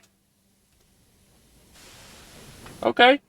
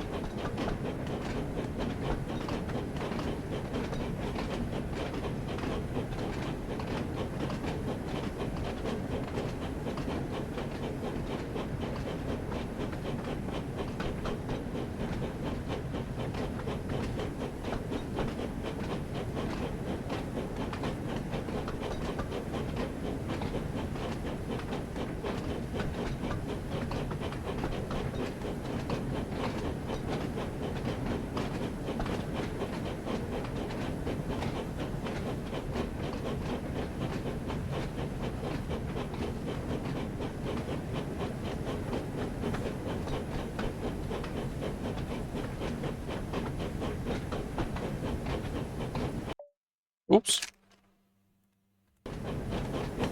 I should probably be going a bit faster than this.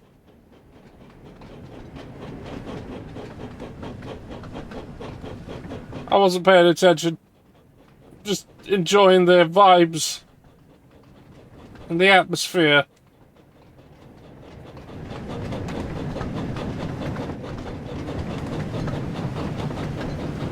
And yep, that's also a show-accurate interior.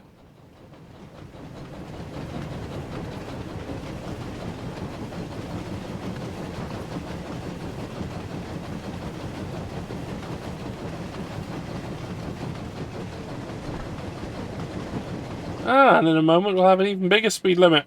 Good, good.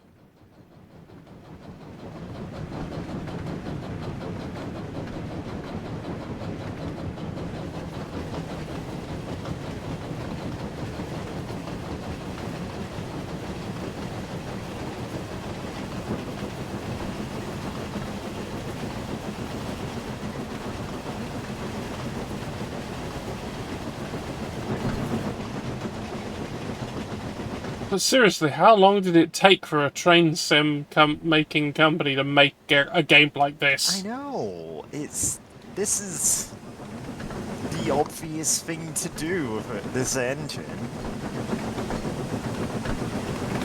Yeah, as soon as you're like, you've done train simulation stuff, and you have all that ready, this is clearly the obvious thing to do.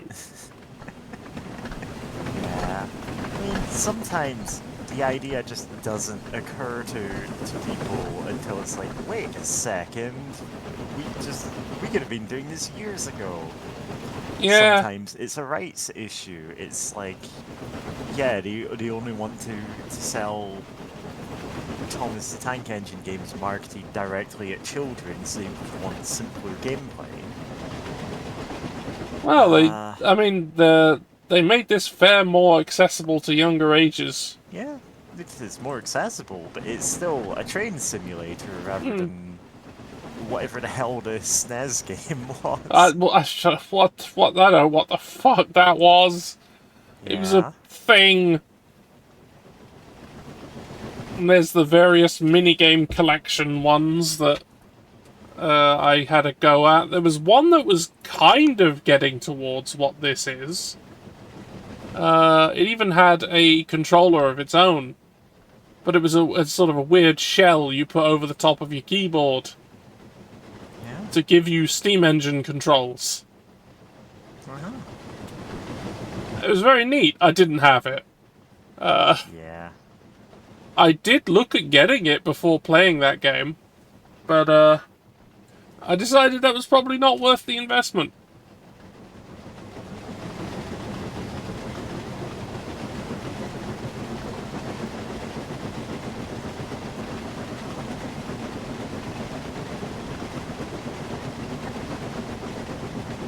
Speaking of things that should be obvious slam dunk decisions, you know the board game Ticket to Ride? I do know the board game Ticket to Ride. Yeah, why isn't there a Sodor one? You know, I honestly thought there was. There isn't. Because, you know... It seems obvious, doesn't it? It is. Yeah. It's really obvious.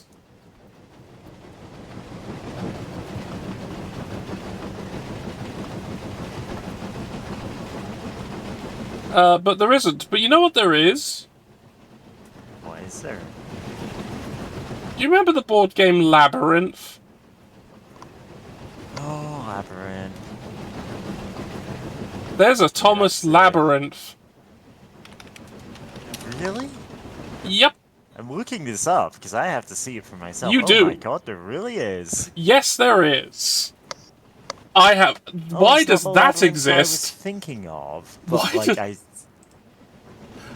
why does that exist when it's still baffling? Ticket to Ride doesn't? I don't get it. Yeah. Maddening.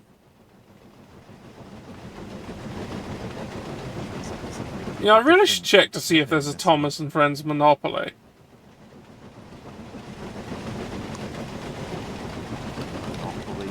There probably is, but Thomas and Friends edition. No, this seems to be a fan-made thing. all This right, is- fan production again.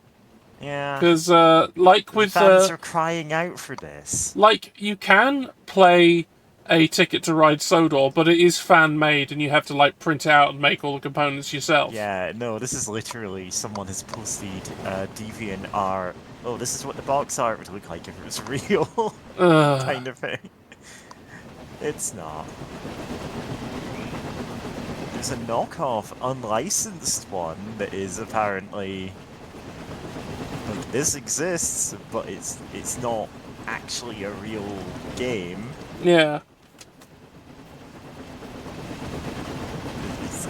Or rather, it exists. It's not an official game. Licensed. But it's, you know, Thomas the Tank Engine Monopoly. I can't imagine it's particularly good if it's an unlicensed one, but the thing about Monopoly is, I can't imagine it's good full stop, so... Oh. The way to make Monopoly enjoyable in a, like, crossover or whatever is to make it as little like Monopoly as possible. That is true. Like, adding extra mechanics on top of it can make it a halfway decent game, apparently.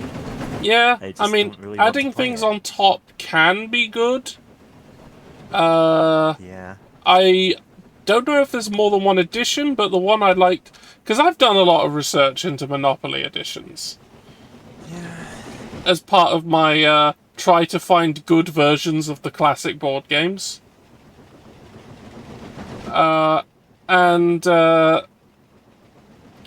The one that initially caught my attention because of a slight mechanic making it better is the Lord of the Rings Monopoly. Oh yeah. Where presumably it has the ring. it does have the ring. The ring is going around the board slowly. And the ring will eventually reach the final the dark blue square, Mount Doom. And when it does, Cast into the game fiery ends. pit of Mount Doom. The game ends Monopoly, immediately. But with a strict turn. Yeah, strict limit. time limit.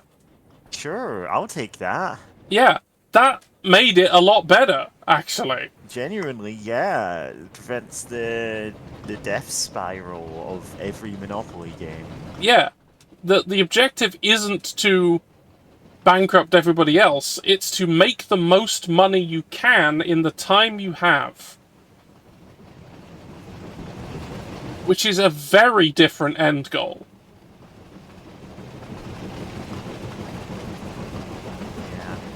Yeah. It's like That... vanilla Monopoly, Yeah. not a good game. No. In part because it takes so goddamn long to... I want to play Monopoly where you kill the richest player, Tank. We can play this in real life. That's true. It's true, we can.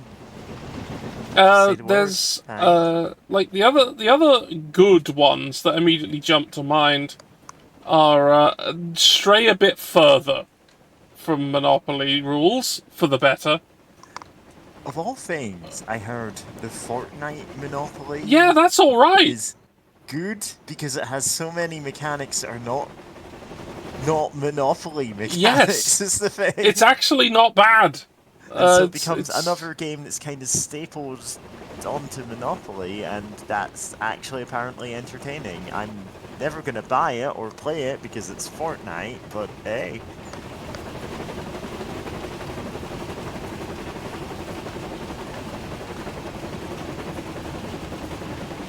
Yeah, no, I've heard it is very good.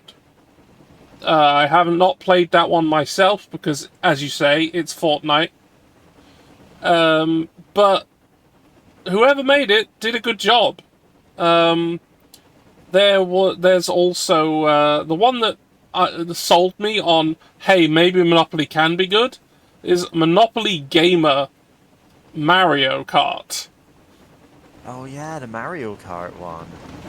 Really good. really genuinely good. Especially if you get the additional racers for it, which were sold as like little bag extras. They thankfully weren't randomized. You can look at it and go, oh, it's that character. So Oh, this was before everything was blind bags and gachas. yeah, no, Ah. you could genuinely just buy characters, and that's the one you get. Yeah. But like the game had 4 in by default, and there was like another 8 you could get as extras, and I got them, of course, because I quickly realized that having more variety of that would make the game a lot better. So it's a Monopoly variant about racing around the board Yeah. as fast as you can, but there's also item pickups, and you can drop coins on the floor when you get hit, and there's stars to make you invincible, and then there's like and you have to like do races after someone reaches go, and there's only so many races, and when all the races are done, the game ends. But it isn't necessarily money that wins you the game, because the money has a points value, but so do winning races in certain positions.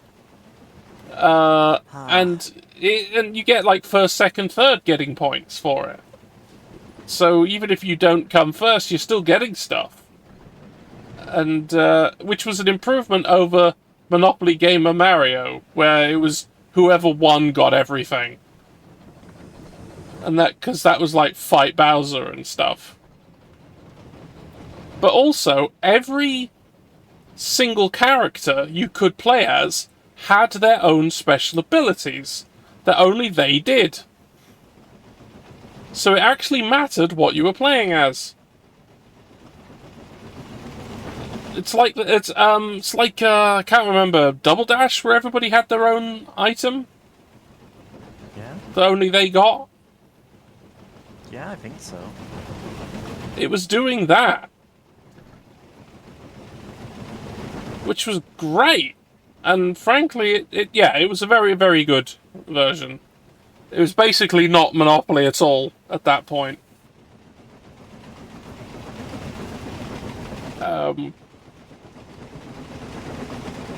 It definitely could do with better coin components, though. Because they were just like cardboard. Yeah. It could do with some nice little plastic Some coins. you know? Yeah. So I got some. Thank you, 3D printing people of the internet. I mean, I still have a whole bunch of, like, assorted board game components, meeples, coloured cubes, little plastic coins, from way back when I was actually trying to do board game design myself. But, like, unfortunately, I didn't know anyone in the board game groups that I was in at the time well enough, and every single time there'd be some smug guy going, oh, well, we can try out your little game after we play the game I want to play, and then they slam down something that's like 8 hours long, and I'm like, I'm not doing that. God damn it, fuck.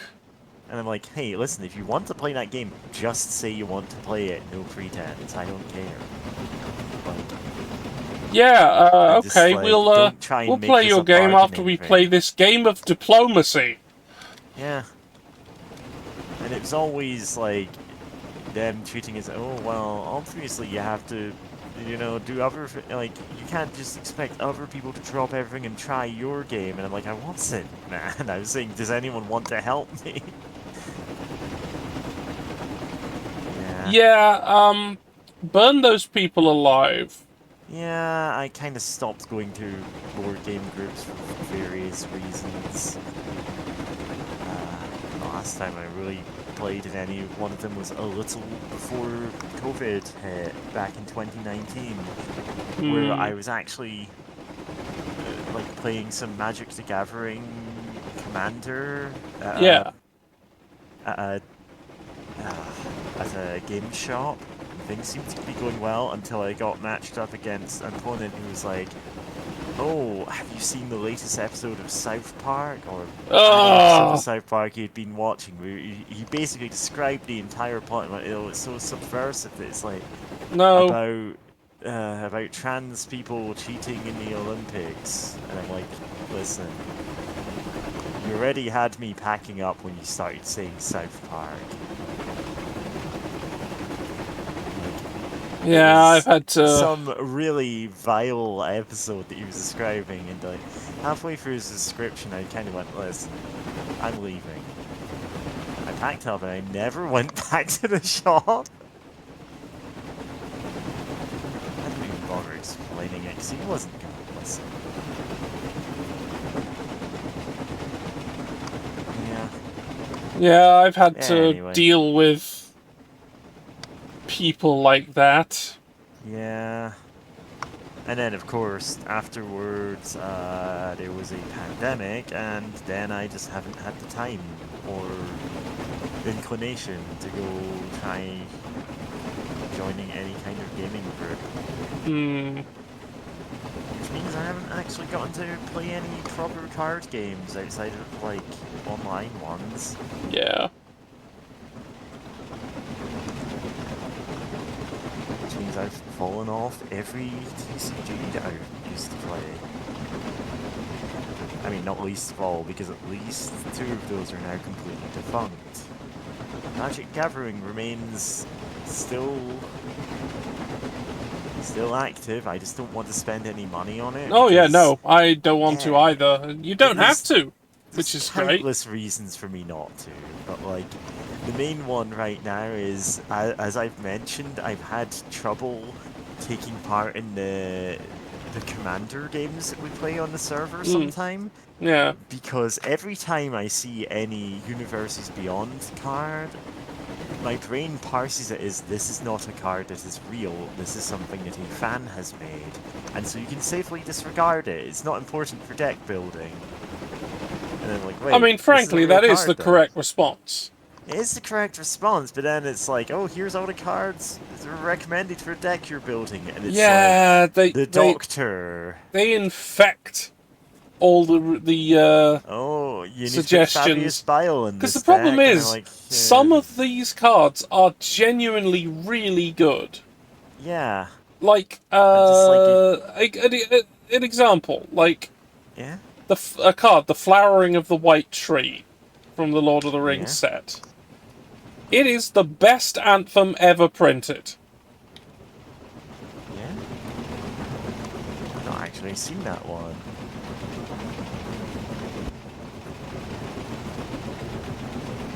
Yeah, that does seem like it would be really cool, especially in Commander. Yeah, it is, as said, the best Anthem card ever printed. Anthem being, for those who do not know, buffs, a enchantment or something similar that gives +1/+1 to all creatures you have. Yeah. Or something else. There's usually a ++ bonus of some sort. But,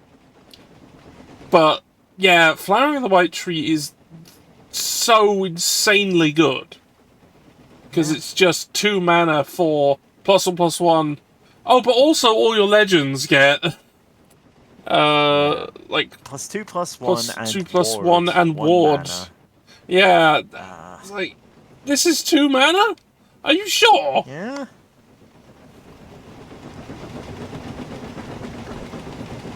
Another card that keeps showing up in places from that same set, Lord of the Rings, is 4th Aerlingus.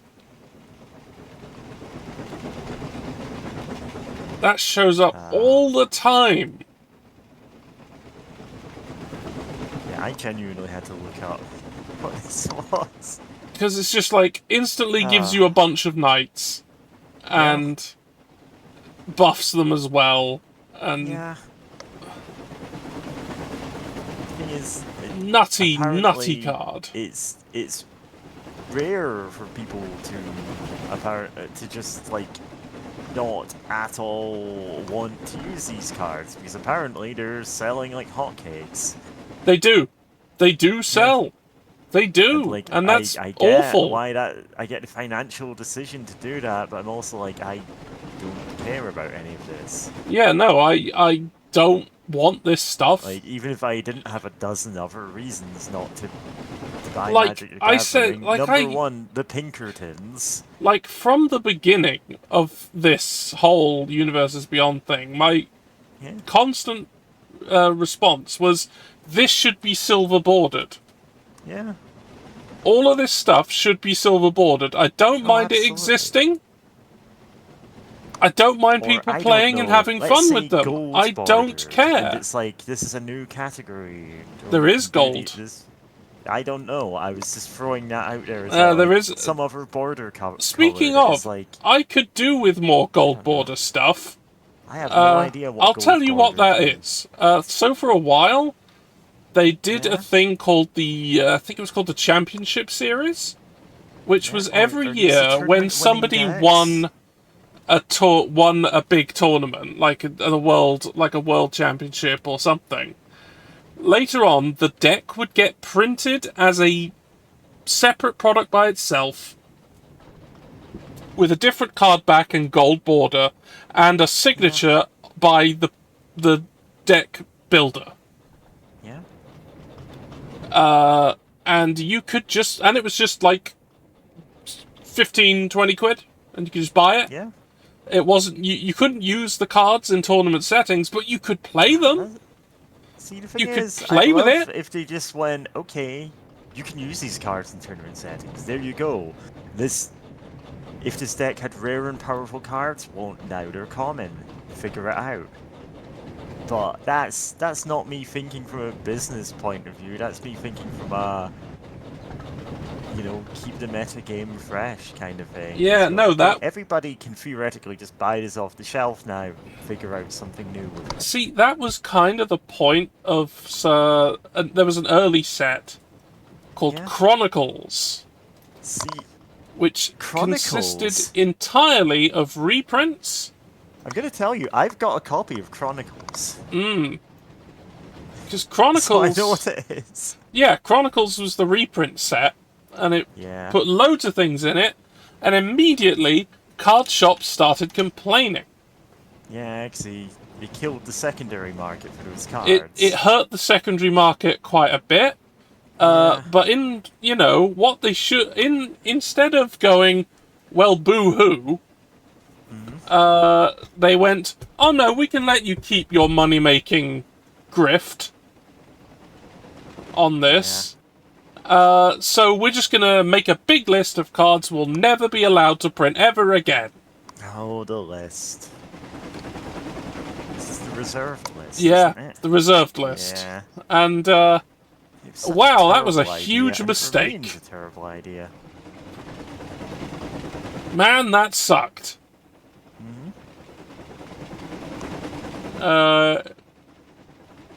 It was a dreadful, dreadful decision, and it fucked No, Chronicles is a set. What's Magic, the boxed one I'm kinda thinking forever. of? Because I have a box set of reprinted cards, and I'm trying to remember what it was called.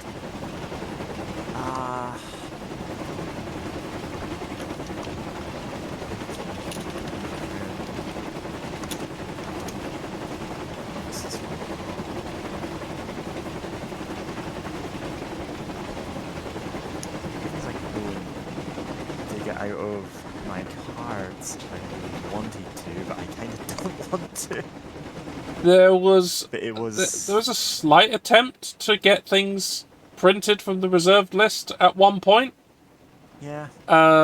During the whole from the vault, the time when they were doing little boxes of premium cards called From the Vaults, which was just a box of like 15 cards or so in a theme.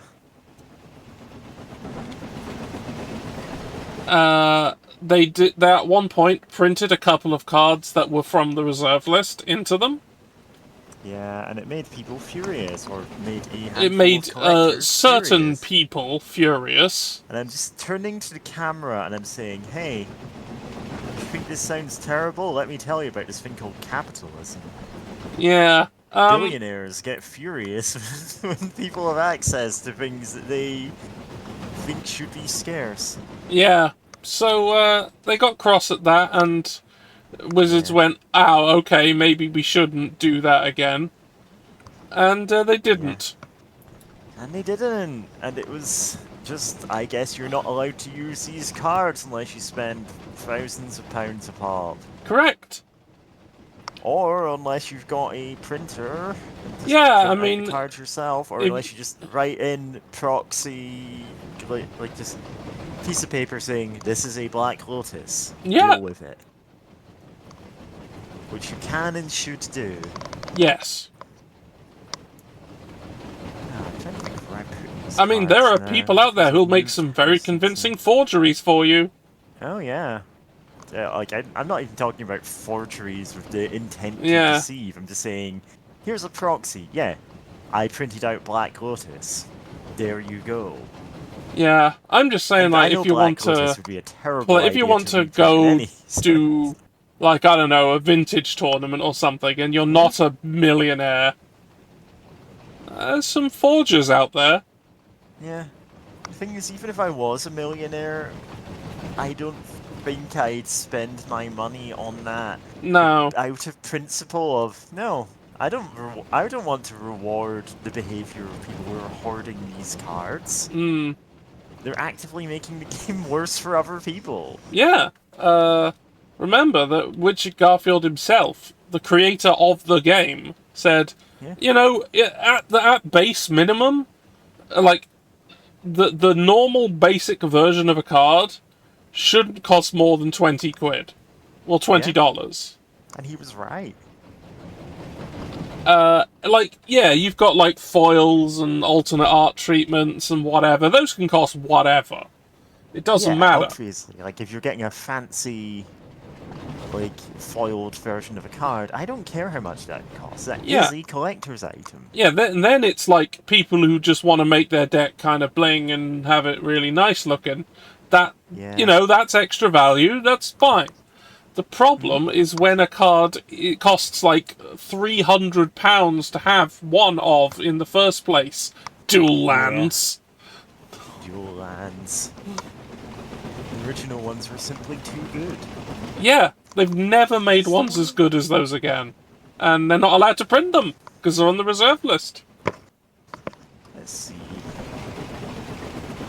Um, think this is The other flutter with printing things out of the reserve list was something which I can definitively say was the worst Magic set of all time. Yeah? Magic 30th edition. Oh, Magic 30th. Magic 30th, aka Beta, reprinted. But, okay, so firstly, the first problem. A box of them consisted of 4 boosters. Yeah. Which was not a lot. I think I know where the story is going, if it's a set I think it is, but go Yeah. ahead. So, 4 boosters. 4 boosters per pack. Per box. Which Per is box. not a lot. Because, cards. like, to do a draft, you'd need at least, like... You'd need at least, like, 12 Yeah. at the very minimum. Probably double that. You probably want 24. And then a bit extra for, like, prize support, but with given what this set was, that wasn't really a thing. Yeah, that wasn't gonna be a thing. Because the thing is, they got around the reserve list by making them, like the gold borders, different card backed and therefore unplayable in tournaments. This Great. is okay if, like, as said, you just wanted people to play beta and Yeah, but you play as a charging sort of people how closed much for environment. 4 packs. Yeah, but unfortunately yeah. it was 4 packs per box. The other problem was that they didn't give it out to stores to buy. You could only get them direct from Wizards' website. And the other problem is that a box of 4 boosters cost $1,000. Yep, $1,000 for 4 booster packs of cards you are never allowed to use in the tournament. Yes, they sold proxies basically of Sold beta proxies for of beta. $1,000 for That is 60 a clickbait. cards. That's a clickbait YouTube video title there. They sold proxies of beta for $1,000. Yes. And the thing is, if you're paying $1,000 for proxies of beta, you could get the whole set from someone online for much cheaper. Well, Thank no, you saying, not really. proxies of them. I mean, proxies, yes. You can That's get what I'm you can saying. get. Oh yeah, you Like, can get a you're whole already proxy. Not set. able to play them in tournaments. Why? Yeah. Why the hell would you pay? Why the hell would you pay any Wizards money? that much? Why the hell would you do that? Yeah. Especially since It's like- the images of the 30th edition cards with the updated Oracle wording are all publicly available anyway. Yeah. So you could just say, hey, someone make me a full playset of all of 30th edition. Sure. And they'd go, yeah, alright. And they'd probably do it for a few hundred. Yeah. Oh, Hank is making comments in the chat of, I think MTG should be a buy card, sets online and print at home and card stock and play. Listen, this is how we claim the means of production. Yeah. This is Magic the Gathering post-capitalism. I used to play Magic Gathering long ago. Bullet number go up, must win meta players, and Magic Gathering getting more expensive. Yeah.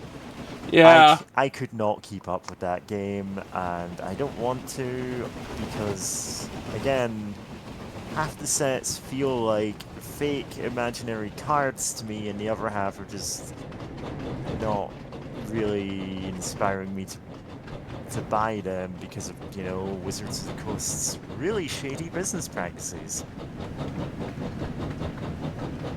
Hence me only ever playing online at this point. Yeah. I mean, I just play online, really. Yeah. And even then, I've played and when I one don't... game of it in the last 3 years, I think, And aside from when... playing against George in person the Yeah. one time we met. Yeah. And indeed, the deck that I was playing online is almost the deck that I was playing in person. And that's one I built years ago. Well, I've been preparing something for this Sunday. Yeah. I'm I not saw... sure I'm going to take part in that one, but You I don't- managed to you- build you one don't have more to. deck. Yeah. For anyone who wasn't there on the server for that one, that was a 6-player Commander game that went on for like how many hours? I don't More know. than... I Well, lost like count. 4 hours, because... We shouldn't have been playing a 6-player Absolutely game. not. I never do that. Yeah. Unless, like, literally... Especially since... Because it takes so long. I think everyone brought a control deck. Is the Yes, we thing. did. We all brought control decks. Yeah. And man, did we feel it. Yeah. I remain firm in saying, like, Horobi Deathswale, incredibly funny deck to play, has some amazing, stupid plays to get at. Not particularly good at actually winning, Yeah. but I don't care. Like, at the moment, when I want physical cards, I wait till there's, like, a large enough number of them that I would like. Yeah, and then just... And I just go to, like... If I want, like, nice ones, if I'm not just gonna write on a land or something, I go to, like... There's a service I know which will just automatically sort out an order on make playing cards. Yeah. And then I just get a big pile in the post from Hong Kong. Yeah. And they're lovely. They're lovely, and they're nice. And I can put lovely little card backs on them, like that Tumblr post that Mark Rosewater made saying that proxies were cool and fine. Yeah, I'm thinking more of the Tumblr posts of you can make tokens for other games by cutting up old Magic cards you don't use. For example, Black Lotus. There's a Black Lotus, yeah. And every reply to the post is, obviously this is an edit, this was the real one, and it's another almost as expensive card.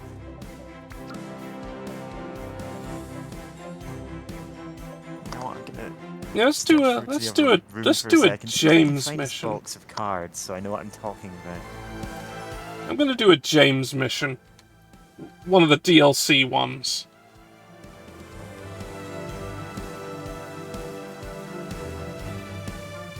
Okay, so the timetable stuff is just have a nice time doing train things. Which I appreciate. Two men were cleaning Gordon after he had acted rather foolishly and ended up rolling off the turntable and into a muddy ditch. Which was an episode in Season 1. Mind my eyes, grumbled Gordon. Have you ever seen so much mud? Said one of the cleaners. No, I haven't, said the other. You ought to be ashamed, Gordon, letting yourself get so dirty. What? Yeah, this might be an adaptation of The Trouble with Mud. Pills, like some engines do. The hosing and scrubbing suddenly stopped. Gordon opened his eyes, but quickly closed them again when he saw who was standing in front of him. Wake up, Gordon, said Sir Topham Hatt, and listen to me. Given your recent behaviour, I've decided that you will pull no more coaches until you prove to me that you can be a really useful engine. Perhaps pulling trucks for a while will teach you a lesson. Yes, sir, said Gordon quietly. So Gordon had to spend his time pulling and pushing trucks.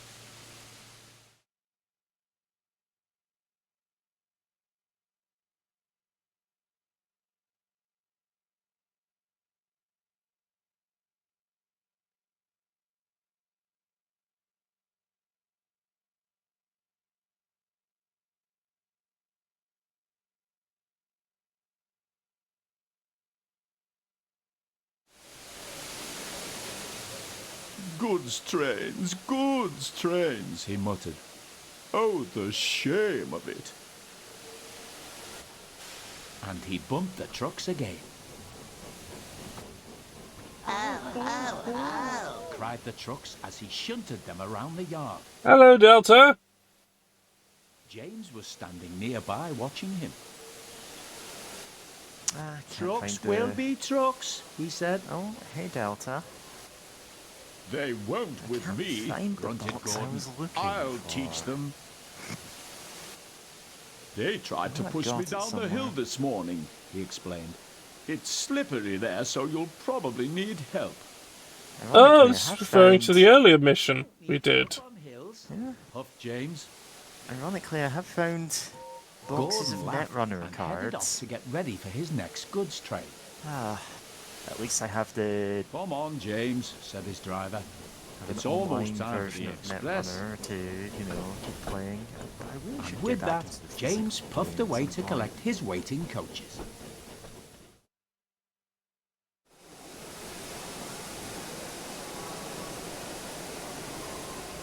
The guard soon blew his whistle and James puffed away. Come on, he puffed to the coaches.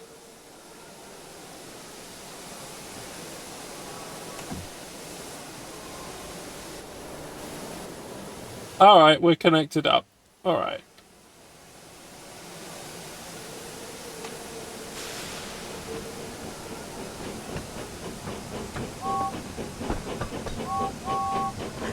genuinely like trying to figure out what the hell this box of cards I actually had was called. I thought it was Chronicles, but it's something else.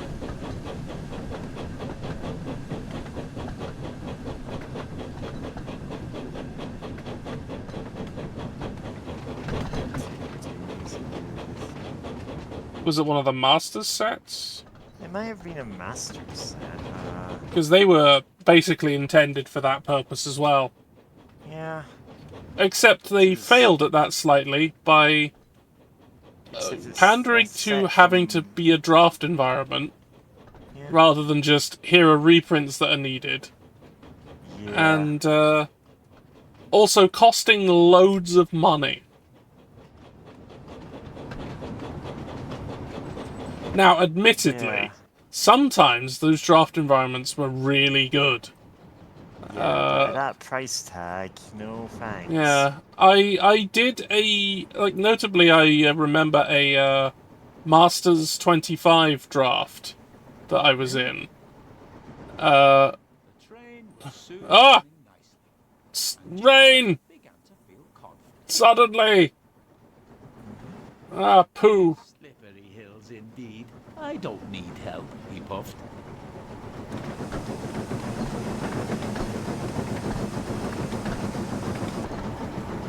Anyway, I was in a Masters 25 draft, and my god, the draft environment was so good. There was a lot of different ways you could go, and some very weird archetypes you wouldn't normally see. Yeah. Like, I built a deck in that draft around Living Death. Oh, Living Death. This one up. Strong and funky rating. Oh yeah, that is one that I thought. This is... Yeah. Yeah. Hello. Basically swapping your field and your graveyard. Well, not quite, but also cool raiders. There you go. Hey, okay. Time for some popcorn. Woo! Hey. Hello, Maddie. It's foot's exposed. Specifically named this. Oh my god, what the fuck? It's like Frames! struggling to find all in, and I know it was like it was when it came with a little booklet explaining the history of like the individual cards in it, so obviously it wasn't a randomized set, is the thing. But I can't find it, so I should stop stressing over it.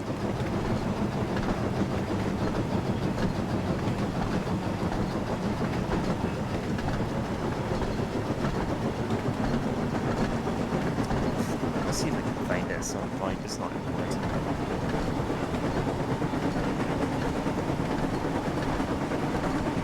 I just realised I could go a lot faster than I am, so...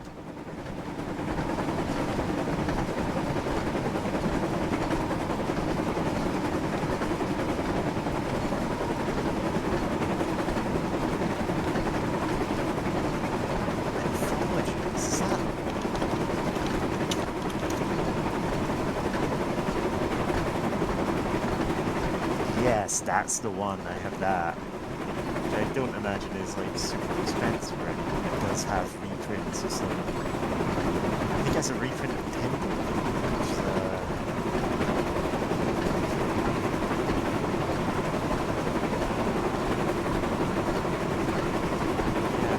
Oh, there goes Emily. Well, they're off wherever they're going. Alright.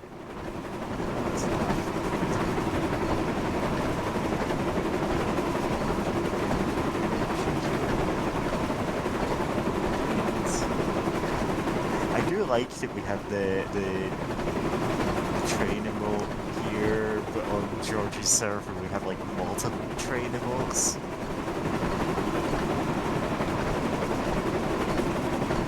My favourite one is still the one that's called Rookie Mistake for really ridiculous reasons. Ah, yes, that one. It's a reference to a specific Tumblr post, and I think I might be the only one who knows what it is. No, I'm at least I'm aware. It's like, dumbass painted a train instead of a fireplace. Rookie If mistake. you ask me.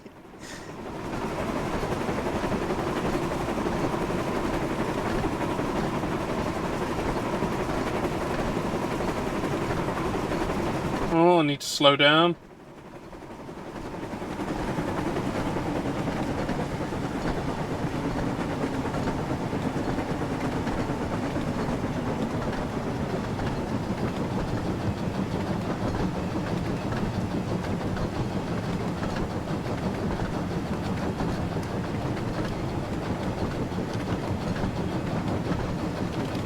I specifically remember that Anthologies, the box I very definitely have somewhere in my house, but can't dig up at this time. It had this little leaflet that came with it that explained the historical importance of the cards in it, and one of them was Serrated Arrows. Oh shit! A card which saw a lot of tournament play despite not being very good. Yeah, the reasons Or for that being- are interesting. Yeah, because for a while the standing rule was you needed to have at least one card from every released set in your deck, and one of the sets was Homelands, which is widely regarded as probably the worst Magic the Gathering set ever printed. To this day, I don't think there's any. There's anyone literally that you just think of as literally just worse. Magic 30 is the only one I think that can compare. Yeah, and that's for the price tag rather than It's cards not just the being cards hot and cold running themselves, it's garbage. the entire way the set was made, sold, and back before created they for. nuked all of the cards, all the user comments of Gatherer. Oh, I loved going onto Homelands, sorting by lowest rated cards and just looking up what people had to say, and the one that stuck with me most was, this card is great if you're James your soon opponent. arrived at the next station. I can't even remember He what card it feeling very was. pleased with himself. But he kept thinking about what Gordon had said. I'll show Gordon who needs help on hills, he said to himself.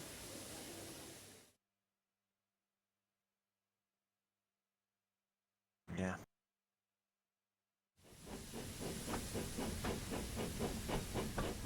But soon, James reached the bottom of the hill.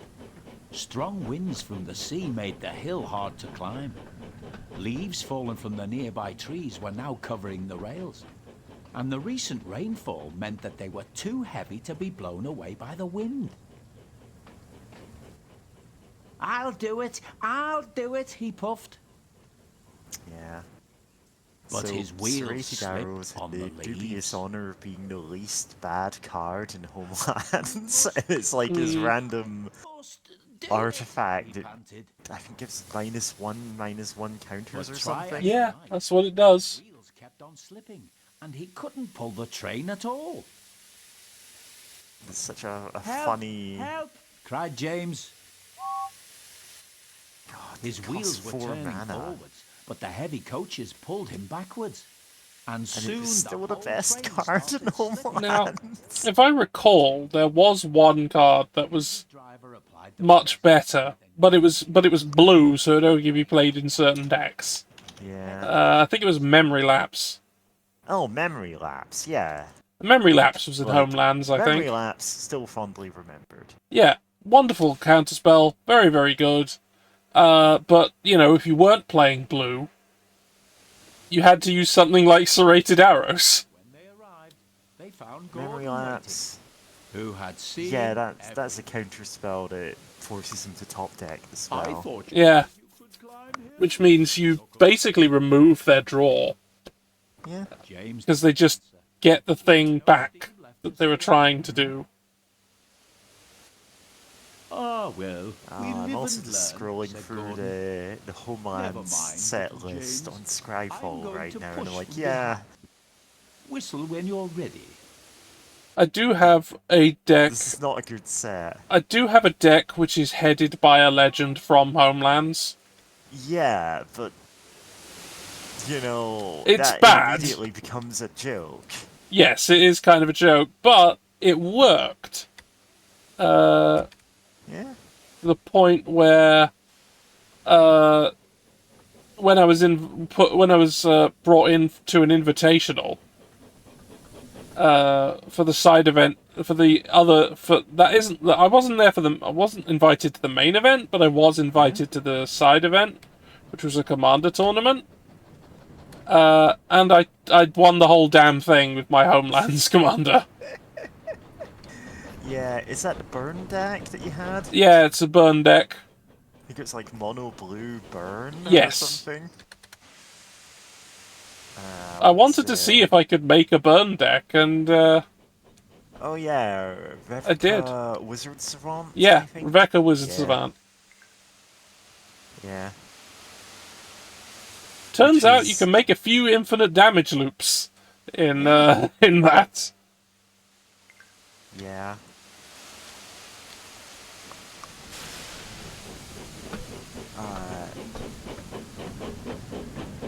Notably, that was when Prodigal Sorcerer, the deal 1 damage to anything card, was for some reason just an effect blue had. Yeah. Nowadays, if you see that, it's red. Yeah. Because unfortunately, they made the decision early on, oh, blue is the color of magic, therefore we'll put all the magic cards in it, in a game called Magic, the Gathering. It's a small issue there. They gave it effectively every ability, and they really shouldn't have. They corrected course later on, but because of that, there were a lot of early cards in blue, which do things that blue is really not meant to be able to do now. So am I. One of which replied is Gordon. direct damage. Full hard. We'll do it, puffed James.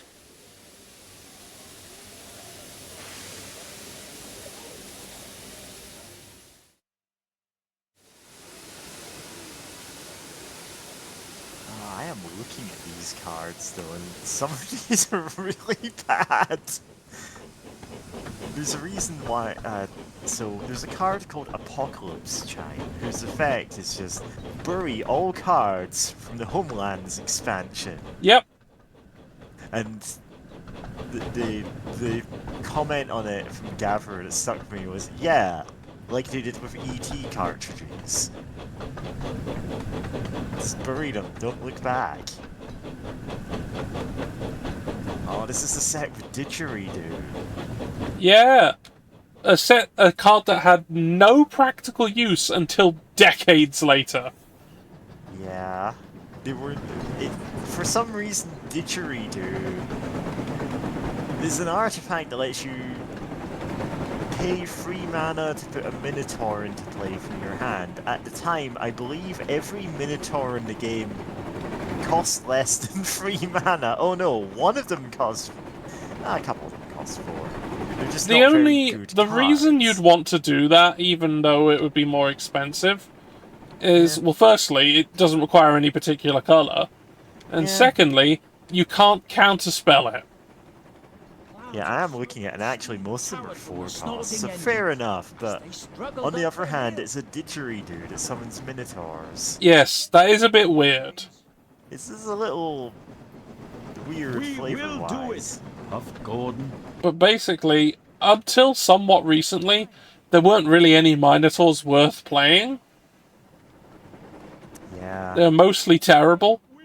Yeah.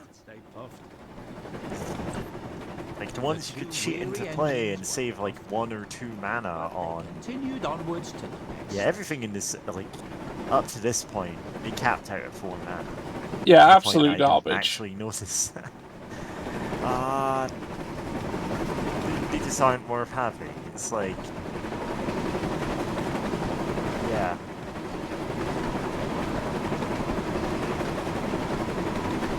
Oh, one of them is the Prodigal Sorcerer effect. Deal 1 damage to a target creature or player, but it costs mana and the tap to use. So it's actually worse. Yes. than the the blue equivalent. You had memory lapse once upon a time, or you vaguely recall it. Yeah.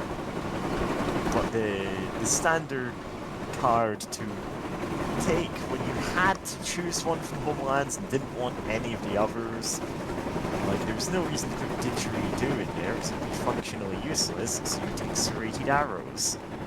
The -1/-1 counter card worked 3 times. Which had, you know, some utility. It was a very expensive but workable form of removal. Yeah, you could use it. It's certainly playable. It wasn't that good, but No. if you had to pick a card from Homelands, that was the card you would pick, because, yeah, they were pretty much terrible otherwise.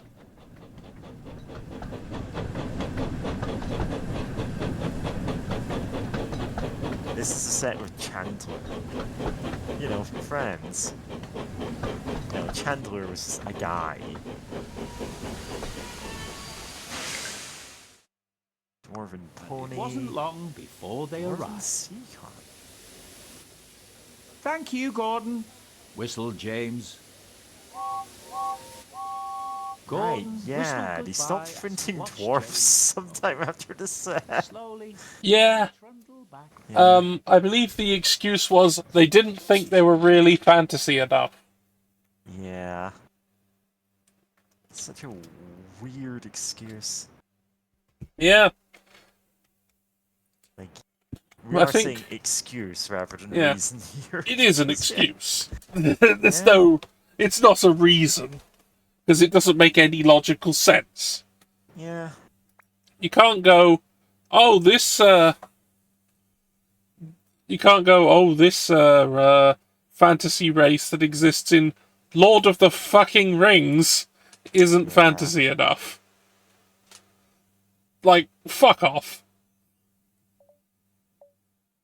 Oh, we're getting another episode adaptation. From this time from Nice. the bad period. Oh.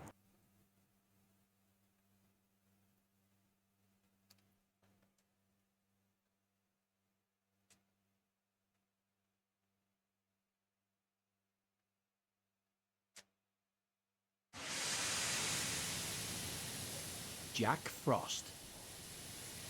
Jack Frost. One evening, Sir Topham Hatt came to the sheds. There's a big freeze coming tonight, he said. James and Percy, I need you to deliver extra coal to the stations. Yes, sir, they said eagerly, and Sir Topham Hatt walked away. You better hurry, teased Thomas, or scary Jack Frost might get you. Who's Jack Frost? Percy said nervously. Don't be silly, sniffed James. Jack Frost is not scary. Yes, he is, teased Thomas. He's all white with a big spiky face. Rubbish, said James. James knew Jack Frost wasn't scary, but poor Percy wasn't so sure.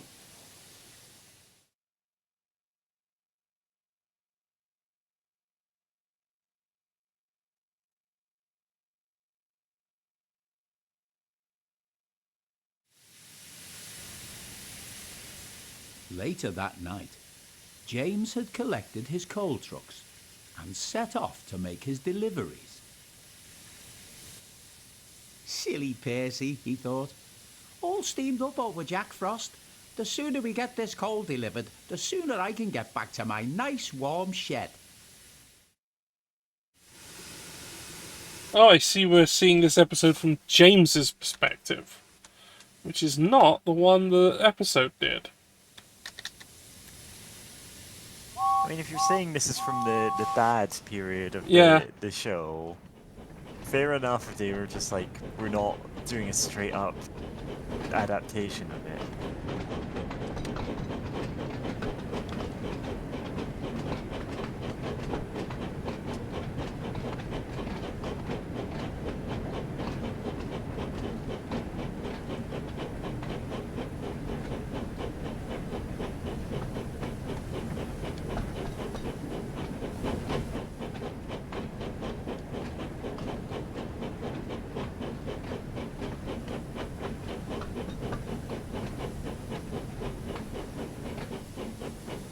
I do like that they made this all snowy. Oh yeah. Sure, that's a neat touch. There is a snow version of the map.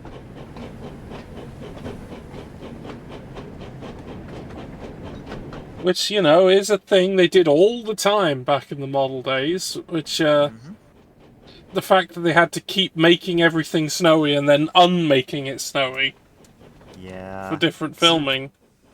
It was only actually the one set. They were just Yeah. modifying. And they'd have to modify it and unmodify it for different seasons all the Yeah. time. Because, you know, they were good at their jobs. Some real craftsmanship went into these shows. Like, until, like, they got bought out and were having to start making series every single year.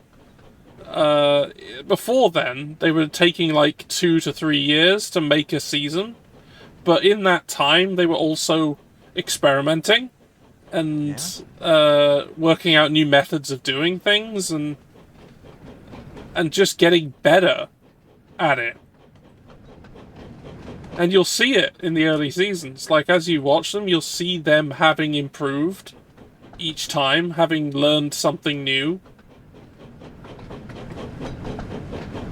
Whether it be, like, new ways of doing the camera work, or when they worked out how to do water properly, and how to work with it on set.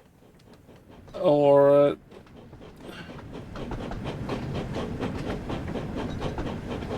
yeah, it just gave them the time to do it properly and to not just churn out stuff.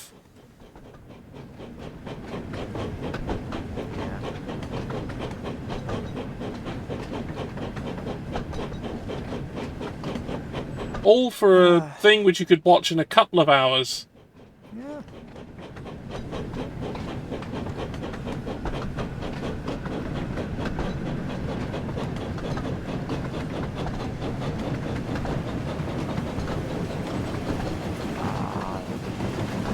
Not to derail that like poignant moment by looking at these magic gallery cards. Yeah.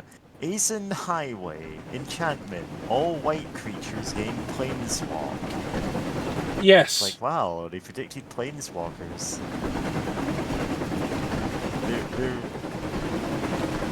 It's such a bizarre card. Yeah, there are not many There's not a lot of ways cards. to get planeswalk in There are the not game many Magic cards the that Gathering. have planeswalk. I think it's actually the least common of the land walks. Oh yeah, by far. I think there's like 5 of them. And the thing is, there's a wall card in, not even in Homelands, in one of the other sets. I think this is called the Great Wall. And it has, yeah, this can block creatures of Planeswalk. And I'm like, why bother? Yeah, like nothing does. Why would you do this? There's like 4 creatures at all Yeah. that have it. It's... Oh, and to make things even more confusing, there is actually another keyword called planeswalk, which is a different planeswalk. spelling.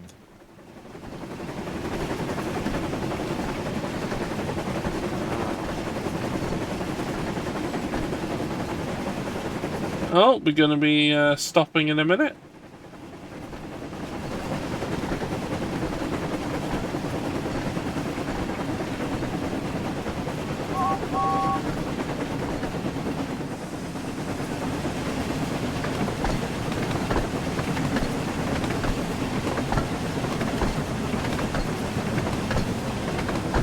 I am node in Greater Werewolf. At end of combat, put us -0/-2 counter on all creatures blocking or blocked by Greater Werewolf. And I'm like, yeah, I'll get right on that.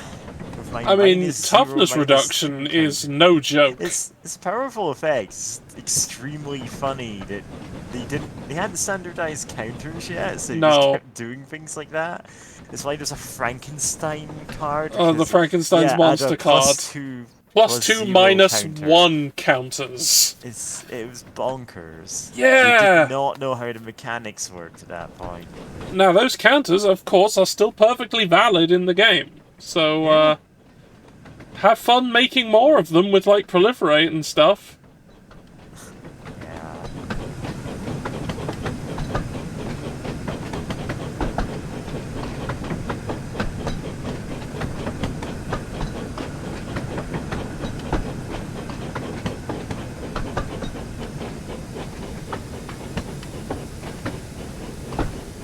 For anyone who doesn't play Magic the Gathering, it's extremely hard for me to explain just how bad this set was. Yeah. It was infamously bad. No art, only content. Oh, I hate the modern practice of just, oh, we need to put out more content. It's like... yeah. That's directly what led us to slop.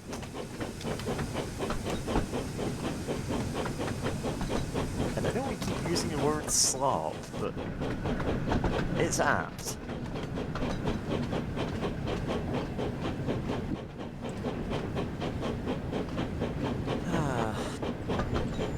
And again, I'm thinking of Tugs, a show that only got one season, if I recall. And, they were oh planning boy. more, but like, they were putting in a similar level of effort into basically Thomas the Tank Engine with boats. Yep.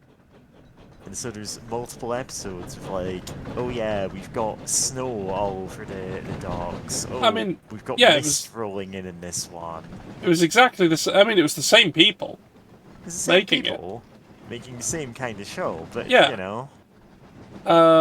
and honestly, they got really fucked by their, by the high-ups, by the execs on that. Yeah. Like, episodes were supposed to be half an hour long. Yeah, not cut back so And then much. they went, no, make them 20 minutes so we can have, like, advertisers put things in there and ad breaks in the middle. And then they cut them down to 15. And then, from and there. yeah, they cut all the scripts down to 20, started filming, and then they went, they said, no, make them 15. Yeah. So they had to, after having already filmed some of them, cut them down again. So they became half as long as originally planned. So there's so much lost media surrounding Tugs because so much of that footage just wasn't kept. Yeah, we don't have that. Don't We have do it. have There's some entire of the characters 20-minute in there. versions of the episodes. Because, weirdly, some of the VHS releases were in production before the call to make them 15 minutes happened. So they released as the 20-minute versions on VHS. So we have some of them.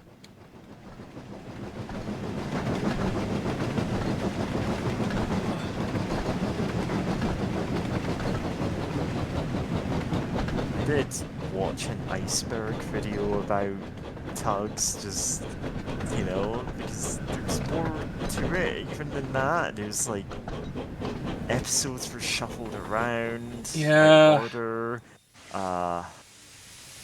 Like there was meant to be this overarching plot across the entire first season of like a new tug being built. I can't remember what it was, but it's one that was meant to obsolete all the other ones. But then it didn't work as well in the snow, and that was meant to be the big thing about them. Like, Yeah. the big freeze would have been, oh, this new tug is meant to be unstoppable. It is actually stopped by this, and we need the old tugs. And that's why there will always be room for these kind of boats. And then they just didn't have that because they had to cut out literally half the season. So you can see this new tug being built in the background, and And it just, it just never comes to anything. the order is meant to be released in, it's like you can see when it was going to become a thing, and then of course none of that made it to film.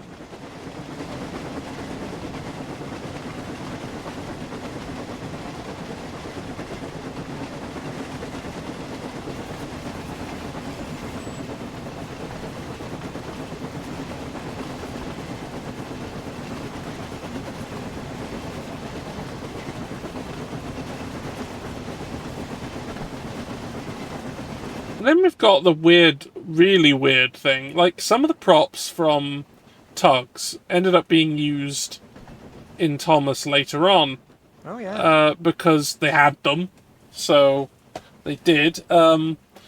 Notable, the really notable one is a huge crane that they kept in the docks. Which was the same crane from Tugs, which was alive, called Big Mickey. Notably, in one episode, they fell into the sea and died. Yep. But on, but you know, they turned up alive and well on the island of Sodor. Yeah, maybe it's some kind of. And later on in the CG era, they were alive and they had their own dialogue and voices, and they were Big Mickey. Yeah. So, obviously he got rescued from the depths and somehow made his way to the United Kingdom. Yeah, somehow. From generic American place. Yeah. No, which was, as I recall, called Big City. Big City. It's B-I-G-G. Big City Docks, you know? Yeah, Big City Docks.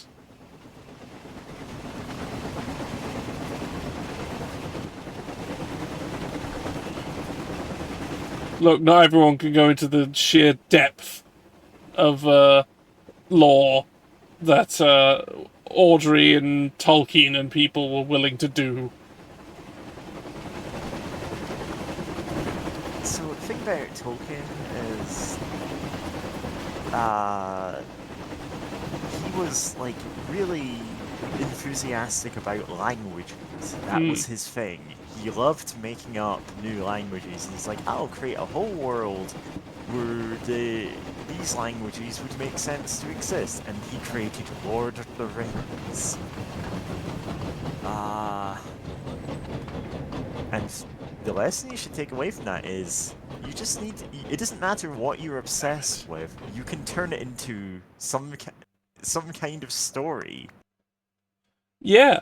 Like, you build the world around, say you really like boats or trains, well, go ahead. Good news. Just build your stuff. whole fantasy world where it's like about That's one delivery magic complete. trains or so something. Let's head to our Yeah. next. Or sci-fi trains, or go nuts. Who Yeah, cares? just do things. Make something You see, write where what you know, the thing and you're that's what it really means. obsessed with is the focus.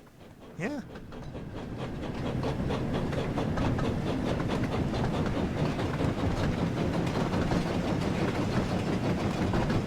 So yeah, I overshot that. We got to do that bit again.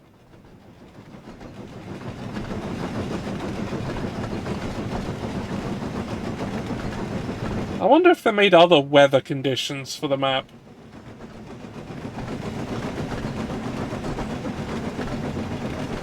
Yeah, you know, the fire and brimstone end the world, Sodor. Yeah, we call that one 120 Days of Sodor. Yeah, let's see. Yeah, Sodor during the 28 days. I mean, you only have to break that one bridge to stop things coming in from the mainland. It'd be like that place in 28 years later. See, I wasn't even making a 28 days later reference there. I was going for 120 Days of Sodom. The famous by the Marquis de Sade? I can never remember how to pronounce that title. But yeah, it is the guy who whose name is the origin of the word sadism. Won't go into more detail about what the book's about. It is basically not quite the end of the world, but something like that going on. 28 days later, we just got like rage zombies wandering around the tracks and running full pelt at the front of Thomas and just getting splattered. Yeah, because You know? they're an engine. Fleshy bodies, not much of a problem. Yeah. 28 days later. It's so wild that I think it came out the same year as Shaun of the Dead. So you had the movie making fun of slow zombies are actually really not much of a threat when you think about it, and then what if zombies were fast? 28 days later, on an absolute shoestring budget, like, revitalized the concept of the zombie movie. I mean, I'll say Shaun of the Dead had a hand in that as well. Oh yeah. Like, it explicitly got George Romero back into doing them. Yeah. And, I actually have good things to say about some of those later movies. Yeah. I think Land of the Dead was very decent. It's Diary. extremely early 2000s. Yeah, it is. Land of the Dead, like, you have to go into it knowing everyone is going to be wearing leather jackets and looking like they just walked off the set of a nu metal video. Yeah. The plot being George Romero trying to do, like, oh, what if I'm doing political commentary on it? And it's so ham-fisted. Yeah, Like, I mean, he was a lot more subtle about that shit in the past. I watched about half the movie and went, this movie isn't for me, but, like, I could get why people like it. Yeah, like, it's not at all the same tone as previous three takes on it. Night of the Living Dead, which more or less invented modern horror as a genre. Every horror movie past that point is descended from that style of movie making. Dawn of the Dead and Day of the Dead both being, Oh, Dawn and Day are classic great. movies. Like, yeah. The one despite... I do have to say I like quite a lot from the later batch was Diary of the Dead. Yeah, I hear mixed things about it, but again, I have different opinions on Land of the Dead is a divisive movie too, so yeah, fair enough. Here's our next station. Let's drop I'd rather see movies that are divisive, that some people say this is the best movie ever made, and some people go, I didn't care for this, than everyone just going, it was okay. that is a better result. I'm just glad that I have my firebox to keep me from getting too cold.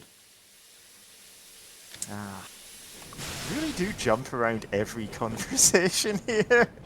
Yeah. I have to check what is going on when you get to the point where you're putting Apocalypse chime in the thumb. Yeah, we were talking about Homelands for a bit. We were talking about Homelands from Magic, and I was talking about a comment on Gatherer before they nuked all the comments of it, where someone said, yeah, the effect tells you to bury all Homelands, and it's a command. You need to dig a landfill for them. Get rid of all those cards. Yeah. Just toss them in. Bury isn't a keyword anymore. It used to be. It's just send them to the graveyard. The problem with bury was that it had two different meanings depending on context. Yeah. And they started not wanting to do that, so they just got rid of it. Yeah, they simplified it down to just it's one effect. Of course, those two effects are spelled out. More recently, I got quite cross when they did it again. They made a keyword that does two different things. Oh no.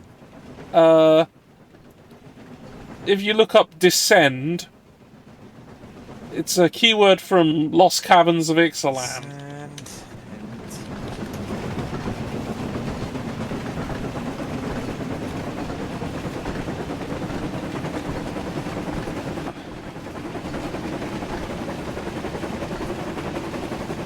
It is a keyword that does. There's two if you've different decided things this term, depending on what context it's used in. yeah.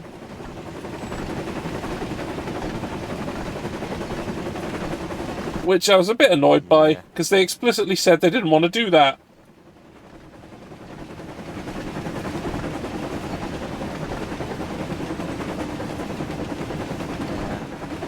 Listen, at least they're not bringing banding back, which is technically one effect, but it's an effect that is several pages of rules text long.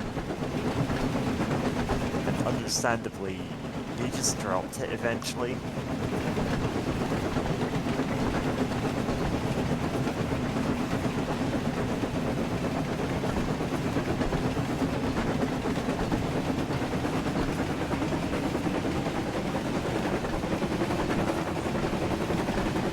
The George Romero movies have been on my mind lately because a friend of mine is doing a thing where he watches a different movie every day of this year.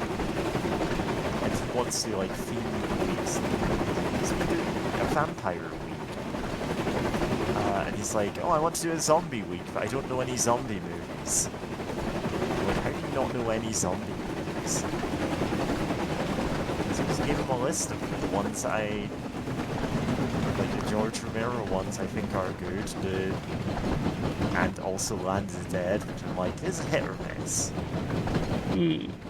But, you know, not every movie he's watching this year is good. He's watched a lot of bad ones, so it's Yeah. not like I care about... Like, I'm giving him the caveat that I didn't like this, you might. I also dropped in Return of the Living Dead, which genuinely one of my favorite movies. It's horror comedy, but like in a really bleak, black comedy kind of way. Yeah.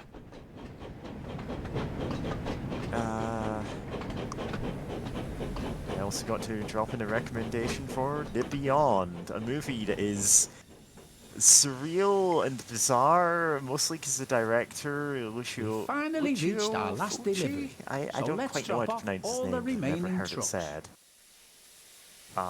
Italian guy, mostly known for giallo movies and really bizarre horror movies. That's all of the coal delivered. Now I can get Yeah, back to my he's on nice record as old saying, shed. I'm not making a movie to have a coherent plot, I'm And making with a that, movie to have James moments that puffed will back stick in towards people's Chisholm's minds sheds. forever. And he certainly achieved that with The Beyond. It's a very dreamlike, strange movie that is technically a zombie movie. In the loosest sense of the word. Meanwhile, Percy was making his last delivery. Every time you say The Beyond, my brain keeps going, oh yeah, From Beyond, that movie. But no, it's The not that. Beyond, one of the Gates of Hell trilogy. I don't even know where it is in the trilogy. I think it's in the middle, but it doesn't matter because it's a very loose trilogy of 3 movies whose titles were translated as wildly different things in different regions, but generally referred to as I think City of the Living Dead, The Beyond, and House by the Cemetery. They're connected loosely by the concept of them being about places built over quote-unquote the gates of hell. There were meant to be 7 of them. Only 3 of those movies were ever made, and they're all about basically the gates of hell open up and weird things happen and the world gets stranger and stranger as the movie goes on.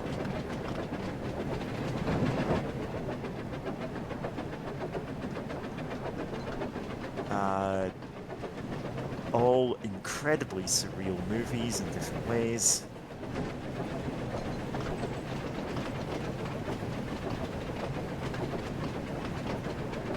And all technically zombie movies, I believe.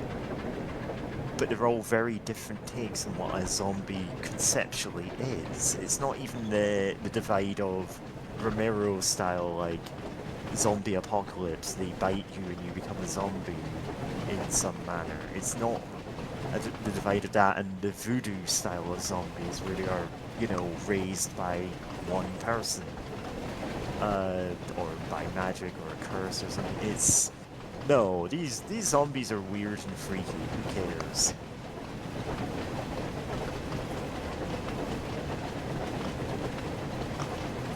So they end up being very unique feeling movies. This might be why people keep trying to get me to do soundtracks for horror games.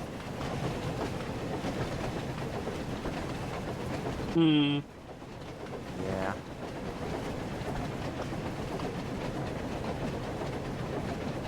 Right now. Well, I'm very unlikely to ever make a horror game, probably. Listen, you can always ask me to make a soundtrack for literally anything. Actually, to be fair, now that I think about it, one of the things that I am thinking of doing, which is horror, might do with the soundtrack, but it's a board game, so it's a sort of an ambient one. Listen.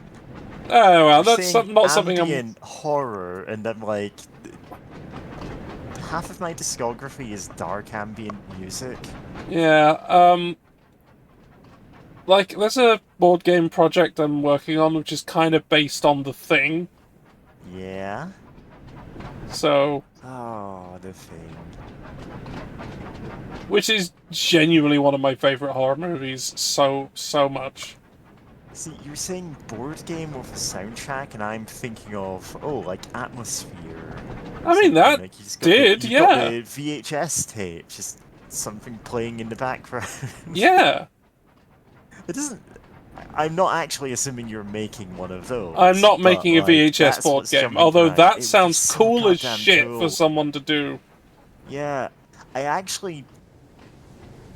kind of wanted to do an analog horror thing that was like riffing off those, but it was far outside my ability to make without other people helping me, specifically because it would need a lot of voice work at minimum. And I just can't do that. I'm just not good at it. Or rather, I don't like them.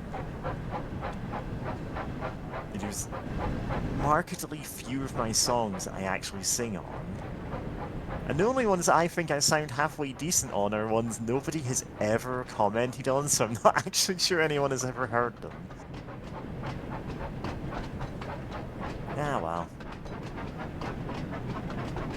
But if anyone's wondering for bizarre meme video, Zebediah's God of Horror, it is indeed me growling out the name of that character in the chorus. Explaining what that even is would take a long time, so, you know. Anyway, I would absolutely be down to make any kind of soundtrack for anything, as I said, including a horror board game related, however loosely, to The Thing. You want some classic synthesizers there? You want, you know, just eerie ambient noise? I don't know. I can make it happen. Hey, Bude. Hey. Because quite genuinely, like 5 different people have DM'd me at different points going, hey, do you want to make a soundtrack for my indie horror game? And I'm like, yes. It's like, you didn't let me explain what the game is. Yes. And the answer is yes. And then every time they explain it, I'm like, yeah, actually, that sounds cool. Let's go with it.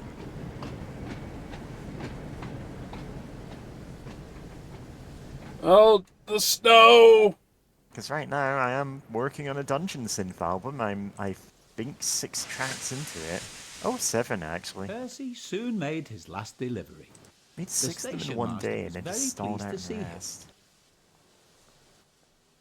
Percy, he cried, we need twice as much coal to last through this freeze. Don't worry, Percy said. This is my last stop. You can have mine. My lovely warm firebox will keep me nice and cozy. So Percy's driver parked him on a siding with only a lantern for company. Do you think Scary Jack Frost will find me? Said Percy. Jack Frost is not scary, chuckled his driver. And don't worry, Emily will bring you some more coal in the morning. And then his driver and fireman went home to bed. Yay! Late that night, the icy wind howled. It started to snow, and Percy's fire had almost gone out. Soon Percy's face was so cold, an icicle hung from his nose. "Oh, bother," stuttered Percy. But it didn't sound like Percy. It was so cold, he could hardly make a sound. The next morning, Emily arrived with plenty of coal for Percy. "Oh my," she said. "It looks like Jack Frost really got you then." Soon Percy was loaded with fresh coal, and his fire was soon burning nicely. It wasn't long before his ice mask melted away. Gone! So scary Jack Frost is only frost, puffed Percy happily, and soon he was as warm as toast. Toast.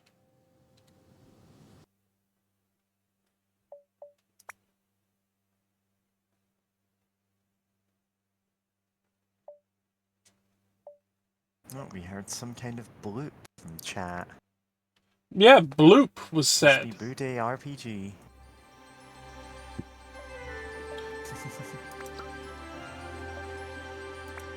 We'll go back to the normal missions.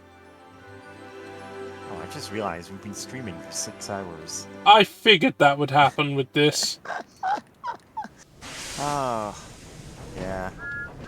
So much for Shunting guessing in that showdown. other stream. One morning, Thomas was shunting trucks in the yard when Diesel arrived. Oh, look, it's that little blue tank engine getting in the way. You really need to learn how to shunt trucks properly, Thomas. And I doubt you are as good at shunting as me, the best shunter on Sodor. Not only am I as good as you, puffed Thomas, I'm better. No, you're not. Yes, I am. Not. Am. Just then, Emily arrived with some trucks and overheard the two engines arguing. What's going on here? Diesel was being rude and was claiming he was the best shunter on Sodor, said Thomas. But I am the best shunter, interrupted Diesel. Tell you what, if you want to see who's truly the best, then perhaps we should have a competition. So, in the show canon, Diesel is the one who won awards for shunting. That sounds like a great idea. What do you think, Thomas? Okay, Diesel, said Thomas. What are the rules? The first engine to get their line of trucks shunted into the correct order will be the winner. Sounds good to me. Let's get started. Is everyone ready to begin? 3, 2, 1, go!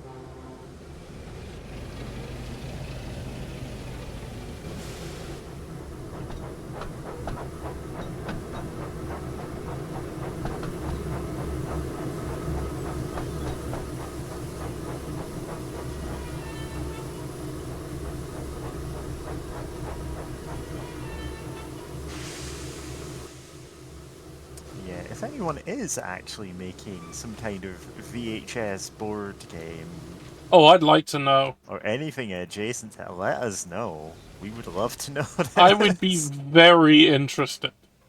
Yeah. Oddly, not any of the projects I'm attached to at the moment, but you know, could happen.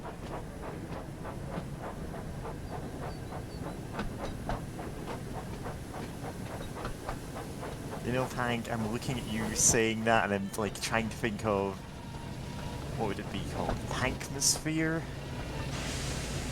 We just have like Hank wearing a cloak going, "Player one, you skip a turn." I don't know. I can't remember what Atmosphere's rules are. It's whatever the guy said, really. Yeah. Just pre-record all of it.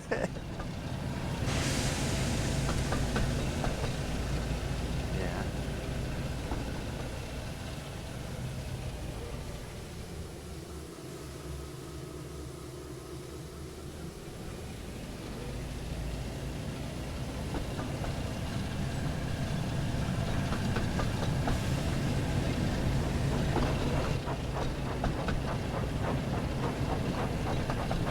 Shadow of Candyland.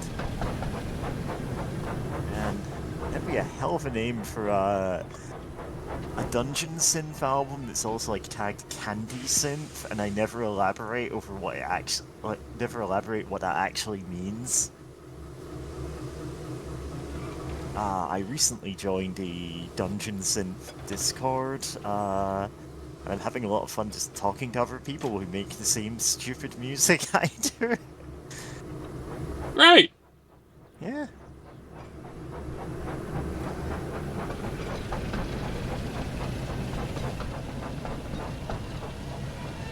Yeah. Some of whom are bewildered by the fact that I can and do make entire albums in the course of one day. And this is because I don't sleep and have nothing better to do with my time.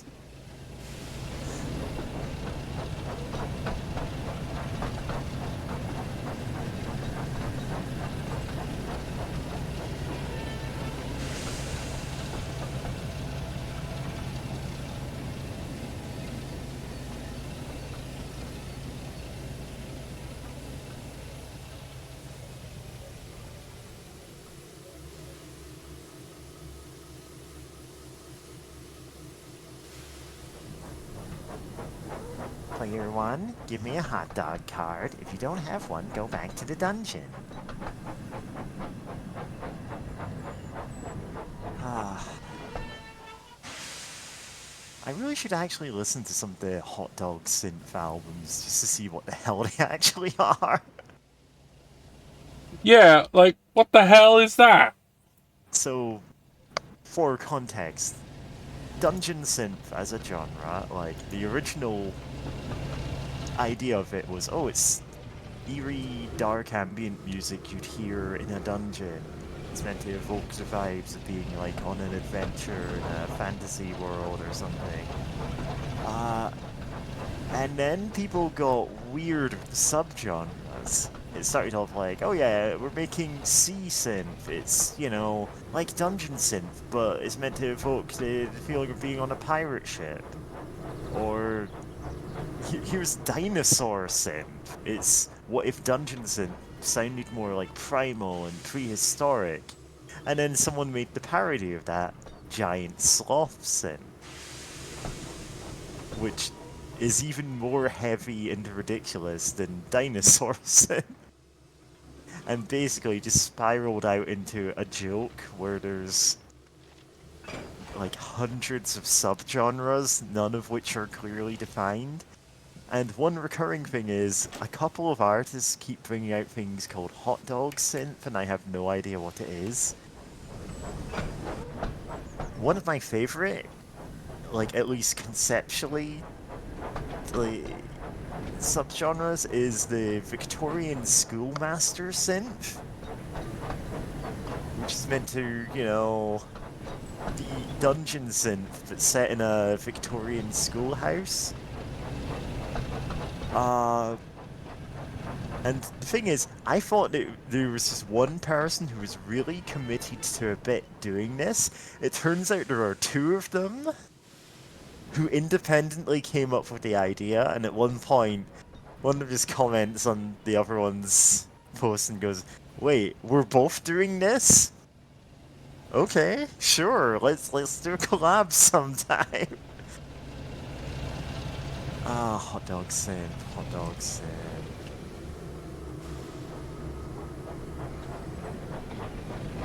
I need to find hot dog synth.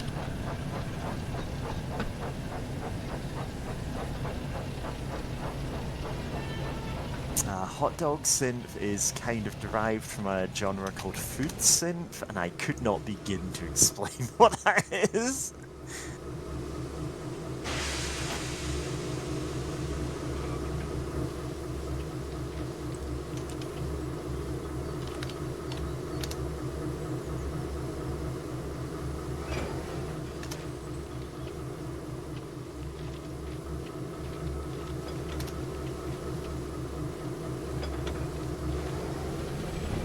That's a hot dog cart.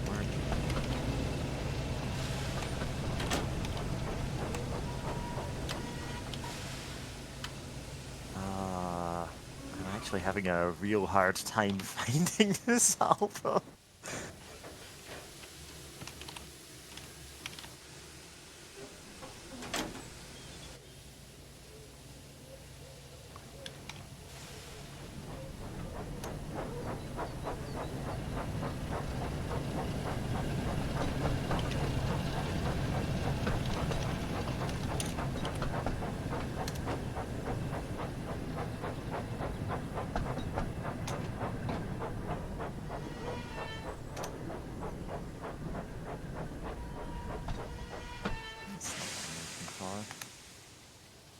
Oh.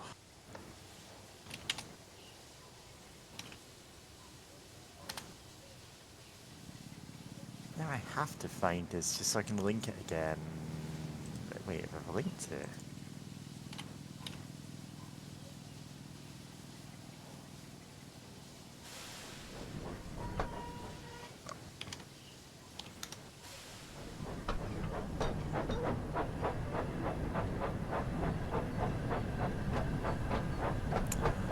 Let's see. It's up here somewhere.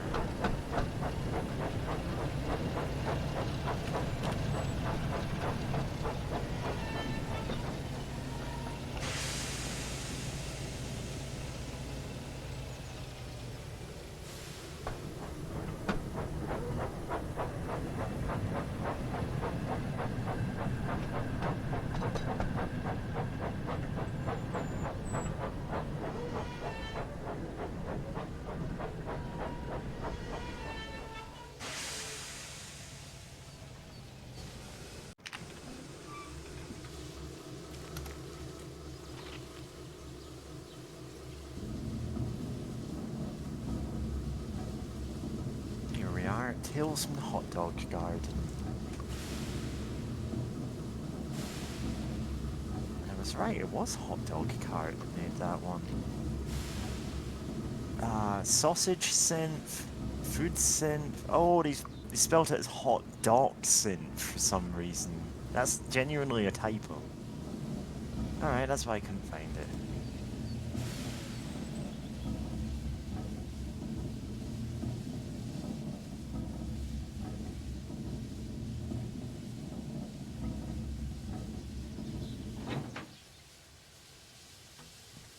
Right, I see. It's kind of a lo-fi calliope music thing. Surprisingly jaunty.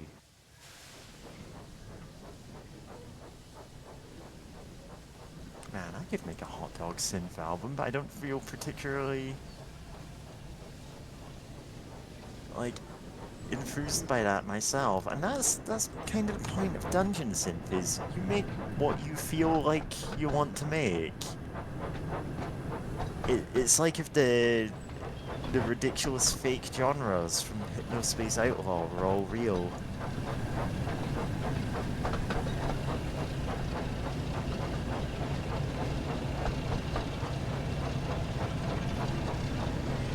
Quick, ram into Diesel.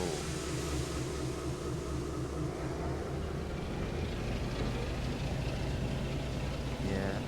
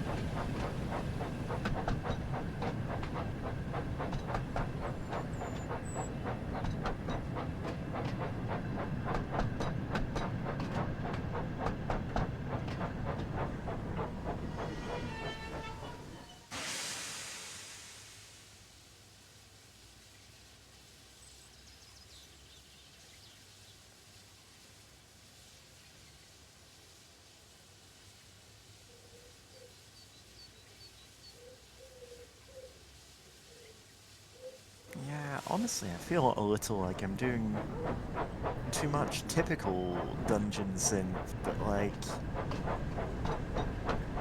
I'll see if I'm inspired to make something really wild and out there at some point. Hmm.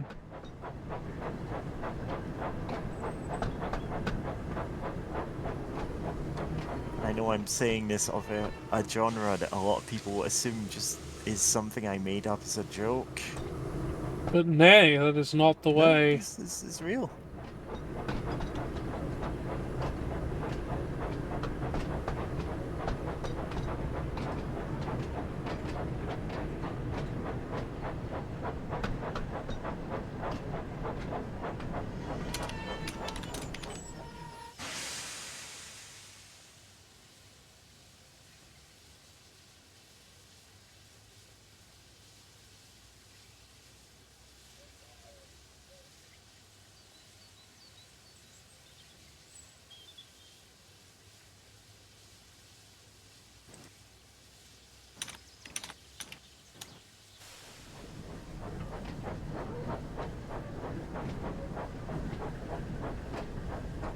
Now Kif, says Desmond, interesting.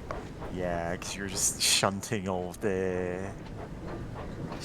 these together, you know? Yeah.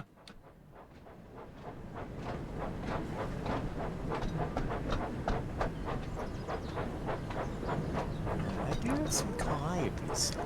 So even if I'm not making hot dogs synth, I could make something adjacent to it. And the winner is Thomas. Congratulations. Wait, was she just there the whole time? Yeah. Hooray, we did it. See, Diesel? Steam engines are the best at shunting. How did you beat me? Well done, Thomas. I suppose you won this time. Next time, you won't be so lucky.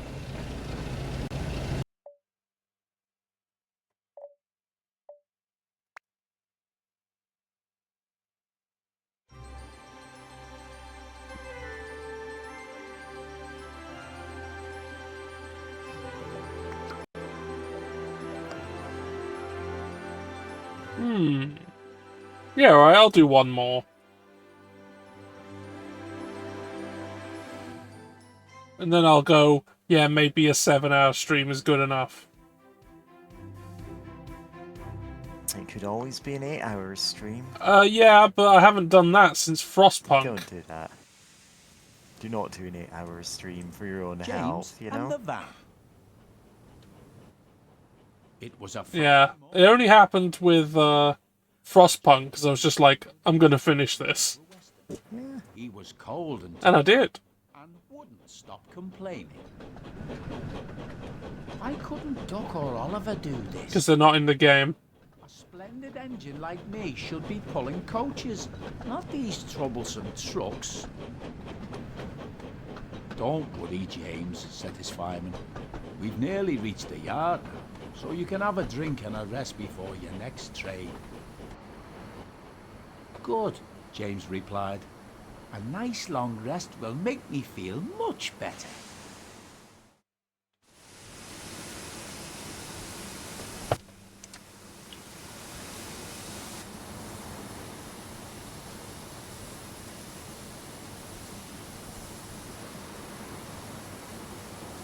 Oh, set myself to forward.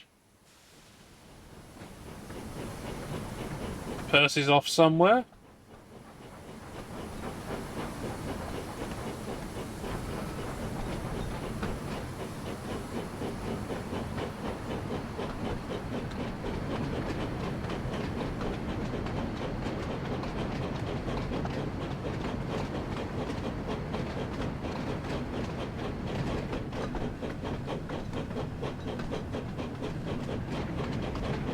I guess it makes sense for them to give us a snow level during the day.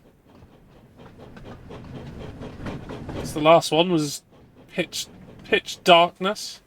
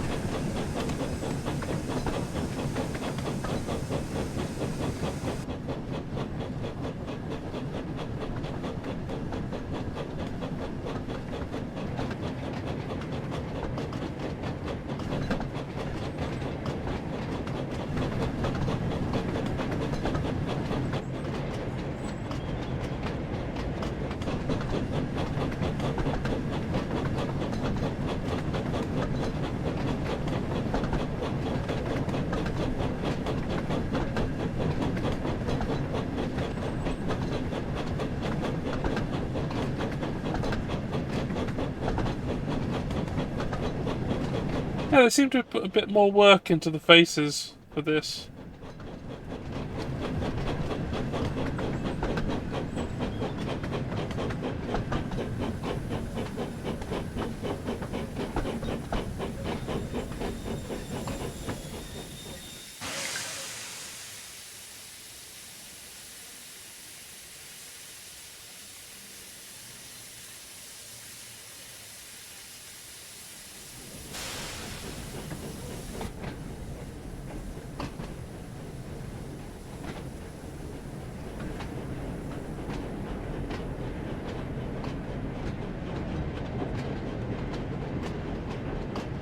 Now let's try not to fuck up.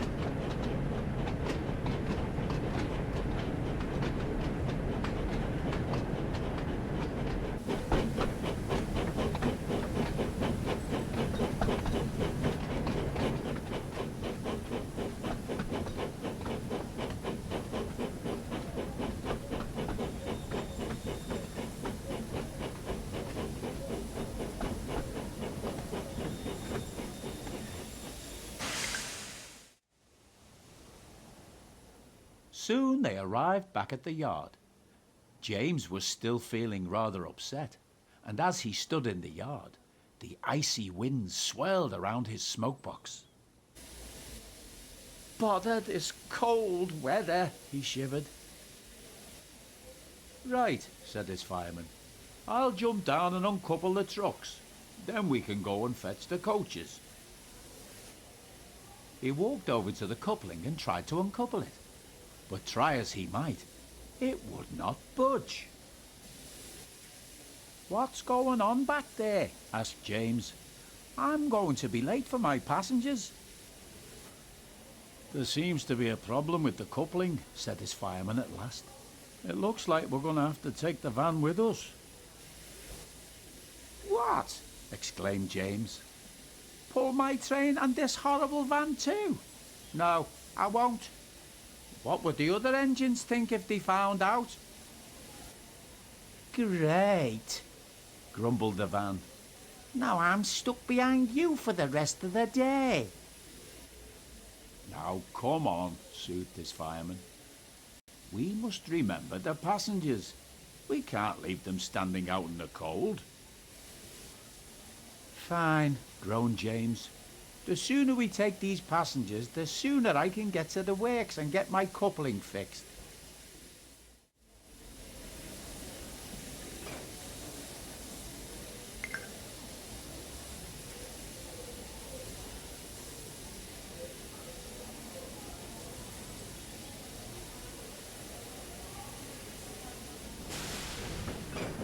Oh, my brakes were just on for some reason.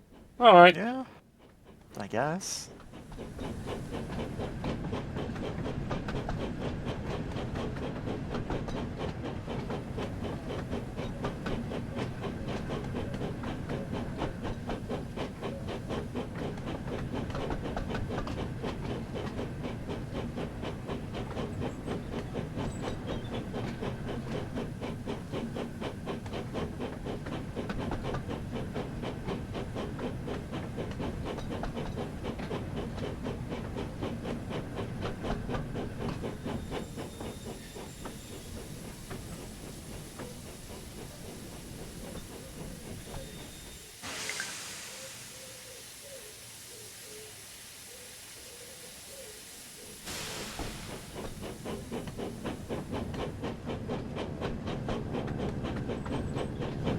Plane.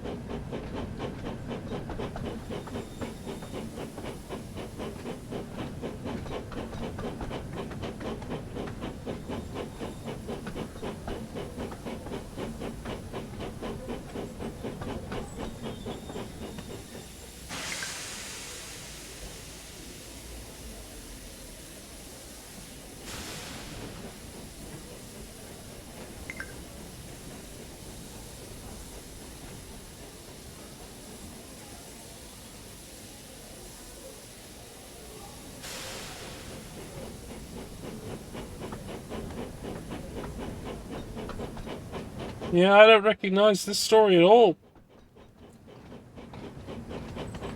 Either it's something from the CG era, or it's a whole new creation. Yeah? Could be Thomas the Tank Engine fanfiction. Yeah? I mean, strictly, absolutely everything not written by the Audreys is fan fiction. Yeah? And that's fine. Yeah, honestly, valid.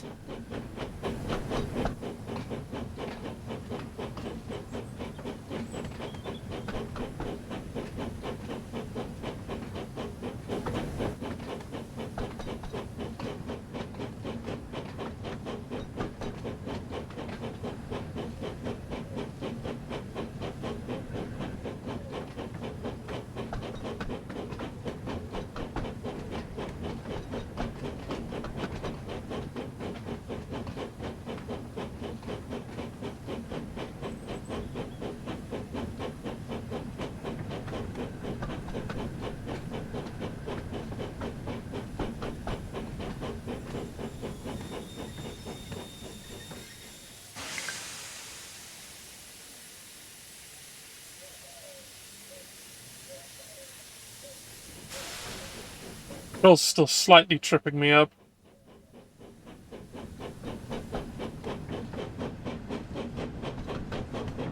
But honestly, still a lot better. Yeah.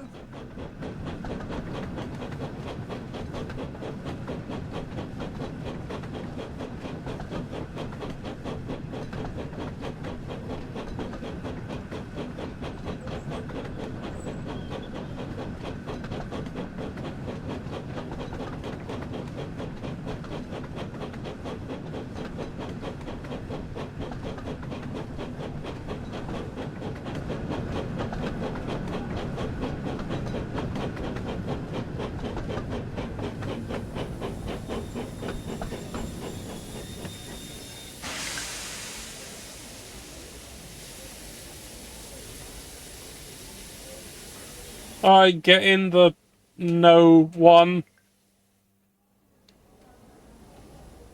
James arrived at the platform, still cold and upset. As he watched the passengers begin to board the train, he was surprised to see that the passengers didn't take much notice of the band.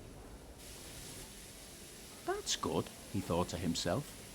Maybe if the passengers don't notice, then maybe none of the other engines will.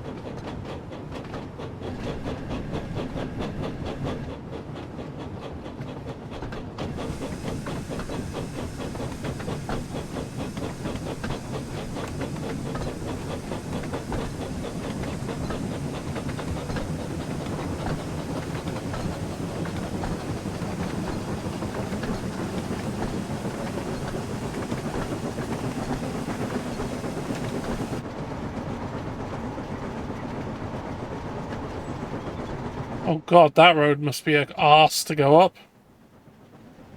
Yeah. Oof. I mean, I've seen and walked I've on seen worse. but But, yeah. Especially in this weather.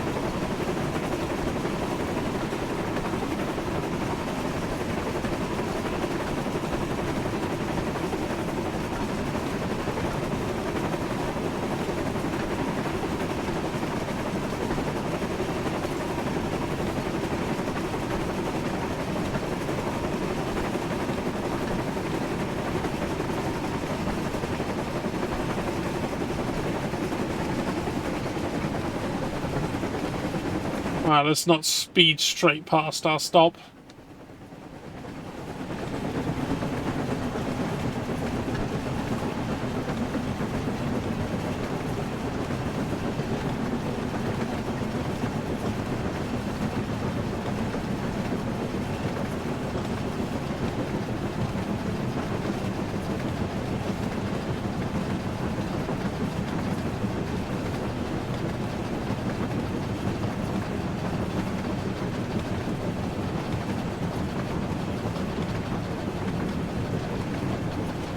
Yeah, this is definitely the last mission. My body requires nourishment, and it is letting me know.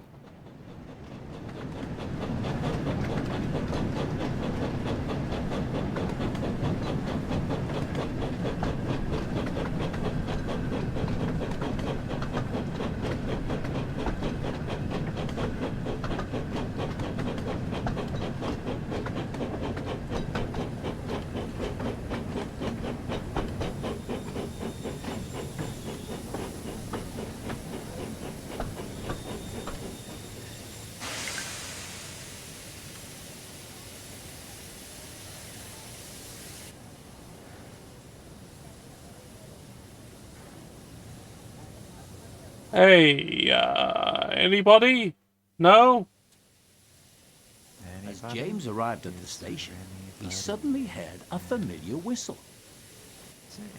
Oh no, said James. It's Gordon.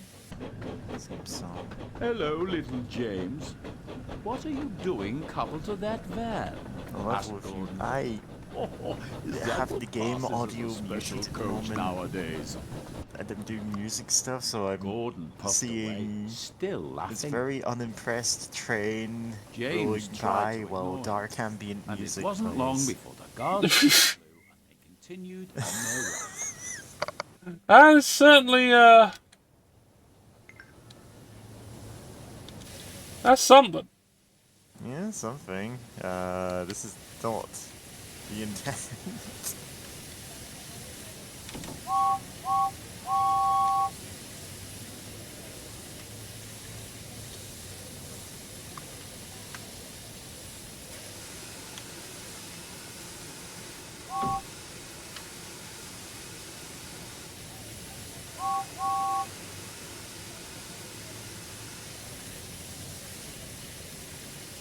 Oh, my fingers got in the wrong place. Oh no. Oh, we have to do the whole stream over again. Yeah, sure, why not?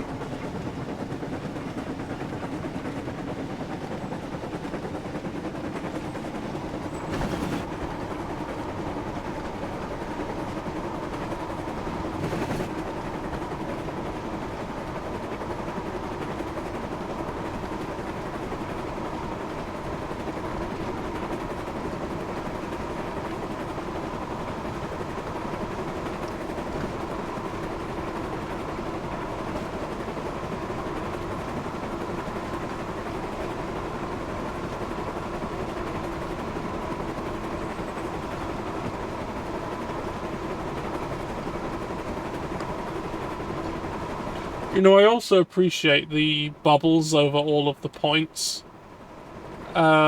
Signals, so that I know what they are saying from a long distance away. Without having to look at them. Because, my god, trying to do that. Trying to do that in first person would be, oof. Not great. And actually, even later, that would be a problem. And as said, they were trying to make this more accessible, so They're not expecting everyone to know what railway signalling looks like, so you can so you don't have to interpret it. Yeah, Oh shit! like a more simulationist game would go, yeah, figure out how railway signaling works yourself, idiot. But this isn't that kind of game. Checkpoint. I went too fast.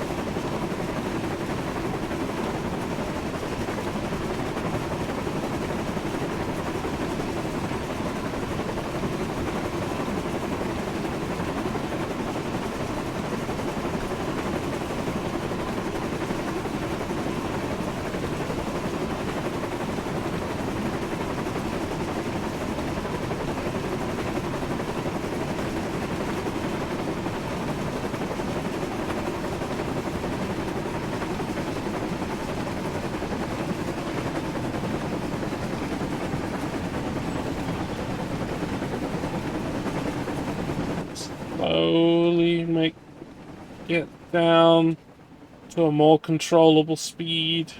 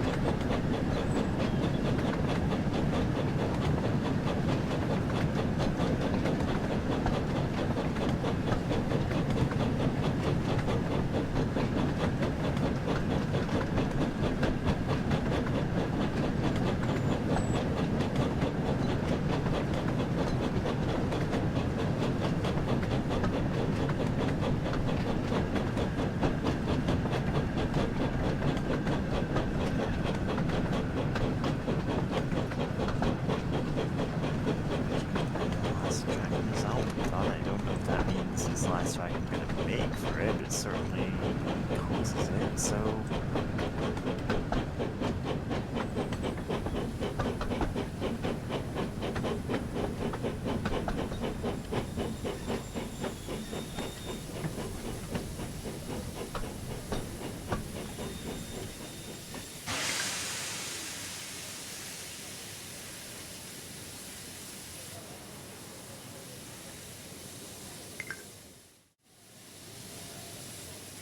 James soon arrived at Wellsworth Station. As the passengers began to board, he suddenly noticed a station master talking to someone with a large wooden box. "I'm sorry, but you can't bring this on the train," said the station master. "There isn't enough space. You'll need to wait for the mail train later tonight." "But I'm performing in an important concert," explained the passenger, "and I must get myself and my piano there on time." James listened carefully, and suddenly an idea came to him. "Excuse me," he called. but you could try putting your piano into my van. I'm sure it would fit, and it would mean you could get to your concert on time." The passenger was delighted. Looked very "A delighted there. wonderful idea, James," said the passenger. This is my face when "What I'm a delighted. clever engine you are." James felt rather pleased with himself.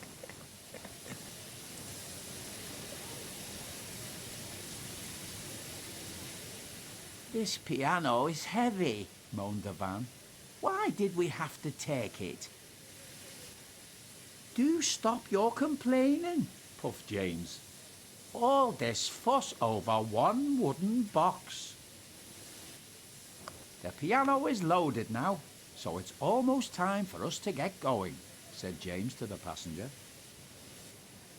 So the passenger hurried quickly to their carriage, and moments later the guard blew his whistle, and James knew it was time to leave.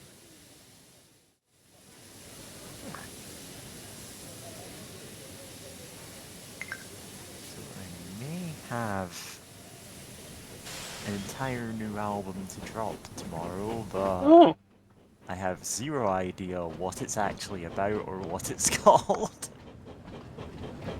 It's all dark ambient music, you know? yeah. So it's instrumentals. Just need to figure out like what the vibe that it actually has is.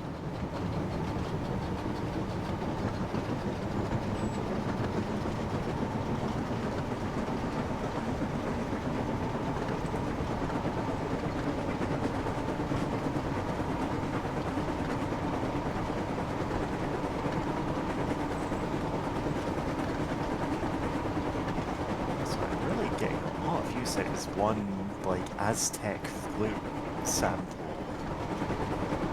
It's showing off in most of these tracks, but it's not like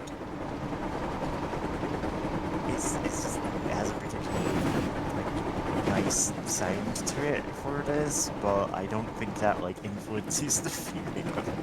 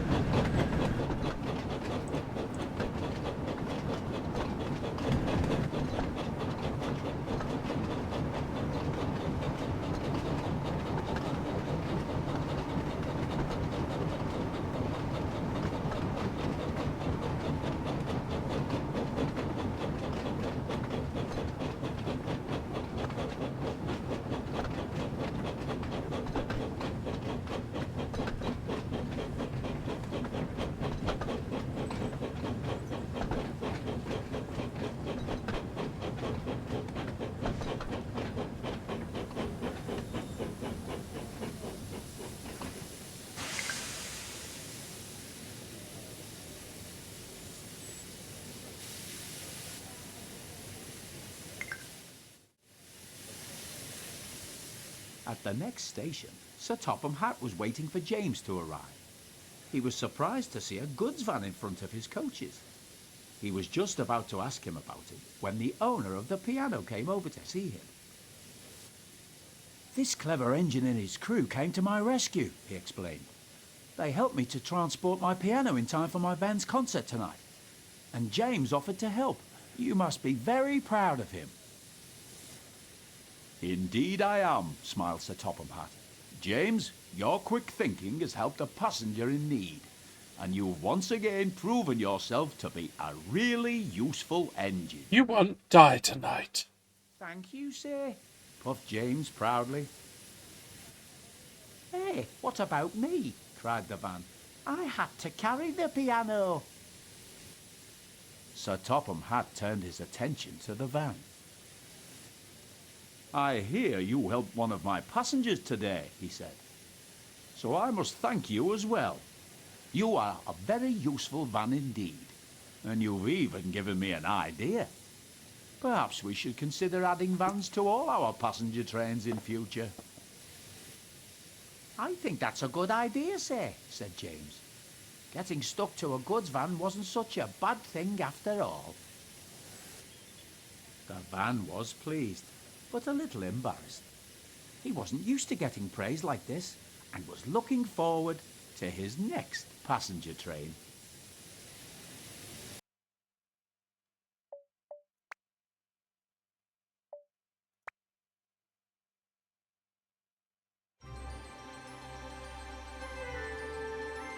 Yeah, alright. I consider that a decent stream for now. We've shown a little bit of... Yeah. We've shown a bit of most of what it has to offer. Yeah. If you're watching this stream, or if you're watching the VOD and you're like, damn, this seems like my kind of game, go buy it, you know? Go buy it. If you think this kind of game is for you, it is absolutely worth it. Like, this is a game that should always have... Like, this is a game that, as I said, it's like an idea that just should have already happened by now. Yeah. But it didn't, and now it has. And hopefully it gets more support. But, you know, given the devs in question, I think they probably will. Because, my god, there's one thing the train sim developers love doing, it's adding DLC. What are we up to? Like £4,000 for all of the normal train sim DLC? Yeah. Something ridiculous. Never pay full price for that. No, never. But this... Yeah, maybe this. But, so, you know, keep that in mind. The deluxe edition also comes with all the extra missions and James content. And I guess the winter map is in that as well. And hopefully there'll be more DLC in the future for like other lines, other characters. Fill in the island. Yeah. Because there's lots more railways on this island that are not being shown here.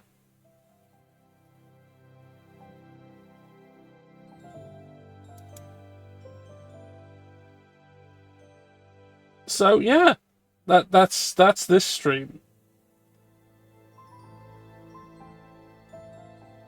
But you know what? Was this stream all 7 hours of it? Yeah. Let's just really hard 7 hours. Let's just give a nice little I'm gonna advertise something now. Alright.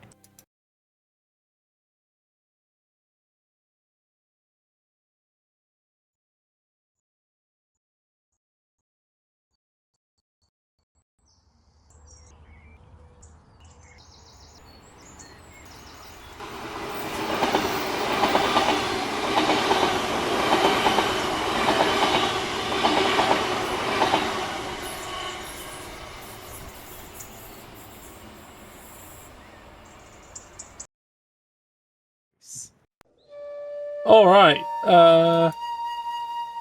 that's this the end of this stream.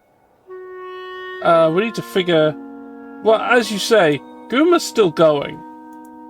Yeah. And they're probably not stopping. Who else is around?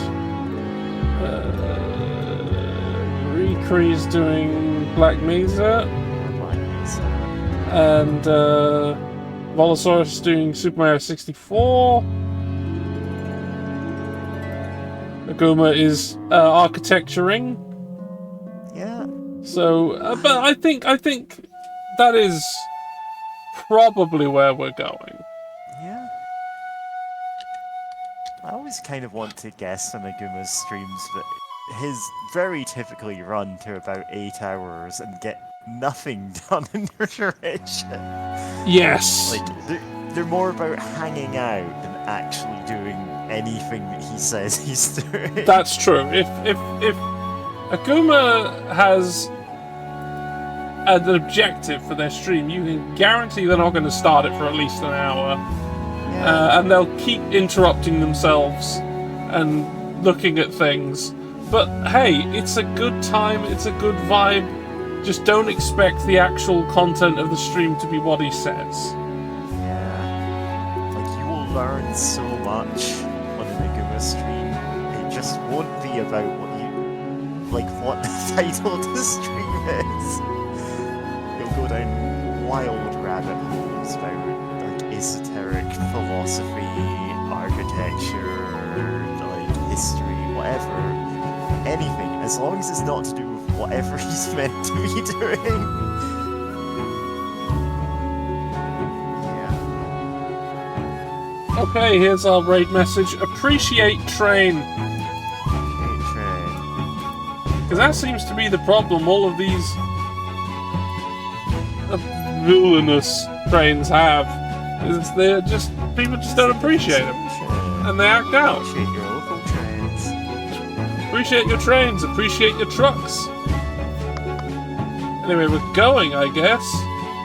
Sure are. I'll see you tomorrow for Vampire Bloodlines 2. Bloodlines 2. Join us tomorrow for the biggest Bloodlines 2 stream on the internet.